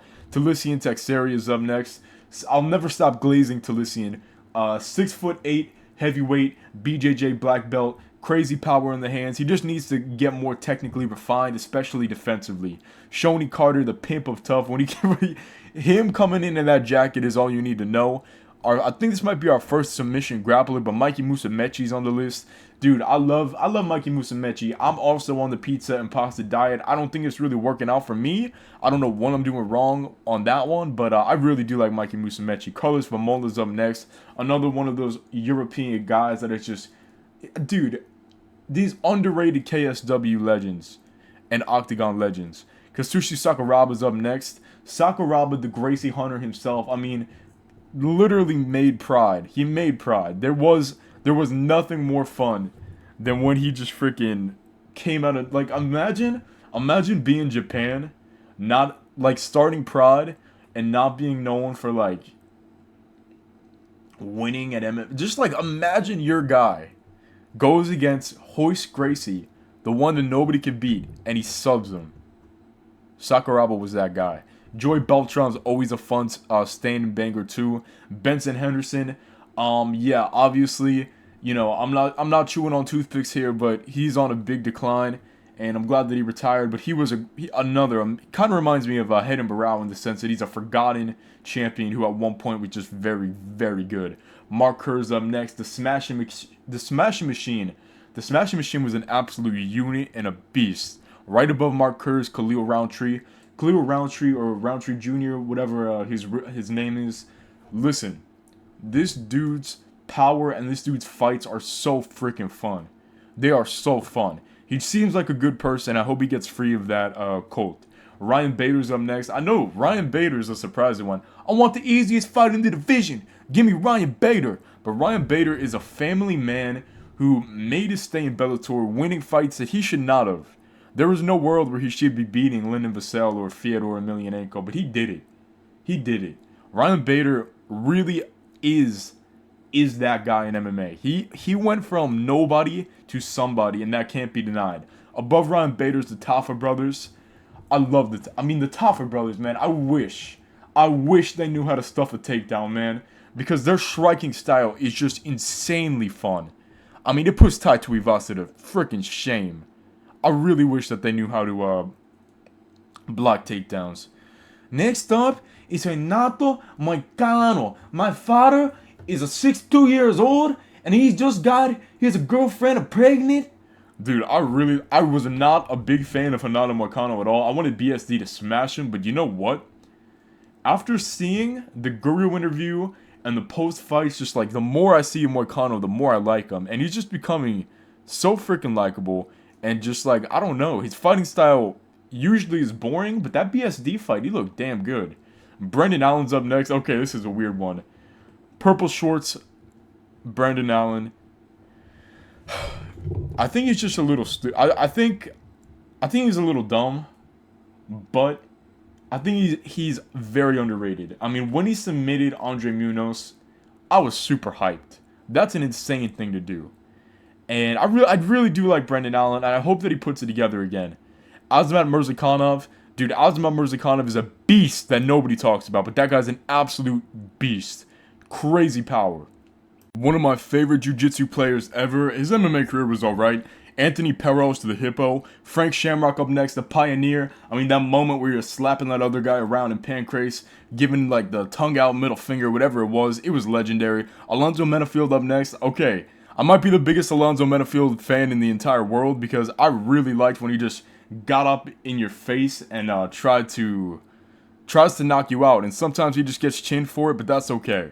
That's alright. Okay, this next one, Yaroslav Amosov. I don't like him anymore. Like, he would have been, at one point he would have been like top 50. But Yaroslav Amosov, I really thought he was the best in the world at one point. Which is just crazy, looking back on it, which is just crazy. And that's all I'm going to say about that. Jimmy Manuwa had extremely fun kickboxing, extremely fun striking. I really like Jimmy Manuwa. Ty Rutolo, and then Cade Rutolo. Cade made his MMA debut, smashed it. But the Rutolo brothers are some of the highlights of the BJJ world right now. I mean, Musa Mechi's exciting, but the Rutolo brothers are something else. Clay Guida's up next. I mean, I love the Carpenter. I think everything about him's awesome. I think everything about Joe Pyfer's awesome. Be like Joe Pyfer. When you have the hardest hitting punch in the entire world, obviously you're going to be high on the list. Chris Weidman's up next. Chris Weidman's pretty funny on the weigh-in show with DC and Laura Sanko. But Chris Weidman as a fighter, I mean, he was great at one point, but he gives and he takes with his career. Adriano Morales is up next. Chin, that Mighty Mouse guy. I think Mighty Mouse might be on the list too. But he chinned that Mighty Mouse guy. Not much is known about either of those gentlemen. Tanner Boser up next. Tanner Boser right above right above Adriano Morales. That makes sense. Tanner Boser was my guy. I really was rooting for him all the time. I wish he never moved down to light heavyweight. I thought that was a bad move, and I don't know why he got released. But I am so excited to see him in the GFL. Super excited to see him in the GFL. Manuel Torres up next. Manuel Torres, an unsung lightweight legend. Drakkar Klose. Drakkar Klose, that might be a really weird one, but I really like Drakkar Klose. I think he's an awesome fighter. Matt Schnell up next. Matt Schnell up next, obviously has had some of the best flyweight moments of all time. Dennis Bermudez, a great one as well. Doo Ho Choi, the Korean Superboy, putting it back together after all that time off. I mean, it is amazing to see his style. Like, his fight style is just like, it's just like looking at ancient history, but it still works. And it's awesome to see. Alex Caceres is up next. Bruce Leroy, dude, is that CLD? Or is his name Bruce? I don't remember, but Alex Caceres had awesome striking, and I love to see him fight. Mike Davis is up next, king of the powerbomb himself. I mean, that was just truly awesome, and that guy's on like a 7-fight win streak. We got to put some respect on Mike Davis. Kai Asakura in Ryzen was amazing, absolutely amazing, but I fear that he's going to struggle in the UFC without being able to utilize the soccer kicks. LeVar Johnson up next. I mean, an enormous guy with great power. Super fun to watch. Clay Collard, best hands in PFL. Clay Collard, man, his boxing is so freaking fun. I really like Clay Collard's boxing. Roman Kirkley is up next. The heavyweight kickboxing champion of the world. Insane knockouts, great finishes. Love to watch Kirkley. I hope one championship books him. Cub Swanson, a true OG of WEC and the UFC. His legendary storied career has had so many insane freaking moments that I could probably make like a top 1,000 list just of that. Rodney Glunder's up next, an insanely good kickboxer. And I really like Rodney Glunder. I mean, nobody talks about this guy, literally nobody, but his striking was freaking awesome. And I'm sorry for saying freaking so much, I'm trying not to curse. Marvin Vittori up next, the Italian Stallion. I mean, besides charging $500,000 for a cameo, he is a embodiment of Italian energy. He is loud. He doesn't know what's going on half of the time. He's angry, and he's got a lot of fighting spirit. I really like Marvin Vittori, but and that performance against Costa was legendary. That was a big ball move.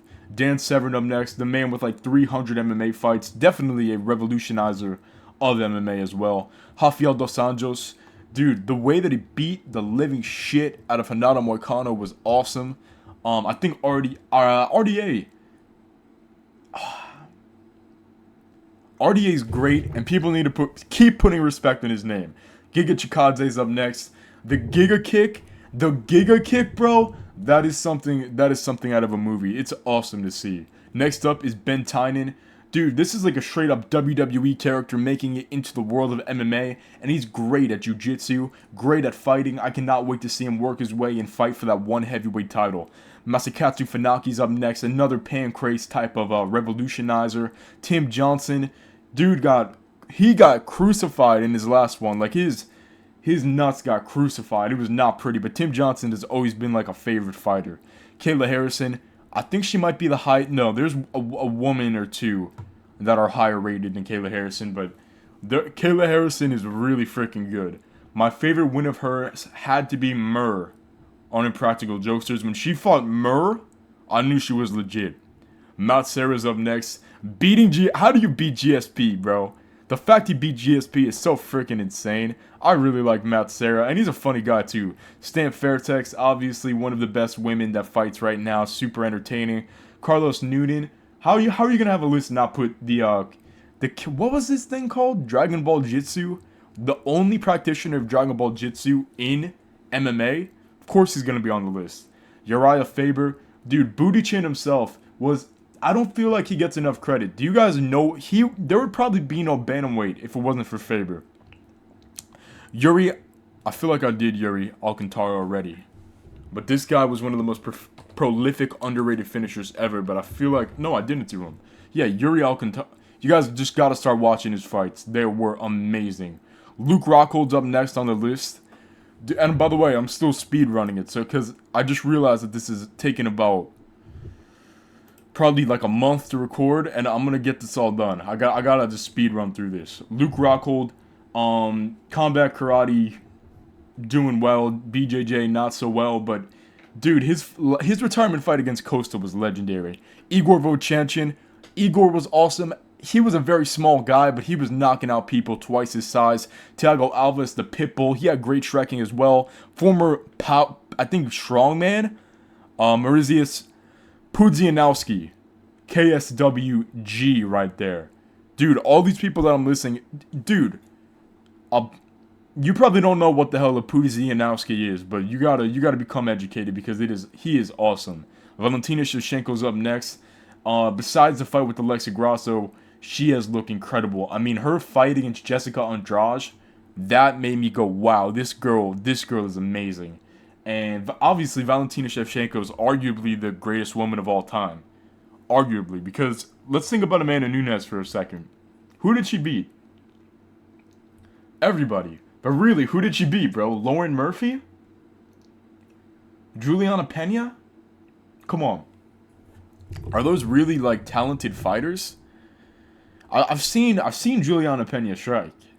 I can't say that that's really impressive. I think Valentina's could be number one. Jairo Rosas Jr., this kid's amazing. And I'm sick of people hating on him because of a genetic thing that he can't control. I think he has some sort of disorder with his face. And I really hate to see, like, that was the reason that I didn't like Money Morcana. Because this kid's 19 years old. Literally came out of the favela. You know, and he's trying his hardest to buy his house for his mother. I think that's awesome. I think Raul Rosas is an awesome fighter and an awesome kid. And I hope he does get to retire at 25 or whatever. Butterbean's up next. Eric Esch. Dude, Butterbean's MMA career was low-key pretty good. It was actually really, fun. But Butterbean, man. I could watch Butterbean fights all day. Just like a big Humpty Dumpty egg who knocks people out. And he did it in MMA. He was an amazing judoka too. No, I'm just kidding. Bob Sapp up next. Bubble Sapu! Bob Sapp was the beast, bro. He was just 7 feet tall of quit. He was 7 feet tall of quit. He's been in some of the most entertaining fights of all time. Anytime he fights, it's a freaking freak show, and I love freak show fights. Danny Sabatello. Sabatello's on the list because on the microphone, he is amazing. As a fighter, he's pretty boring sometimes. Douglas Lima's up next. Chinned MVP. And he chinned MVP in an amazing way. I mean, that was truly, truly amazing. Douglas Lima is one of those guys that you just gotta look at saying, wow, this guy at one point was incredible. Damir Ismagulov's, I can't believe Damir is this low. I used to really like Damir. Yeah, I really like Damir Ismagulov. Oh, that spinning back kick that he got on a Lash Pride was beautiful. But in the UFC, he was just my favorite. I love the pressure and the pace he would put on people. Benoit Saint-Denis. Benoit Saint-Denis higher on the list. I think he's just a savage. He's an absolute savage. And even though he lost his last fight, he would have kept going if he could. Paulo Filo's up next. Some great jiu-jitsu from him. Yaviz Edwards, another great old-time lightweight fighter. Larissa Pacheco. Larissa Pacheco, man. I don't get excited for women's fights. But I'm excited when Pacheco fights. And I'm excited when Cyborg fights. These two girls alone are the reason that you should watch women's MMA. Just that there's a possibility for a girl to turn into a Pacheco or a Justino, you should be watching women's MMA. Well, sometimes. Jamal Hill. Jamal Hill, bro, I think he's very funny. And I think he's a great fighter too. I think he's delusional sometimes, but being overconfident is better than not being confident. You become champ by being overconfident. Chingiz Alizov, one of the most fun kickboxers. I think maybe #1 pound for pound kickboxer in the world. Alizov's a monster. And he's in Chatri jail right now, but he needs to break out. Who do I have above Alizov, one of the most dynamic kickboxers in the world? I would say a kickboxer even more dynamic than him. Ion Cutelaba. Cutelaba is a caveman in the octagon. He comes forward, throws a left, hook, throws a right hook. He knows nothing else, and that's a beautiful thing. Arnold Allen's up next. Arnold Allen's underratedly funny. Like he is so funny. And he is a phenomenal fighter. Absolutely phenomenal fighter. Josh Emmett's up next. I mean, when you can crucify guys with your right hand like Josh Emmett can for so damn long, obviously you're going to be on the list. Even though my boy Bryce felt the wrath. Jeremy Horn up next. Gumby was one of the most freaking amazing fighters ever. So, well, nah. Jeremy Horn, otherwise known as Gumby. Gumby will fight everybody too. Now, one of my favorites, now we're getting into people who I truly think are just like the best. Starting off with Li Jinglang. The sharp suit, the style, the punching power, the technical ability. Man, did I like the Leech. Next up, the 7 foot, or literally 7 foot, Stefan Struve beat Stipe Miocic. Yeah, Stipe is not as good as Stefan Struve. I think people just need to accept that. And Stipe would never be as good as Anatoly Malikin, the triple champ.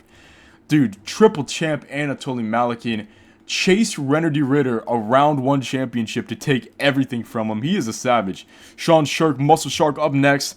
One of the first really great lightweights too.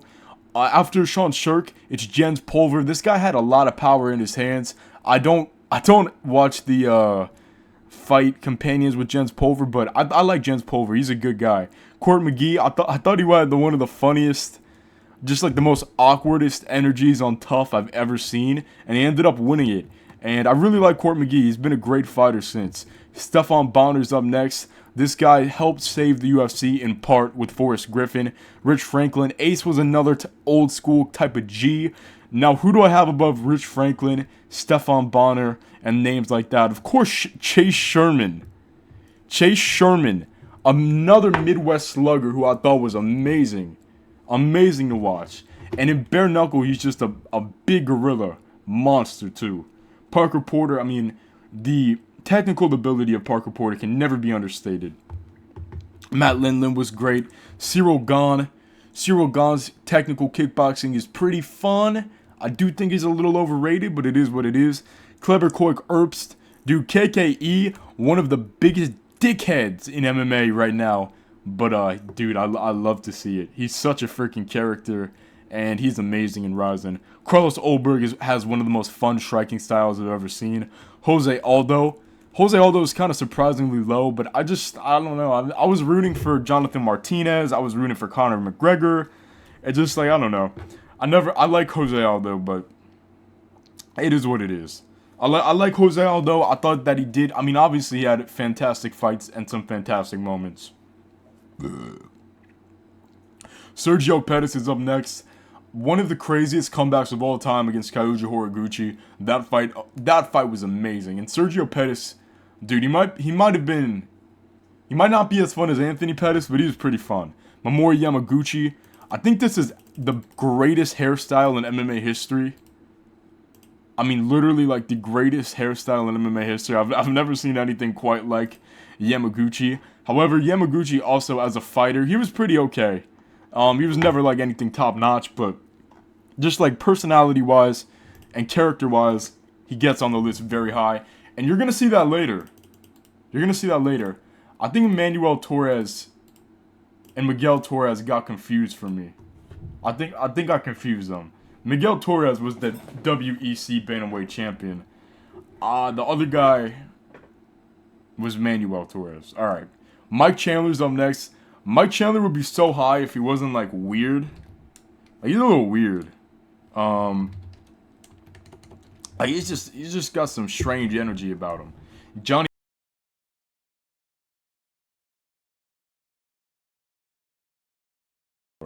Corey Sandhagen's up next. Sandhagen disappointed me majorly against Umar Nurmagomedov, but other than that, I mean the Edgar highlights, he's got a lot. Volkan Oezdemir, one of the most underrated strikers right now, is super fun to watch. So is I put Ron.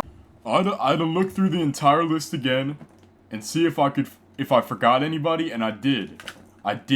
So the list is saved, thank God. All right, next up, Uriah Hall. Uriah Hall, man, some of the most underrated knockouts of all time, looking like a monster on Tough. Did kind of fumble the bag a little bit. Giorgio Petrosian, another amazing dynamic kickboxer. Kamaru Usman, the second or third greatest welterweight of all time. He did have some really fun fights. The Colby Covington fights, the Jorge Masvidal second fight. He had some crazy highlights. Other Cyborg, Evangelista Santos, he was very fun, even though he, I think he got, like, murdered by MVP, didn't he? Yeah, I think MVP, like, cracked his skull or something. Next up, I don't know if this guy had any MMA fights, but Ernesto Hoost, one of my favorite kickboxers, just an absolute savage. Absolute savage of a kickboxer.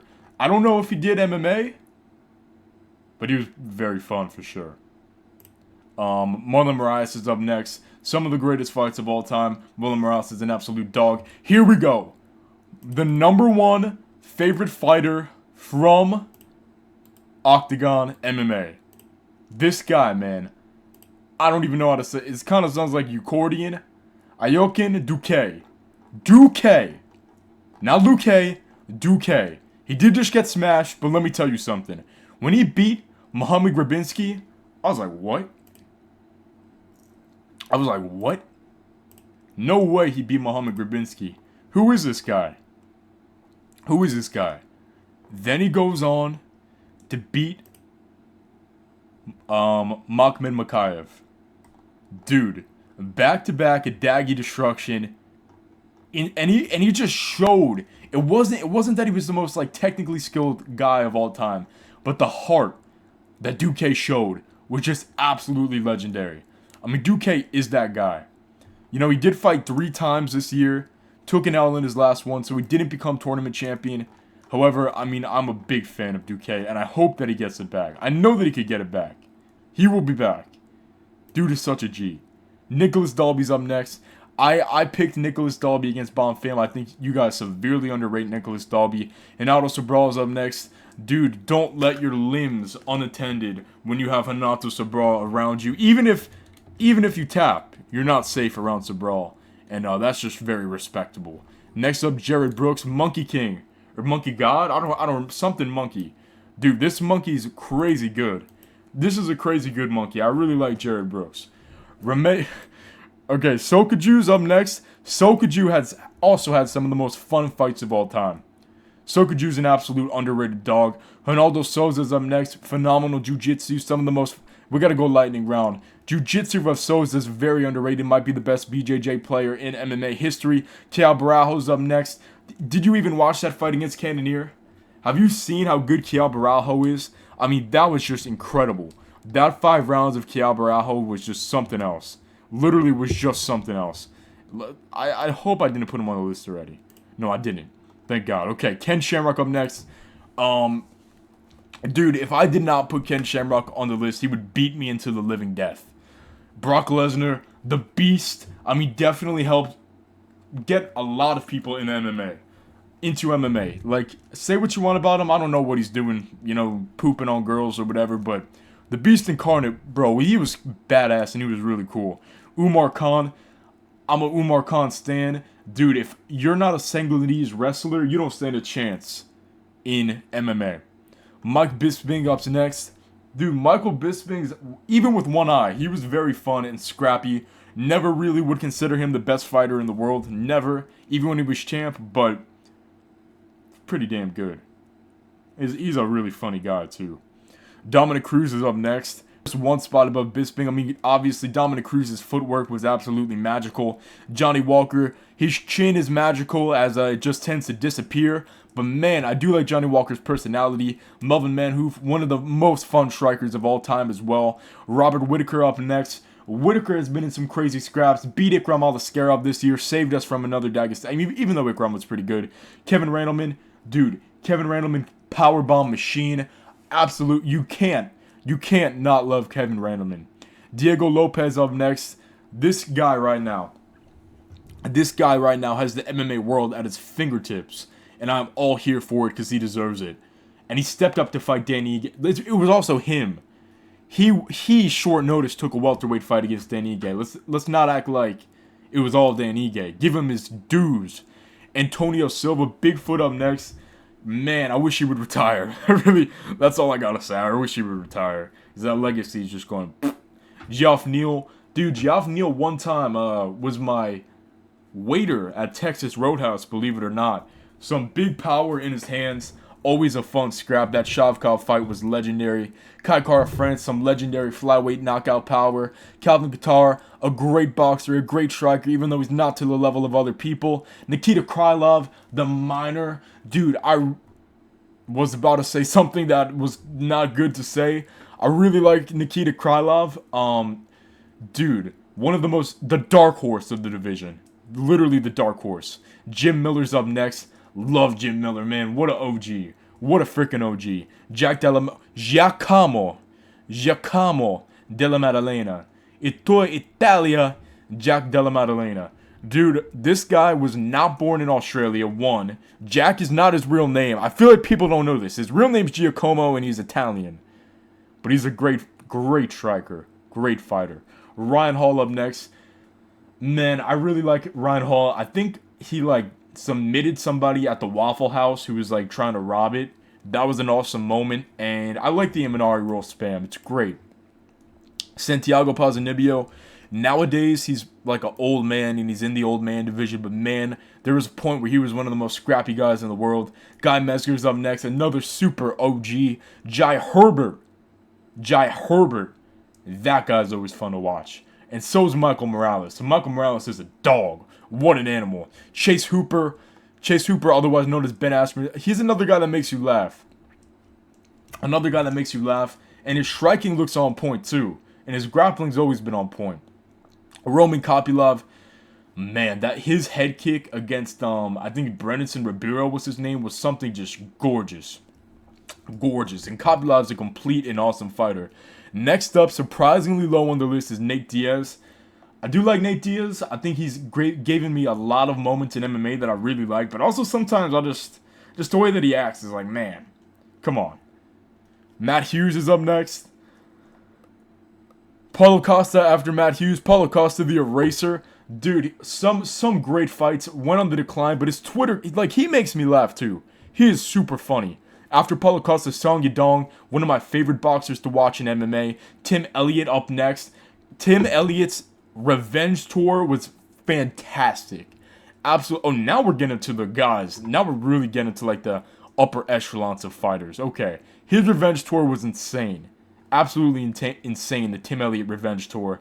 Completely got robbed against Makayev. I bet the UFC regrets that too. Anthony Pettis up next. Showtime has had some of the most fun moments in MMA history, but his later runs were so lackluster, it's unbelievable that that's even the same guy that was jumping off the cage. Bibiano Fernandez is up next. Bibiano Fernandez is I'm not saying he's like John Lineker exactly, but he's another one of those guys that you just kind of forget about him. You just kind of forget, oh yeah, Bibiano Fernandez is really freaking good. I don't think he's still fighting anymore, but this guy was amazing. Absolutely amazing. Yeah, I think Lineker chinned him. This guy was so freaking fun. Literally the OG of one championship. I think he might be the greatest one championship fighter ever. What do you have, 8 defenses? It was in the early days of one, so I don't know, but very good. Next up, somebody that's related to me. My brother, Jarinzo Rozenstruik. The family relation and resemblance alone is enough for that one. Gilbert Burns, a great boxer. I don't know about BJJ, but a great boxer in MMA. War with Khamzat Chimaev was legendary. Dan Hooker's beating up of Gamrot and his war with Turner was legendary. Patricio Pitbull, some of the most amazing fights of all time. Just, pun intended, he's a dog. Korean Zombie's up next. Korean Zombie, I never knew how good he was until I watched his old fights. I only really got to experience the washed version live, but rewatching Korean Zombie, man, that was just something. Carlos Condit's up next. Carlos Condit, another guy that's been in so many awesome wars. Cain Velasquez, been in a war in the courtroom. Free Cain. He's got to work on his aim, though. Sergey Pavlovich, enormous heavyweight destroyer.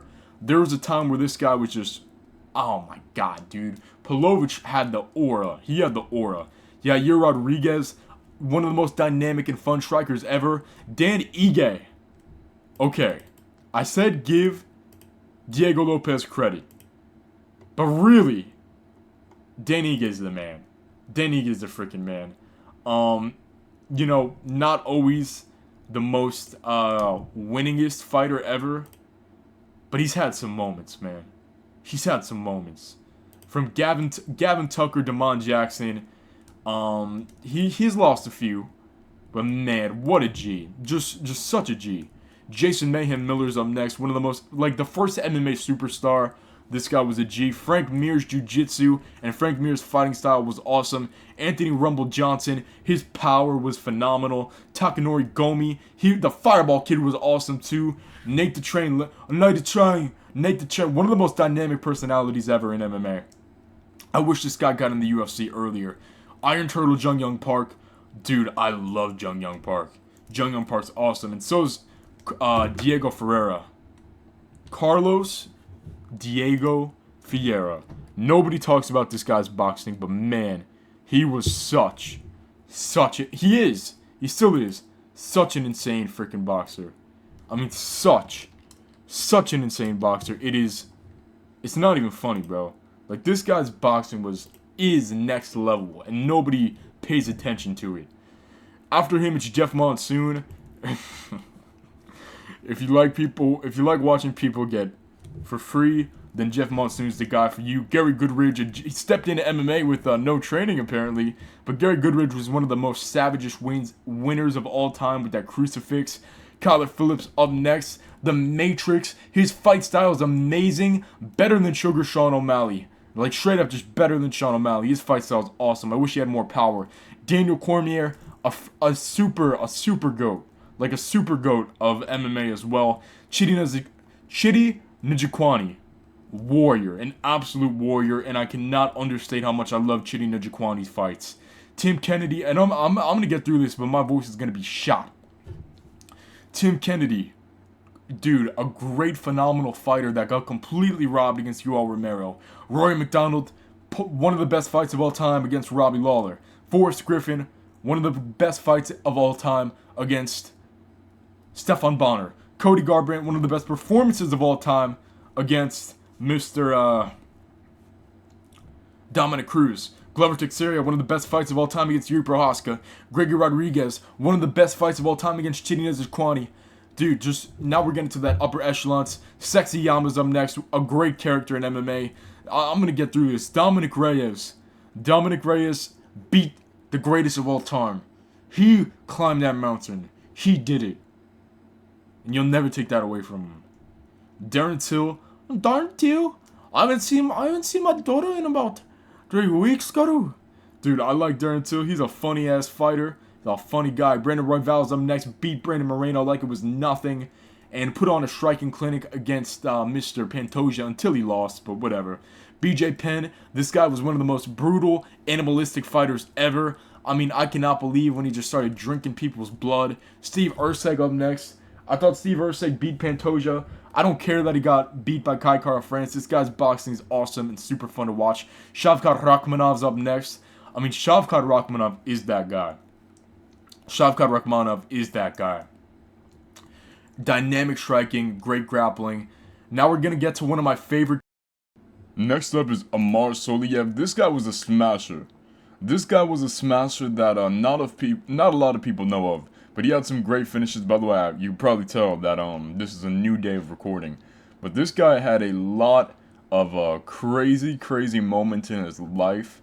I mean, from being a contract killer to well, just look it up yourself. This guy did have some crazy fights though. Pride M1G. I don't think he did good in the UFC, but M1 and Pride, he was super fun. Next up, one of, if not the most fun to watch, greatest kickboxer of all time. Well, he wasn't even a kickboxer. The greatest karate practitioner of all time. I mean, this dude would put Wonder Boy to shame. But he wasn't in MMA, so he's not going to put Wonder Boy to shame. But he would. The one, the only Andy Hugh. If you guys don't know Andy Hugh, he's pretty much just like Wonder Boy on crack. I really suggest you guys go look up his story, watch his fights. This guy was like Yuri Prohaska mixed with Wonder Boy would be the best way I could describe it to a modern fan. Dude was an anomaly. Antonio Rodrigo Nogueira, Big Nog has been part of some of the most legendary heavyweight moments in history. Shinya Aoki.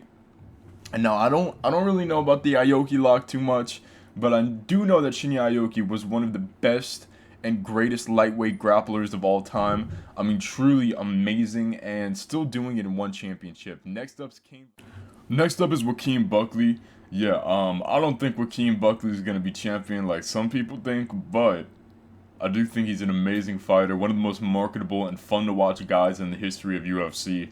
I mean, this guy just has that it factor about him, but multiplied to just like level 10, and literally the greatest knockout of all time against Impa Kasagane. Dude, I am such a big fan of Joaquin Buckley. Next up would be Peter Arts. During the late 90s, there was not a better kickboxer or a more fun to watch kickboxer to see than Peter Arts, besides maybe Ernesto Hoost. But I prefer him because of that head kick. I mean, that Mirko Krokop-esque head kick that he was just consistently hitting on guys. The crazy knees, too. Peter Arts is just that guy. Speaking of Ernesto Hoost, the man to knock him out cold, Jerome Le Banner. Still doing it at 51 years old to, very interesting results here. But Jerome Le Banner, I mean, he might be the greatest kickboxer of all time. Is he regarded as the greatest kickboxer of all time? That's really up for you to decide, but he is something so amazing. And people just don't know who he is. But this Jerome Le Banner guy he is something else. And he has a fight scheduled in 4 days, which is insane. Probably already happened by the time that this video came out. But 50 years old, still competing in 2024, fighting Carl Robertson of all people. But if you just look back at his history and you see some of the things that he's done, beating Mark Hunt, Gary Goodridge, Don Fry, finishing Mark Hunt, finishing Ernesto Hoost, and it's just crazy. It's just crazy how amazing that this guy was. Dude, his striking style and his finishes were awesome. You could argue maybe that he came in during a time where these fighters were like a little bit older, but it's not like he debuted like late, like in the 90s or the 2000s. He started fighting in 92. So this guy had as good as a chance against anybody, and he just beat everybody. Like, if there's a great name, he beat him. He beat him. And it was just truly incredible. Except I don't think he ever beat Ray Sefo. I don't think he ever got that one back. But other than Ray Sefo, Jerome Le Banner just literally destroyed everybody in kickboxing. And I think he had MMA fights too. Yeah, he did have some MMA fights against, I mean, pretty much nobodies, but all his wins were finishes, which is pretty cool. And he also did this from, like, the age of 40-something to sometimes when he was a kickboxer. Like this guy just did it for extra credit. And Jerome Le Banner is truly one of the most amazing striking tacticians of all time. Next up's Diego Sanchez. I like Diego Sanchez so much, man. I've always been a huge Diego Sanchez fan. I think he has a great personality. It kind of reminds me of like a prototype Tony Ferguson, but man, that Joshua Fabia stuff broke my heart. Justin Gaethje's up next. Now, Justin Gaethje is really amazing, but he's not like super high up there for me. And I'm not going to say, oh, this is the most violent and greatest, MMA fighter of all time, because his run, I mean, it has been completely amazing. It's been absolutely completely amazing. In the prototype of the PFL, it was great. World Series of Fighting, he was monstrous. UFC, I would say his run, I don't think it's overrated at all. I just think that it's a lot shorter and less than people think. But still, though, James Vick, not Tony, that wasn't, whatever. James Vick, Dustin Poirier, Edson Barboza, Michael Johnson, and there's just a lot of people. There's a lot of people that have been crucified by the power of Justin Gaethje, and it's crazy to think that this guy was a wrestler. Yeah, I don't think he's ever used his wrestling one time in a fight, at least not in the UFC. But Justin Gaethje, has he ever? I think he's had like one win by decision, maybe. This guy's a knockout machine, and I love to see it. Next up, speaking of knockout machine, Tai Tuivasa. Man, the positive energy that he brings into MMA. The positive energy that he brings into MMA. This big, beer-drinking, obese Samoan smasher. He is just a dynamic and fun fighter anytime he's in there. Couldn't get past my cousin, which is good. You know, I was rooting for my cousin, but Tai Tuivasa's got some big power, and he could go on a big loss streak and bounce back on a big win streak. That's how the state of heavyweight is. Mauricio Shogun, who is up next, one of the greatest legends of Pride ever. I don't think people really remember how good Mauricio Rua was. People just like to discredit somebody that'll be up on number 1 on the list because he's the greatest of all time. I mean, he's my favorite fighter. He'll obviously be number 1, but this guy in Pride, and even on the UFC, during the kind of early days, he was in fine form. I mean, knocking out Alistair Overeem twice, knocking out Rampage with the soccer kicks. This guy was a monster. This guy was an absolute monster. Then went on to finish Kevin Randleman, finish Chuck Liddell, finish Mark Coleman. Dude was just unstoppable. Obviously, oh yeah, knocked out Machida too, right? Knocked out Machida, and then John Jones just smoked him.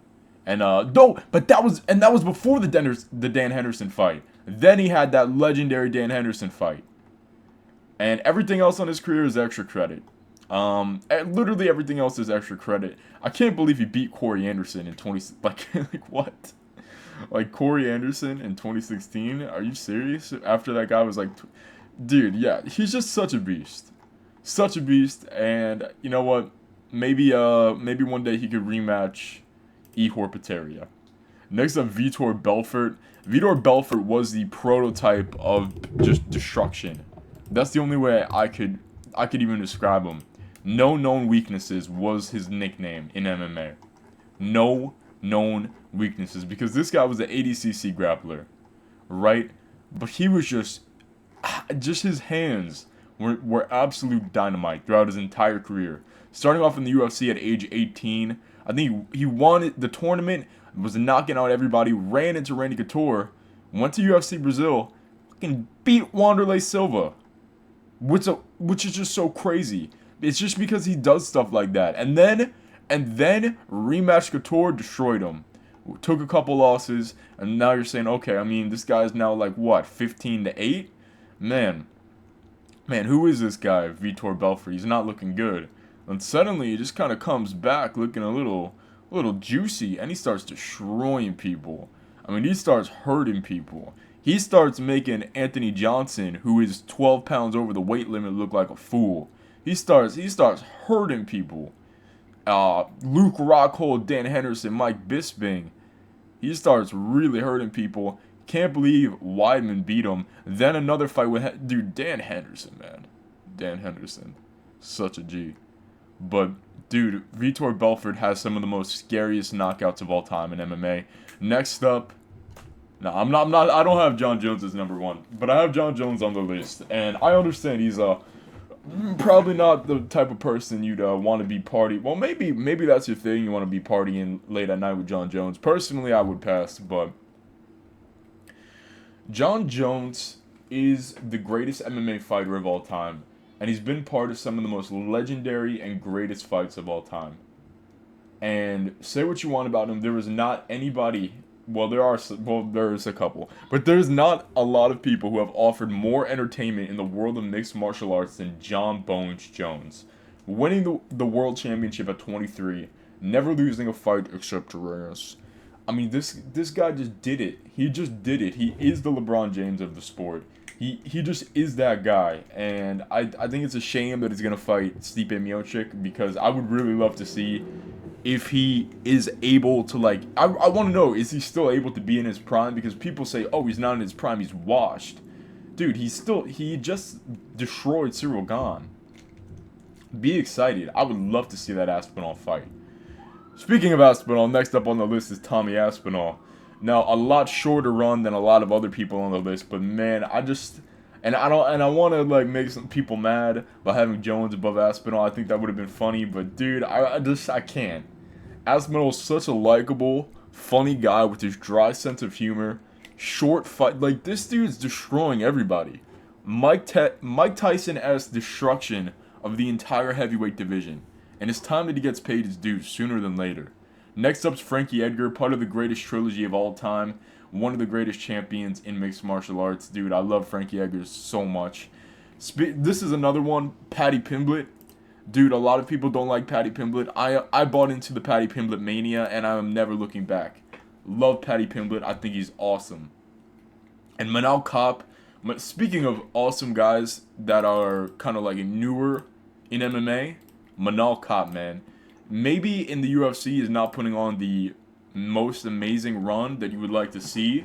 But, I mean, arguably he beat Muhammad Mokaev, first off. That Felipe dos Santos fight was fire. It was absolutely fire. But in Ryzen, that's where he was insane. That's where Manal Kape was looking like a monster. I mean, in Ryzen, Manal Kape was pure destruction. And I cannot wait to see him back in the title picture sooner than later. Kevin Holland's up next. Kevin Holland is a G.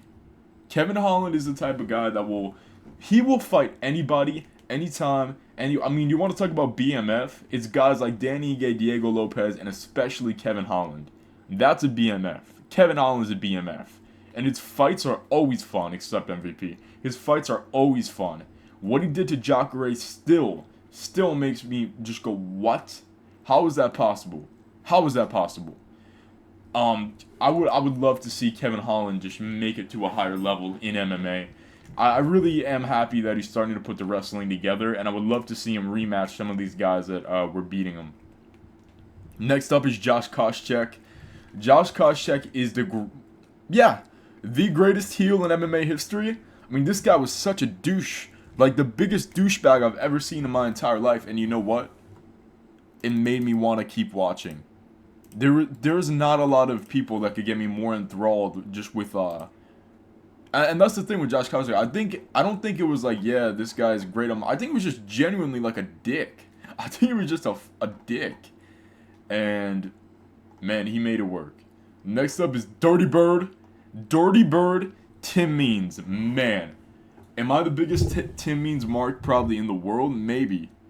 Maybe. But I love Tim Means so much. I think he's one of the most fun fighters of all time.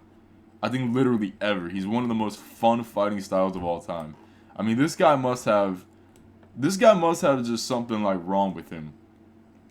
It must have something wrong with him because he is still just throwing and putting it on the line even though he's about 20 years into his career. Yeah, he's 40 years old. That fight with Andre Filo was all... But he's had a lot of great fights. A lot of great finishes. A lot of great finishes. And, dude, he's been here a long time, too. And I'm glad that he is. Next up is... Who some people... I mean, you could argue this guy's the GOAT instead of John Jones. It's 50-50.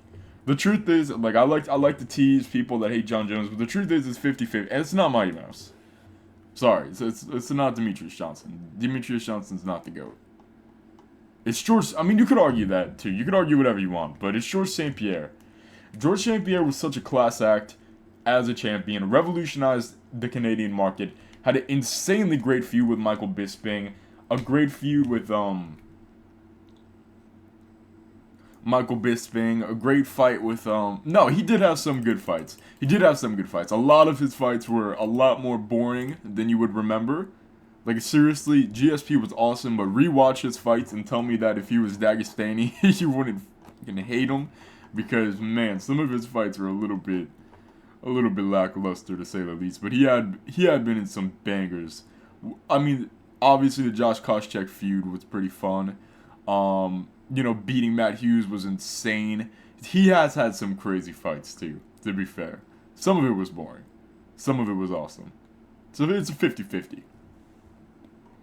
But this guy was just something else. This guy was just something else. He literally just beat everybody. you know, took a break, and then he said, "Hey, you know what? I want to go up in weight," and he took that title too. That would never happen now. Bilal Muhammad's never taken that middleweight title after a 3 or 4 year layoff. That would never happen, bro. This guy's just what he did at welterweight will never ever be replicated. And I heard that he did get abducted by aliens, so I hope you do have a safe landing, George St. Pierre. You are truly, truly amazing. Truly amazing. Next up would be Peter Yan. Peter Yan's boxing is some of the most fun in MMA history. Only kind of like beaten out by maybe Max Holloway. This guy's hands are lethal weapons. He beat Sugar Sean O'Malley, beat a lot of people, beat Jose. I mean, this guy was. We forget his run, but it was incredible. Beat Song Yadong. These are the recent ones. This guy's run was incredible, and his finishes, and his power, and his technique, and his Muay Thai are just so enthralling to watch. So enthralling to watch. And he didn't come from a sports background either. I really don't think he did anything high level. He just kind of came in and said, hey, I'm going to start knocking out people. So he did that to Uriah Faber, and he did that to Jose Aldo. Oh, beat up Corey Sandhagen. That was an insane fight. That Sandhagen fight was insane. I mean, this guy's been just like a technical master.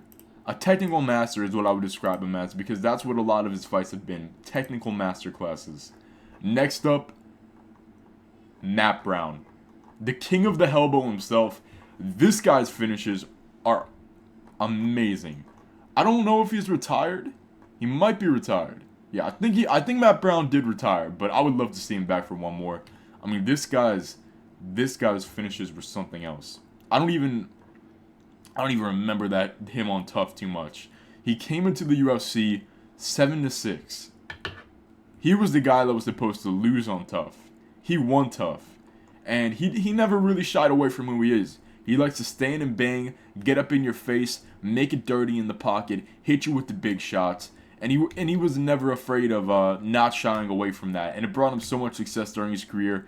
And it's just like, yeah, maybe this guy didn't make... I don't even know if he was ever top 5 or whatever, but he had to be. He had to be like top 5 at one point. He had to be top 5. But... man, it's not exactly that, yo, he beat the greatest people ever. It's just the way that he beat these guys was just brutal. Next up, Stephen Wonderboy Thompson.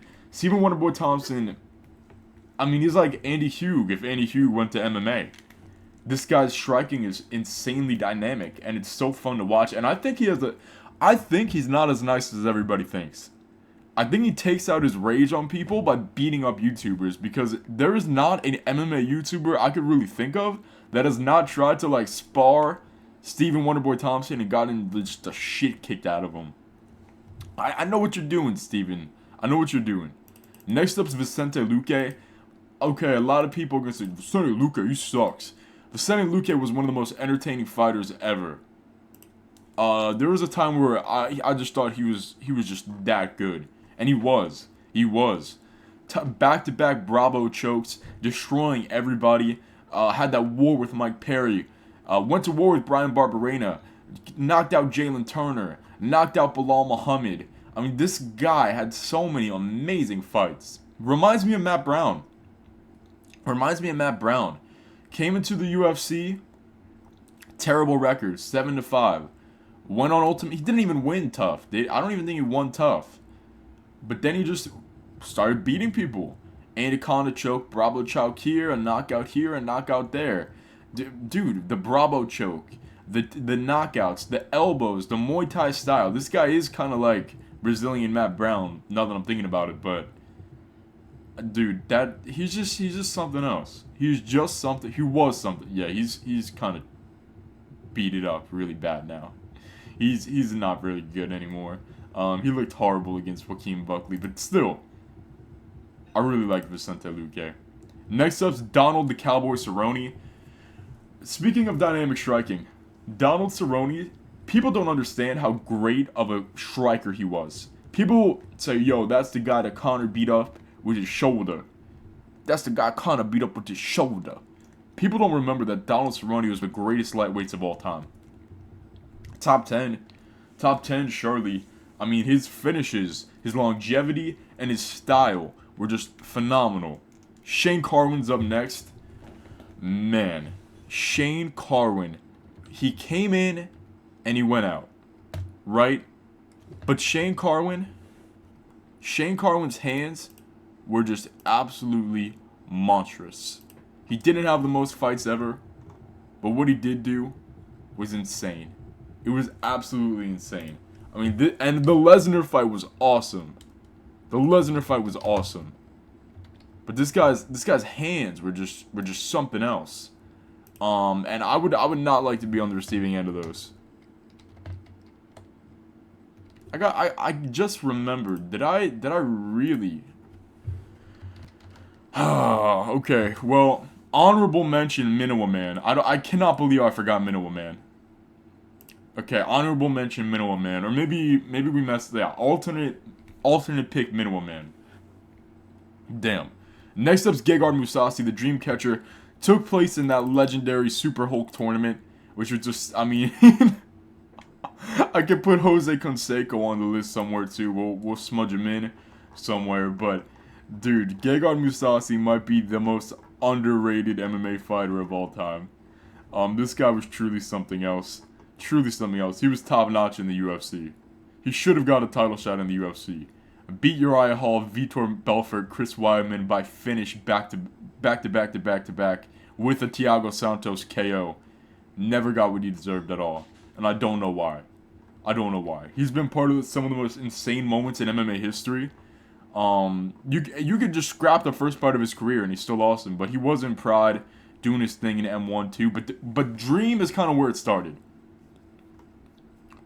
The middleweight GP winner of Dream, just looking incredible. Kind of did what Kevin Holland did to Ronaldo Souza, now that I'm thinking about it. Went in there, beat Mark Hunt of all people during that crazy Super Hulk tournament. Beat Sokaju, Ronaldo Sobral, Gary Goodridge. This guy was just something else. He was something else. And went to the UFC, did great. Went like back and forth, including a win over Dan Henderson. Then he just never got what he deserved. Went to Bellator, won the title there, lost the title there, won the title there. And that's just a big cherry on top to the legendary career that was Gegard Mousasi. Is he retired or is he still fighting? I think he might have one more fight. TJ Dillashaw, people hate TJ Dillashaw so much. Awesome season of Tough. Awesome fighter.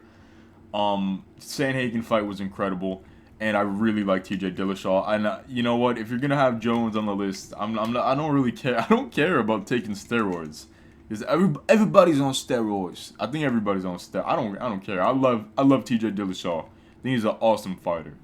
Next up, here's the thing, guys. Sean Strickland, man. At first, I was a Sean Strickland super fan. I can't even lie.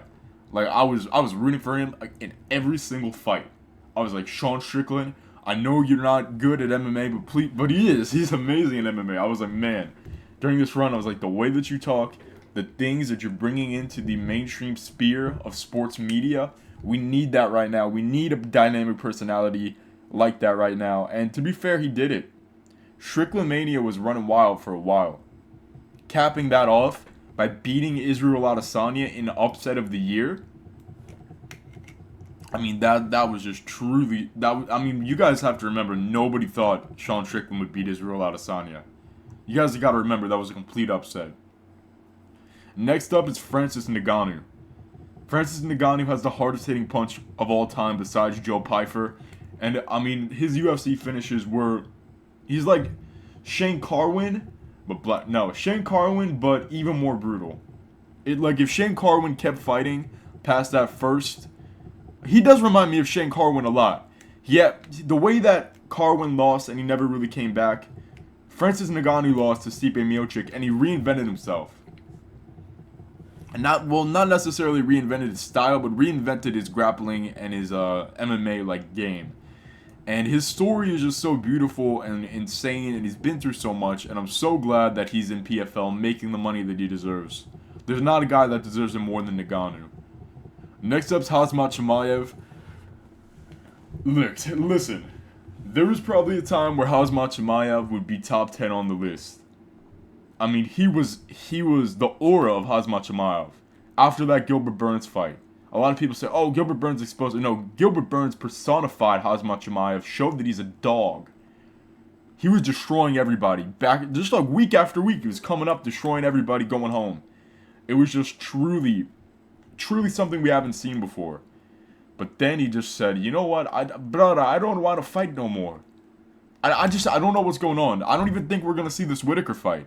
I'd be really surprised if we saw this Whitaker fight." So yeah, there was a time where he would have been top 10. He fell down quite a lot. Next up, Sugar Sean O'Malley. I was not a Sugar Sean O'Malley fan at first.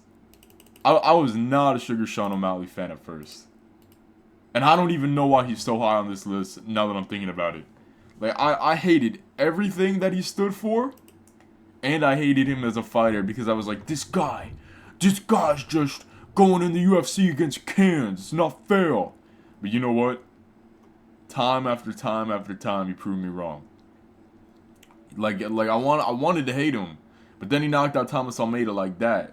And then that Chris Montinho thing happened. I was like, all right, I don't even know what to think of that.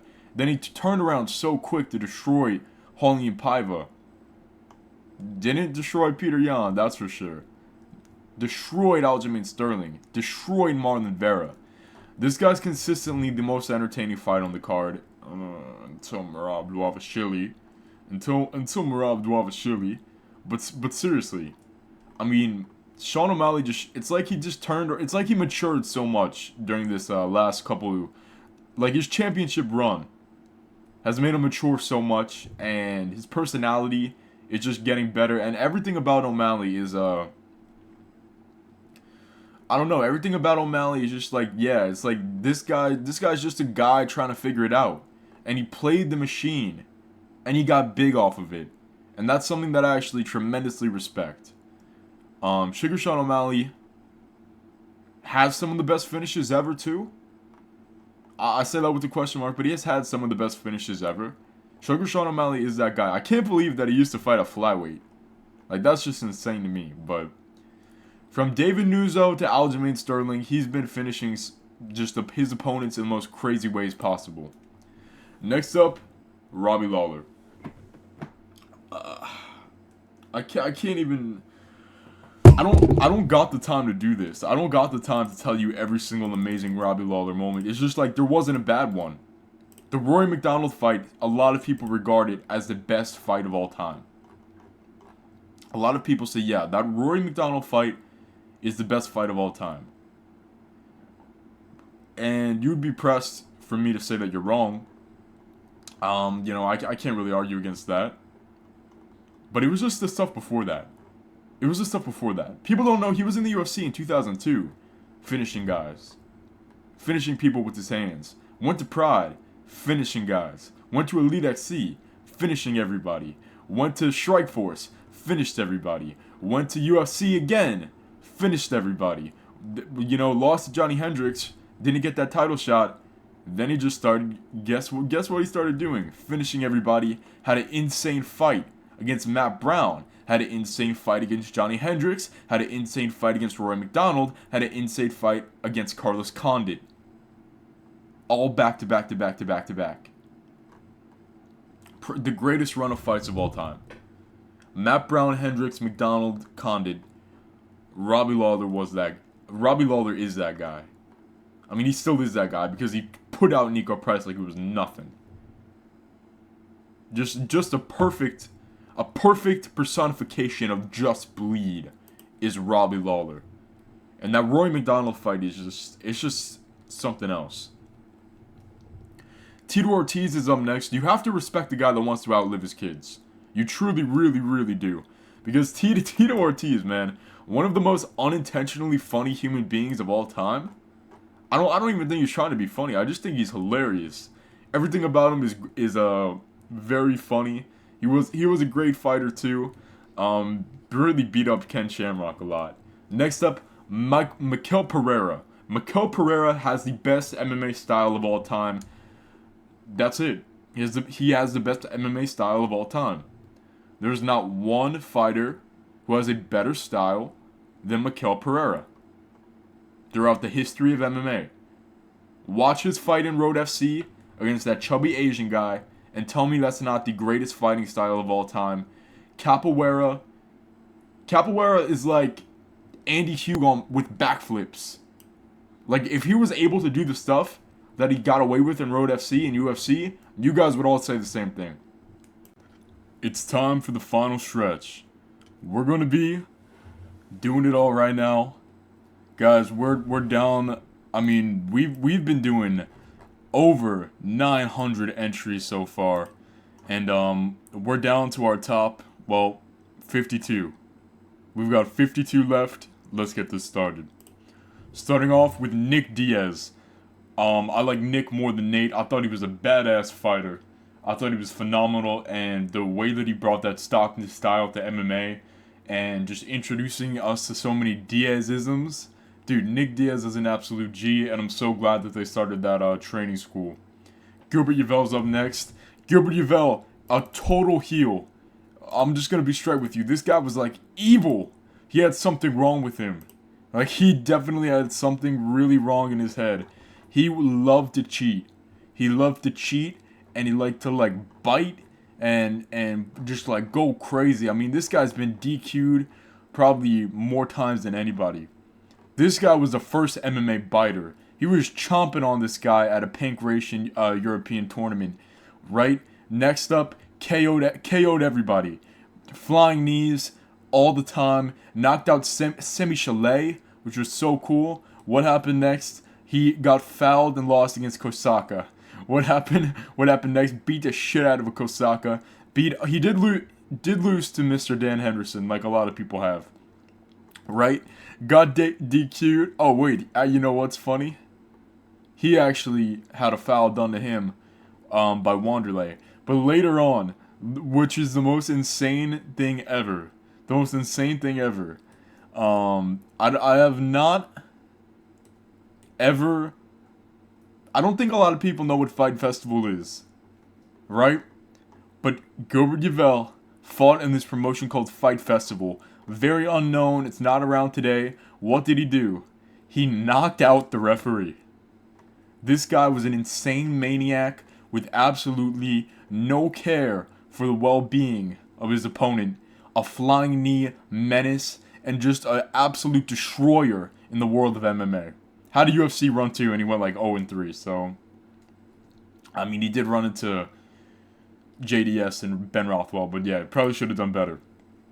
Next up, one of the most unique striking styles and some of the greatest knockouts in MMA history all belong to the Dragon Lyoto Machida. Whether it was in the UFC or Bellator, the way that he would flip people's off switches is just something that probably, it might be replicated, it might be imitated, but it will never be replicated. Next up, Joanna Jędrzejczyk. This girl has never been... The Boogie Woman is coming for you! This girl's never been in a boring fight. She was women's MMA. She was women's MMA. Amanda Nunes, I mean, she is what she is. Valentina Shevchenko, she was great too. But Joanna was a fighter. Joanna was a fighter, and she brought it every time.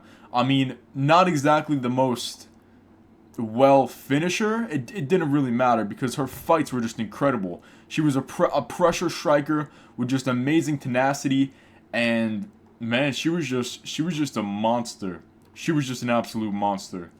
Not many people thought Miss Rose Namajunas was gonna beat her in one of the greatest upsets ever, but it is what it is with that one. And look, Joanna never looked back from when she first debuted in UFC. She took that chance and she made the most of it.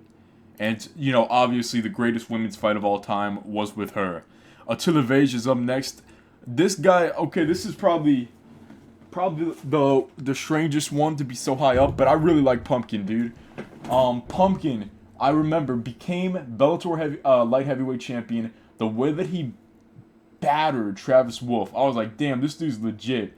And then he lost. I mean, I wasn't following. He lost some. He did lose some. Went to this promotion called Octagon. I'm not saying that it was. He definitely helped me discover Europe. That's like the guy. Like, he is the reason that I started watching other promotions. Him and a certain YouTube channel too. But Vage is gonna have a crazy trilogy with Carlos Famala. I cannot wait. Josh Barnett's up next. I've met Josh Barnett before, which is pretty cool. But this guy obviously was one of the most interesting grapplers in UFC history. And just a great heavyweight. Just a great heavyweight. Like, he was so juiced up, man. To get caught for juicing back in those days, you gotta be on so much shit, man.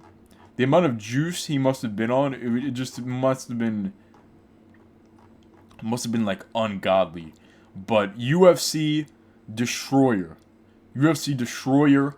Randy Couture, Semi Chalet was a kickboxer, but destroyed everybody in UFC. Went to Pride, had a crazy fight in Pride.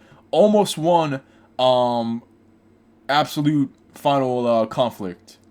Almost won the heavyweight tournament, but he couldn't do it. He went through Alexander Emelianenko, went through Mark Hunt, went through Big Nog, but he lost in the end. But still, went to Affliction, Dream, Strikeforce. Just put a lot of cherries on top. Almost won the Strikeforce heavyweight tournament, but he got Daniel Cormier. Went back to the UFC where he did what he did. The fight against Arlovsky was pretty fun. But Josh Barnett's definitely up there. Next up is Chuck Liddell.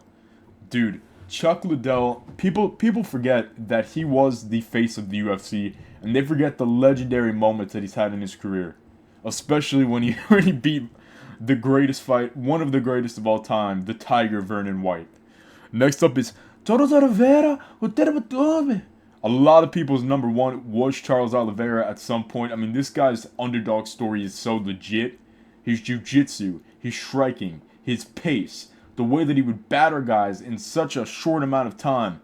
He almost beat Khabib's defense record, because of course you gotta count that Justin Gaethje fight. Obviously you count the Gaethje fight as a defense. Almost beat Khabib's defense record, or tied it. Look, ran into the freight train that is Islam Makhachev, and felt the price. Arman Tsarukyan and him had a very close fight. I don't know what's next for Oliveira. I don't know what's next, but I'm all here for it. Next up, Alexander Volkov. Probably not one that you guys would expect, but I really like Volkov. And he's so funny. Like, he might have the best Instagram game out of any fighter.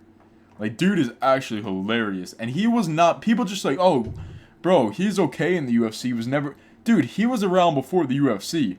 I feel like a lot of people don't know that he was a monster in Bellator. I feel like people don't know that he head-kicked Mighty Mo out cold in Bellator. Yeah, like, this dude has been around. He started fighting like 2009. Like, he's not like a 2015 debutante type of guy. This guy's been around, and he's been good. He's been great.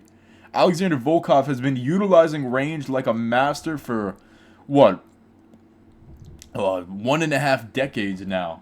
And he's got more wins than you would think. Stefan Struve, Verdum, Roy Nelson, Alistair Overeem was a crazy one. Biggie Boy, Romanov, Tuivasa, Pavlovich has some crazy wins. On a 4-fight win streak right now, the rare highlight in this horrible MMA world that we're in right now, where heavyweights is a joke of a division. I mean, this guy might just beat Cyril Gane and get a title shot. He's has 48 matches already, and it'd be pretty cool. Dude, that's such an insane thing to think about. That's such an insane thing to think about. This guy's longevity is very underrated. 48 matches already. And what is he, like 33, 34? Yeah, around there. Dude, 6'7", Russian Superman. Dude's a monster. Next up, Mighty Mouse Demetrius Johnson. Now, a lot of people are like, yo, why don't you think Mighty Mouse is the GOAT? I just don't think that his resume stacks up to John Jones. That's the only reason. Because other than that, if you put the steroids into account, then Mighty Mouse is arguably the greatest of all time. If you wanna say, yo, Jones' legacy don't matter like that, I mean it does, like it does, but you could say Mighty Mouse is the GOAT. There's 3 people you could say is the GOAT. It's him, GSP, and John Jones, and that's it. There's no other human being that you could possibly argue is the greatest of all time. And if you have someone in your head, get it out of here, you're wrong. The armbar. the Adrian Martin's trilogy. When he fought in Muay Thai mixed rules match. Like, this guy's just been on his, I would say, his, like, holiday streak in one championship just, like, really catapulted his legend up a lot of marks. I mean, the guy is the greatest flyweight of all time. The greatest, he is the greatest fighter below 170 of all time. Demetrius Mighty Mouse Johnson. And that's something that's absolutely inarguable. And I don't want to hear otherwise. Next up, Yoel Romero. This guy was made in a lab. Was this even a real human being? Like, the chin on this guy, literally surgically crafted. Literally surgically crafted to be a great MMA fighter. And that's just incredible. He is an incredible fighter. And the things that he did in the octagon, man, were truly special. Truly, truly special. There's not a day that goes by that I'm not thinking like, yo, how about Yoel Romero in this what if matchup? That's always in my mind because that guy was just a genetic monster and an absolute beast. All right, next up is Drew Dober. Bro, Drew Dober, from the striking styles to the memes to his classy demeanor, this guy is everything that a mixed martial artist should be and can be. I mean, he is incredible. And I was a big Drew Dober fan. Next up, and this is the highest rated submission grappler on the list, and I believe this is the last person to not be, well, the last person to not have any MMA fights on my favorite fighter list, and that's Craig Jones. I could make an entire video on Craig Jones, and I really might. This guy single-handedly saved an entire sport. By himself. Single-handedly saved the entire sport of jiu-jitsu. I mean, he's done so much for the combat world. I cannot understate how much he's done. I cannot understate how much that Craig Jones Invitational helped a dying sport. Submission grappling was taking over, but that was by the UFC and Chael Sonnen's promotion or whatever. Like, it was getting some eyes, but jiu-jitsu as a whole, that charge of modern jiu-jitsu being the new sign your kids up to karate, that's Craig Jones. The way that he marketed the sport and the way that he eventually made it come to a calamity at the CGI with the Gabby Garcia stuff, with the 2 tournaments, actually treating fighters like they should be, Craig Jones is a legend. Next up, it's Adrian Bartosinski. Bartosinski's the most... How many times am I going to say the most... Well, he's the most underrated MMA fighter ever. Nobody gives him credit. He's 13-0 with beating Saladin Parnasse. Come on. Give this guy some respect. He is an absolute monster. He's an absolute monster. No, he's 16-0. 16-0. And he's just beating everybody like it's nothing. I think he's all finishes in KSW. 16-0 all finishes except the Saladin fights. He went to a decision with Saladin. Other than that, all finishes. Do you know how insane that is? Do you know what kind of champion it takes to be doing stuff that he's doing? I cannot wait to watch him fight Mamed Khalidov. I think it's going to be a banger. And Mamed Khalidov's been around a long, long time. Like a long, long time. This guy's straight up like a legend. But he's going to be juiced up. Adrian's going to be juiced up. Let's see who's juiced more. He's kind of... Yeah, Khalidov's not on the list, was he? Damn. Alright, next up, Dustin the Diamond Poirier. Dustin Poirier has had some of the slickest boxing and the best hands in MMA history. Has had some absolute wars in the octagon. Semi-Chalet, I don't even know. The High Tower. The High Tower is 7 feet of kickboxing greatness. 7 feet of kickboxing greatness, and in MMA, he was a G too. I mean, as a kickboxer, he was awesome. I mean, obviously, he had a lot of power. He had the head kick, from like a 7-foot head kick. Probably didn't feel too good, but this guy can move too. Finished Mark Hunt, finished Jerome LeBanner, finished Ray Sefo. Come on, like that's insane. Who's out there finishing Ernesto Hoof, Ray Sefo, and Mark Hunt? My favorite kickboxer of all time is I don't know if he's my favorite kickboxer of all time, but he's my favorite kickboxer that did like his MMA run was crazy too. You guys got to remember this guy went to Pancrase and submitted people, submitted Yuki Kondo. That's so crazy. This kickboxer submitted Yuki Kondo, went to the UFC, beat up Pete Williams, went to Pride, soccer kick, front kick, knocked out the guy that Don Fry fought. And then it's just like, it's crazy stuff like that that makes you an absolute legend. Next up, Dan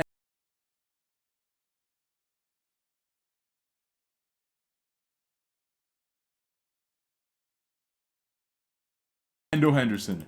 How many times on this list have I said they had a war with Dan Henderson? How many times have I said that? Dan Henderson, dude, I think there was a time where people used to think it was boring.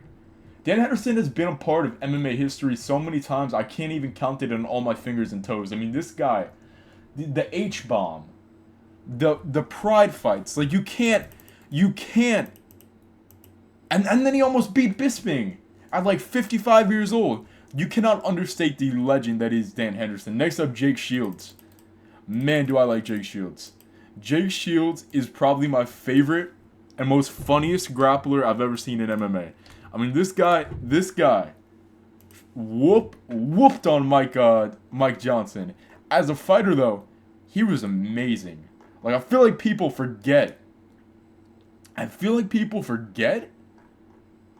Because of his, like, Twitter or whatever. People don't remember. This guy's jiu-jitsu is, like, insane. Like, his jiu-jitsu was, like, he beat Damian Maia, Tyrone Woodley, Dan Henderson he beat Robbie Lawler by submission, Paul Daly, Mike Pyle, beat Carlos Condit. This guy's grappling was just next level. And, yeah, it was awesome. It was awesome to see. And if you have Jake Shields as a jiu-jitsu coach, like some people do, I'm telling you, you are in some pretty damn good hands.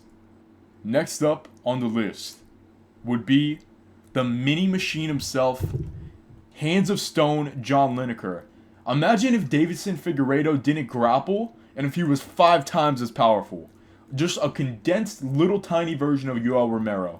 That's the only way I could describe him. He's hard to knock out. He's got Hands of Stone, and now that he's in Muay Thai, it's just insane. Next up is Bas Rutten. Bas Rutten has some of the most legendary stories in MMA history. I mean, I could listen to Bas Rutten talk all day. Obviously, Pancrase legend. Part of the reason MMA kind of took off was part of Bas Rutten. I don't think you could even begin to understate what he did. Went to the UFC, beat Kevin Randleman, just for fun. Became UFC heavyweight champion just for fun after revolutionizing the sport in Pancrase. Knocking people out with his palms, knees, the Muay Thai submit, like he put it together. He really put it together. And I suggest you guys go watch some of his DVDs because you will really learn a lot about the sport. Next up, Alexander Volkanovski.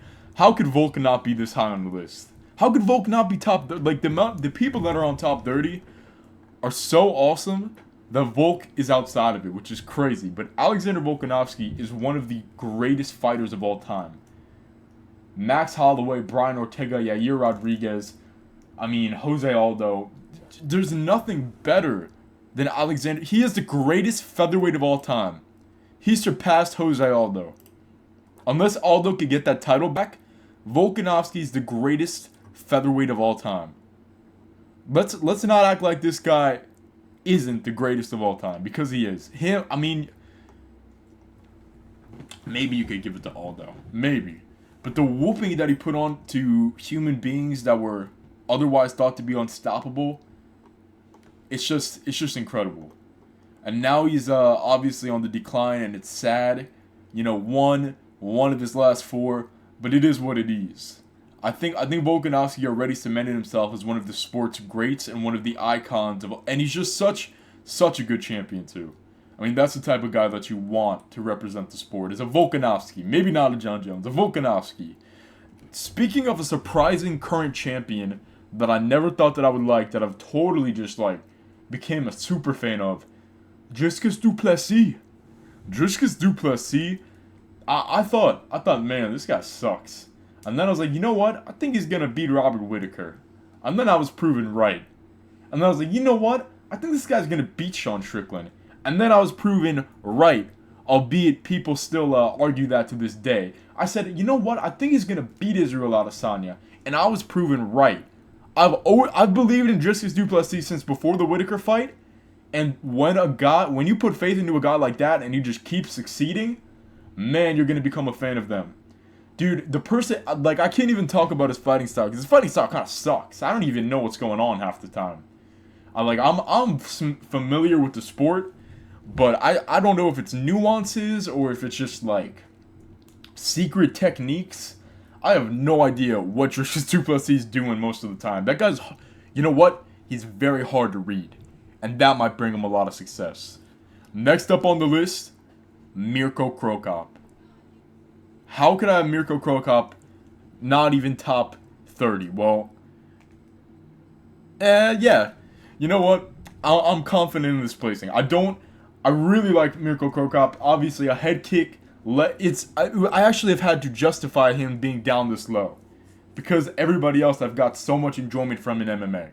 Mirko Cro Cop, a great kickboxer, a great MMA fighter, went to war with everybody, knocked right kick, cemetery, what was it? Right kick, hospital, left kick, cemetery, something like that.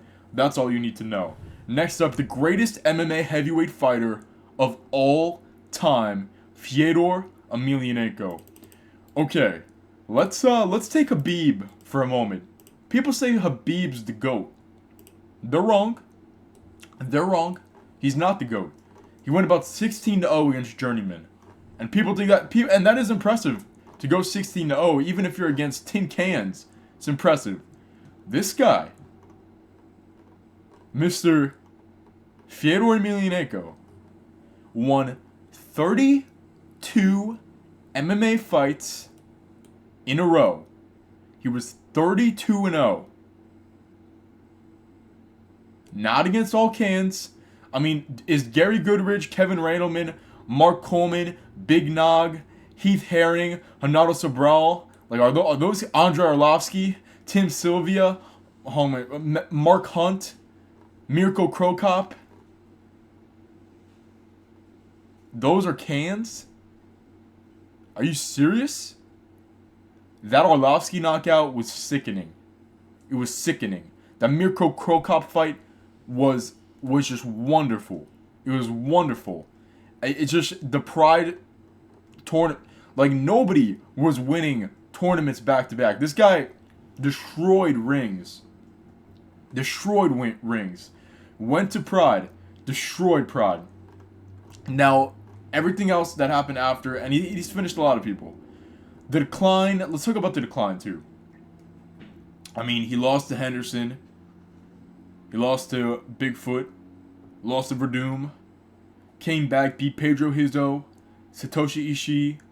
I mean, Jaideep Singh, I'm not too sure about how awesome that one is. Went to Bellator, and we're just going to forget it even happened. You know what? This guy beat Frank Mir in Bellator. That's Quinton Jackson. Anyway, that's enough about looking at Fedor's Bellator run.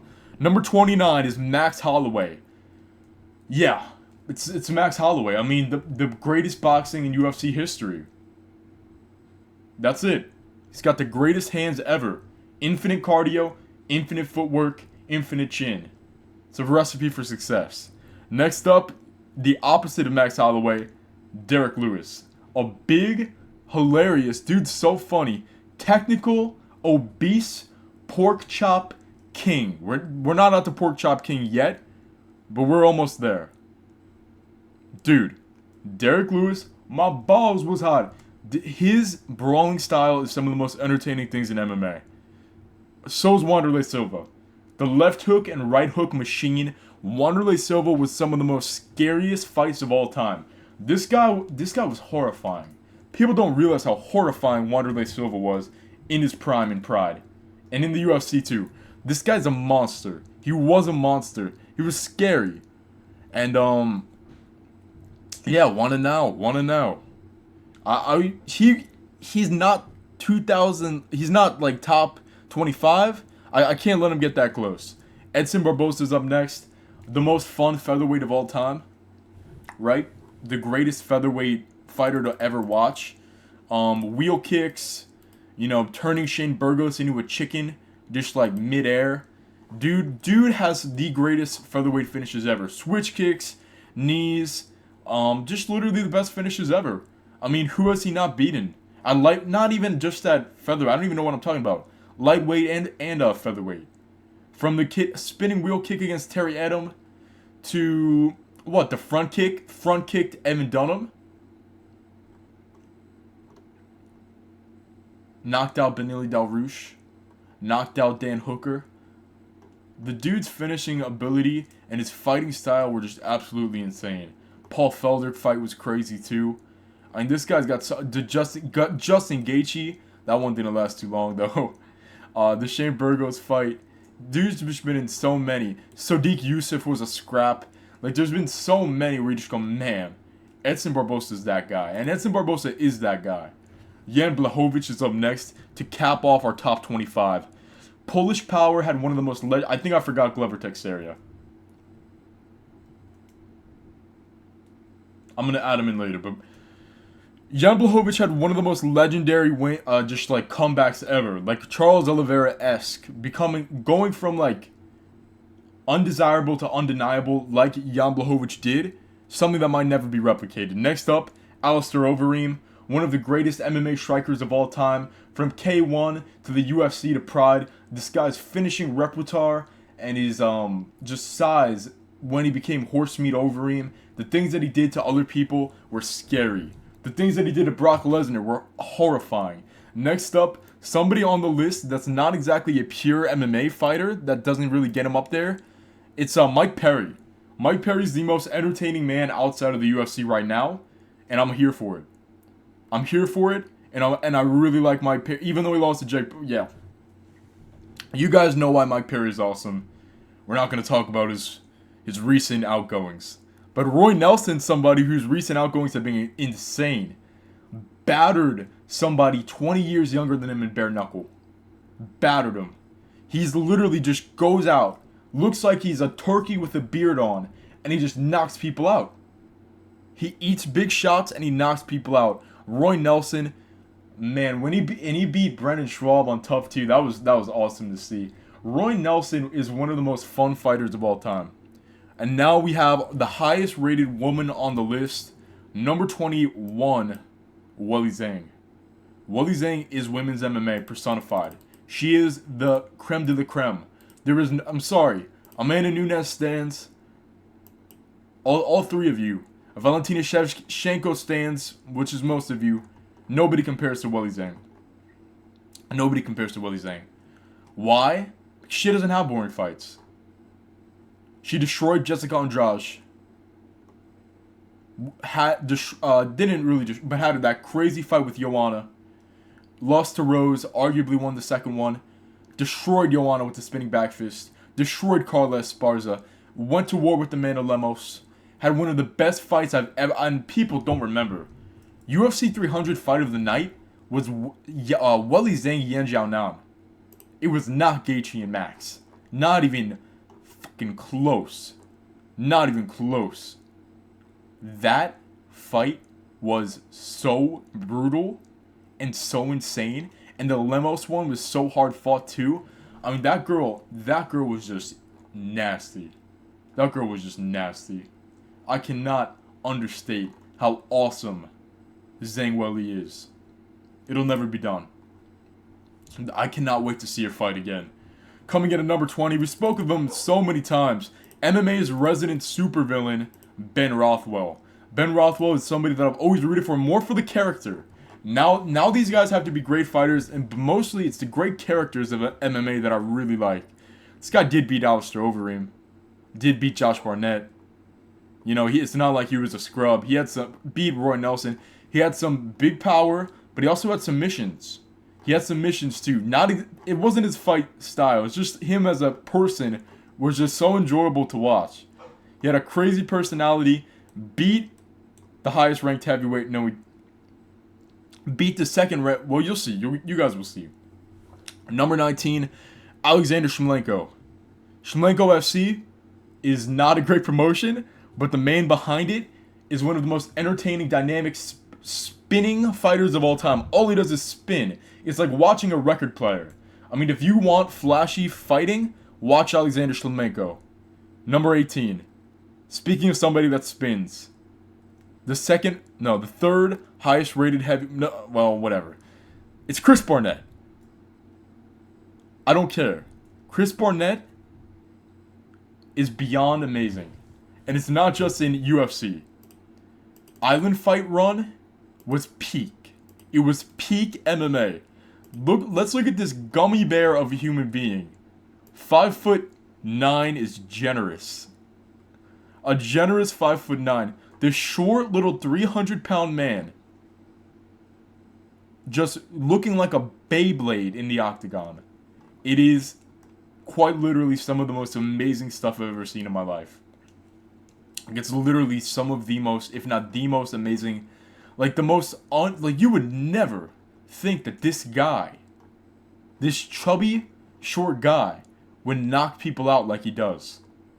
And now that he's in the UFC, I would say he's kind of out of his prime now. I'd say he's probably out of his prime now.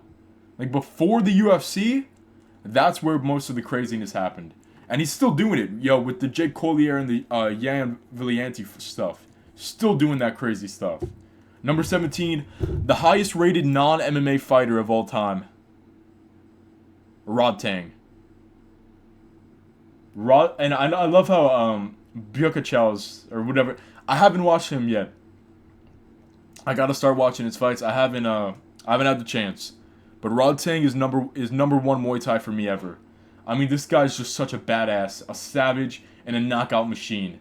I've never seen somebody eat so many shots like he does, and just like keep it coming. I want more. Hands down, it's like he doesn't even feel them. Absolute monster. Number 16 and number 15, two of the most popular MMA fighters of all time, with number 16 being Jorge Masvidal. I mean, Gamebred's brought me so much entertainment. Now we're getting to the top of the top. He's brought me so much entertainment. Flying knee knockout over Askren. But the feuds have been top notch. The feuds have been top notch. Number 15, speaking of feuds, none have done it better than Conor McGregor. Left hand, Jose Aldo.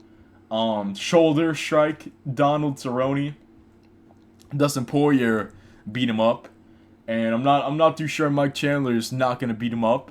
But there was a time where this guy was him. This guy still is him. I mean, he was the most successful man in MMA ever. Right? He's like a billionaire MMA fighter. That's probably the last thing you expect when someone says, "Yeah, I'm an MMA fighter, comma, billionaire." That's insane. He was great. But he was just great. He was great, but he had help. This guy didn't have help behind him. He just became great. And that's the number 2 ranked lightweight on the list. Tony Ferguson. Tony Ferguson has had some of the most crazy and savage fights of all time. And he's one of the most funny and insane human beings to ever enter the sport. And that's all. That's all I gotta say. Because this one's gonna probably make a lot of people go, what the F? But my number 1 ranked lightweight on the list, number 13, is Beneil Dariush. Beneil Dariush he deserved everything and he got nothing. And he was one of my favorite fighters ever. I mean, man, he looked like a monster before his chin just gave out. He looked like an absolute monster. He really, really did. He deserved a title shot and he never got one. But he should have. He should have. In a world of Conor McGregor's, even Islam Makhachev, in a world of trash talking and bringing down your opponents, Beneil Dariush just wanted to be a good father and set a good example for his kids. That's all he wanted to do. And I think even though he never got what he deserved, he did that beautifully. That's the personification of a humble MMA fighter, is Beneil Dariush. Number 12, Anderson Silva. Anderson Silva is a horrifying human being during his prime. This guy would just dance around you, and when he felt like it, knock you out. It had one stinker against Damian Maia. and I got beat by Jake Paul. But other than that, Anderson Silva is the most entertaining fighter in MMA at the highest level. At the highest level, Anderson Silva was that guy. He would obviously have beat Israel Adesanya in his prime, and obviously he would beat Sean Strickland. I'm sick of that rhetoric. I don't know where that even came from. This guy's pressure Muay Thai style, combined with slick kickboxing and very good jiu-jitsu, I mean, that's just a disaster for 99.9% of MMA fighters of all time. Anderson Silva was a walking disaster. Now that we approach number 11, who's also a walking disaster, I just want to give a shout out to the sponsor of this video. Number 11 is Yuri Prohaska. Yuri Prohaska, dude, he's a wild man. He's not even like a normal human being. Like, he thinks he's in a TV show or something. And it's awesome. It's like he's not even there. It's like he's not even there. He just thinks he's in a TV show. And he spins around, he does his elbows, he does what he does, and I love to see it. Alright, now that we're in the top 10, things are getting tight. Next up, we got Mark Coleman, coming in at number 10. Mark Coleman's one of the greatest human beings ever in the sport of MMA. Just a true good guy. But as a fighter, so effing vicious, so nasty as a fighter. I mean, Mark Kerr-esque, Lyndon Vassell, I mean, the Godfather of Ground and Pound, they call him that for a reason.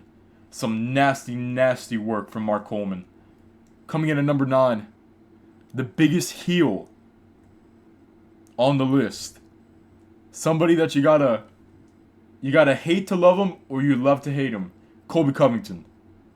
Colby Covington nowadays is a joke. I get it. But come on. During that Usman fight, the first one, the second one, and after he beat up Tyron Woodley, he was looking scary, and he had the best promo skills in MMA at the time. I mean, he was making Conor McGregor look a little funky. The way that Colby Covington could turn a crowd against him, the way that he could drag people into the 7th layer of hair, I mean, Colby Covington I was part of the MAGA Mania, Colby Covington Mania crowd. I mean, I was fully invested in Colby Covington, and yeah, I gotta say, I'm pretty disappointed with his recent standings. Number 8, Alex Pereira. Alex Pereira, such a G. Alex Pereira is such a G. I know fighters like Kevin Holland, Dan Ige, and so many others step in on short notice. This guy does it for main event pay-per-view title matches. This guy will fight anybody that they say. With any time given. It's like he doesn't care. Let's not forget, that Yuri Prohaska fight, the first one, where he destroyed Yuri Prohaska, and he's destroyed so many human beings, and he was a crazy good kickboxer as well. But that first fight, when he destroyed Yuri Prohaska, he was coming off of a KO. Well, it wasn't. No, it was Jan Blachowicz. It was the Jan Blachowicz fight. When he first beat Jan Blachowicz and went to light heavyweight, he got knocked out cold about 3 months ago. He's okay with making turnarounds like that. Murked Prohaska, Strickland, Adesanya, Hill, and then Prohaska again. And man, Khalil Roundtree, you better bring your A game. Because Alex Pereira is not here to play, boy. Alex Pereira is not here to play. And let's talk about his kickboxing fights. The left hooks all over the place. You know, the flying knees. The win over Adesanya there when he flatlined him. He was in a different era of kickboxing than a lot of the guys that I really like. That's the only thing I would say is, like, different. Like, he was in the Dustin Jacoby era of kickboxing, you know what I mean? He's in the Cesar Almeida and the Israel Adesanya era of kickboxing, but man. He also wasn't a heavyweight. We gotta remember that. He was also not a heavyweight. But he's built like a heavyweight. He could be. Oh yeah, he went to war with Simon Marcus too. That's one I forgot. Yeah, it is what it is. Double champ in kickboxing, double champ in MMA. Could be the first triple champ. Let's see how this video ages. Number 7's Mark Hunt. Mark Hunt is, how do I he's a destroyer. He's a destroyer. He's hard to knock. He's like if Tai Tuivasa was like not fat. He's like if Tai Tuivasa was good and not fat. And that alone should tell you all you need to. I mean, but he was dynamic too. He had more than just a punch. He had the knees. He had the Muay Thai. He had some nasty knockouts in kickboxing. Man, him in kickboxing was special. I mean, he was special. These guys are all special. Number 6, the formerly oldest UFC champion of all time, got one of the greatest personalities in MMA history, Randy Couture. Don't let Dana White sway you. Randy Couture was that. He was. He was like, not like Alex Pereira. He had like the aura of an Alex Pereira. And maybe not the quick fights or whatever, but he had that aura. Randy Couture was so good for the sport. He was the first guy to really stand up to the institutionalization of MMA by Dana White and UFC or whatever. And he as a champion was just so amazing. The way that he came back after, not competing and saved the heavyweight division at age 44. And it's just like, man, that's something that you're writing in like a comic book. Number 5, the greatest talker in MMA history. Better than Conor McGregor and better than Colby Covington. He's the bad guy. Chael Sonnen. Chael Sonnen, YouTube videos helped me get into MMA a lot. Like really get into, well, not really. You know what? That's not even true. I think his takes were maybe, I don't know. Now they seem a little rudimentary. But there was a time where we would like show off like wrestling tournaments and, give you like in-depth details that not a lot of people would know. Chael Sonnen is fantastic. A fantastic war against Anderson Silva, one of the best fights of all time. Right? Went to Bellator, cut some of the best promos in MMA history. Against Tito Ortiz, against Wanderlei Silva. I mean, the guy was just an ass. He was just an ass, but it was so engaging. And you can tell I'm running out of steam as we get to this top 4, but number 4, the top-rated featherweight on the list, and this one's going to be controversial, but he is the reason I started. I think I've said that like 50 times. He was my favorite MMA fighter at one point. He had the best personality of any MMA fighter I've ever seen until I really dove into number 1 and number 2, Bryce Mitchell. Bryce Mitchell above Andy Hugh and above Conor McGregor? Yeah. The Twister himself, I like, dude, seeing a guy who represents my values, who has my deep south southern Arkansas accent, win in MMA, that's just a great feeling. That's just a feeling that you will never get anywhere else. And Bryce Mitchell gave me that feeling, and his raps are so good. Yeah, I'm from Arkansas, went through the darkest light at the end of the tunnel, my enemy fumbled. Like, I know every word to every Bryce Mitchell rap song. You would be hard-pressed to find a Bryce Mitchell rap song that I don't have memorized. But truly, he was an inspiration for me to start training MMA. He definitely was. On The Ultimate Fighter, I think that was around the time that I started training.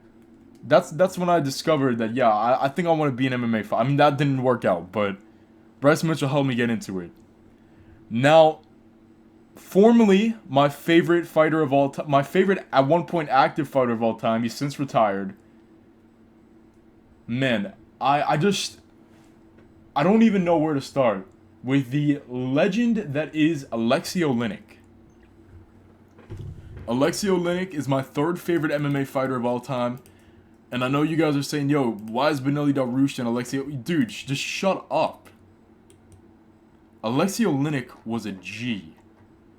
I mean, you want to talk about longevity?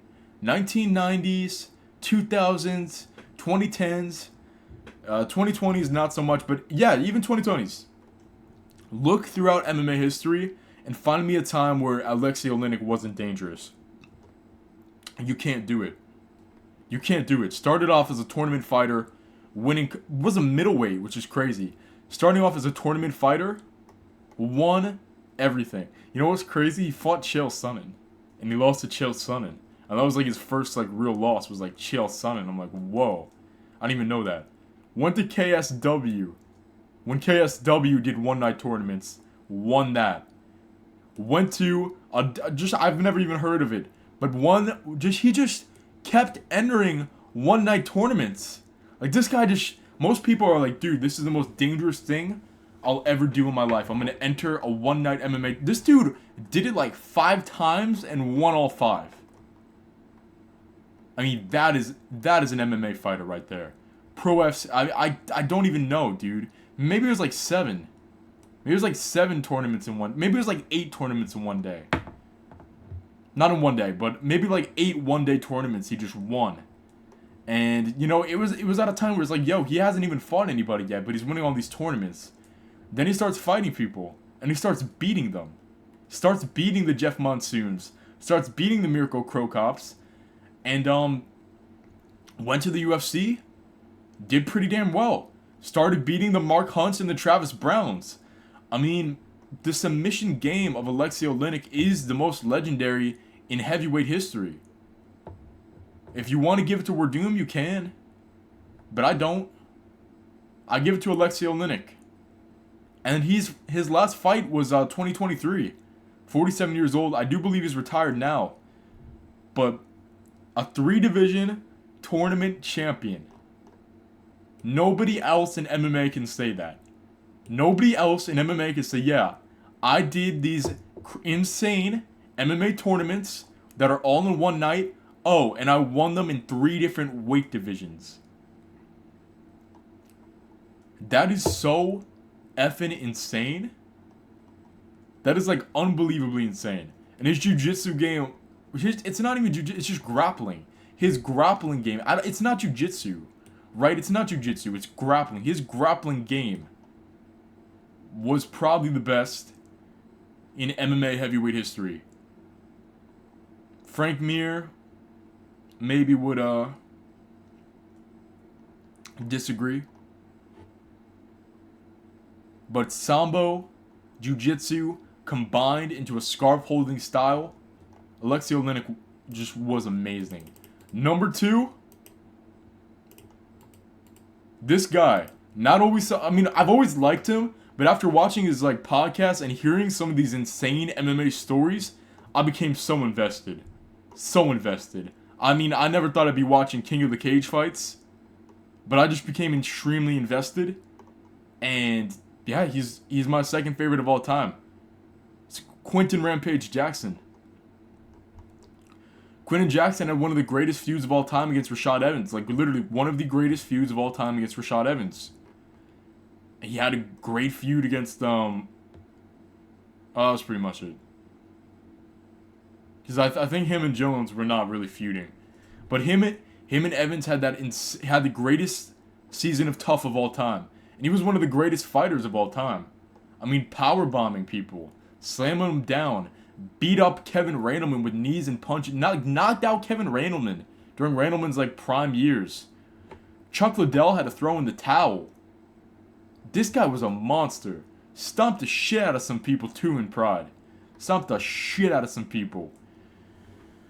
Quinton Jackson was just that guy. Yeah, the Forrest Griffin fight was legendary, even though he lost that one. Yeah, that was crazy.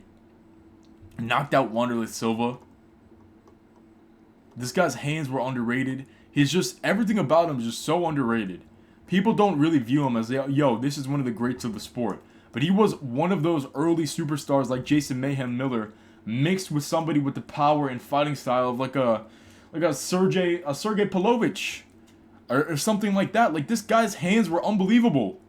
His overhand. And he had some... Well, he didn't have great... He wasn't a wrestler.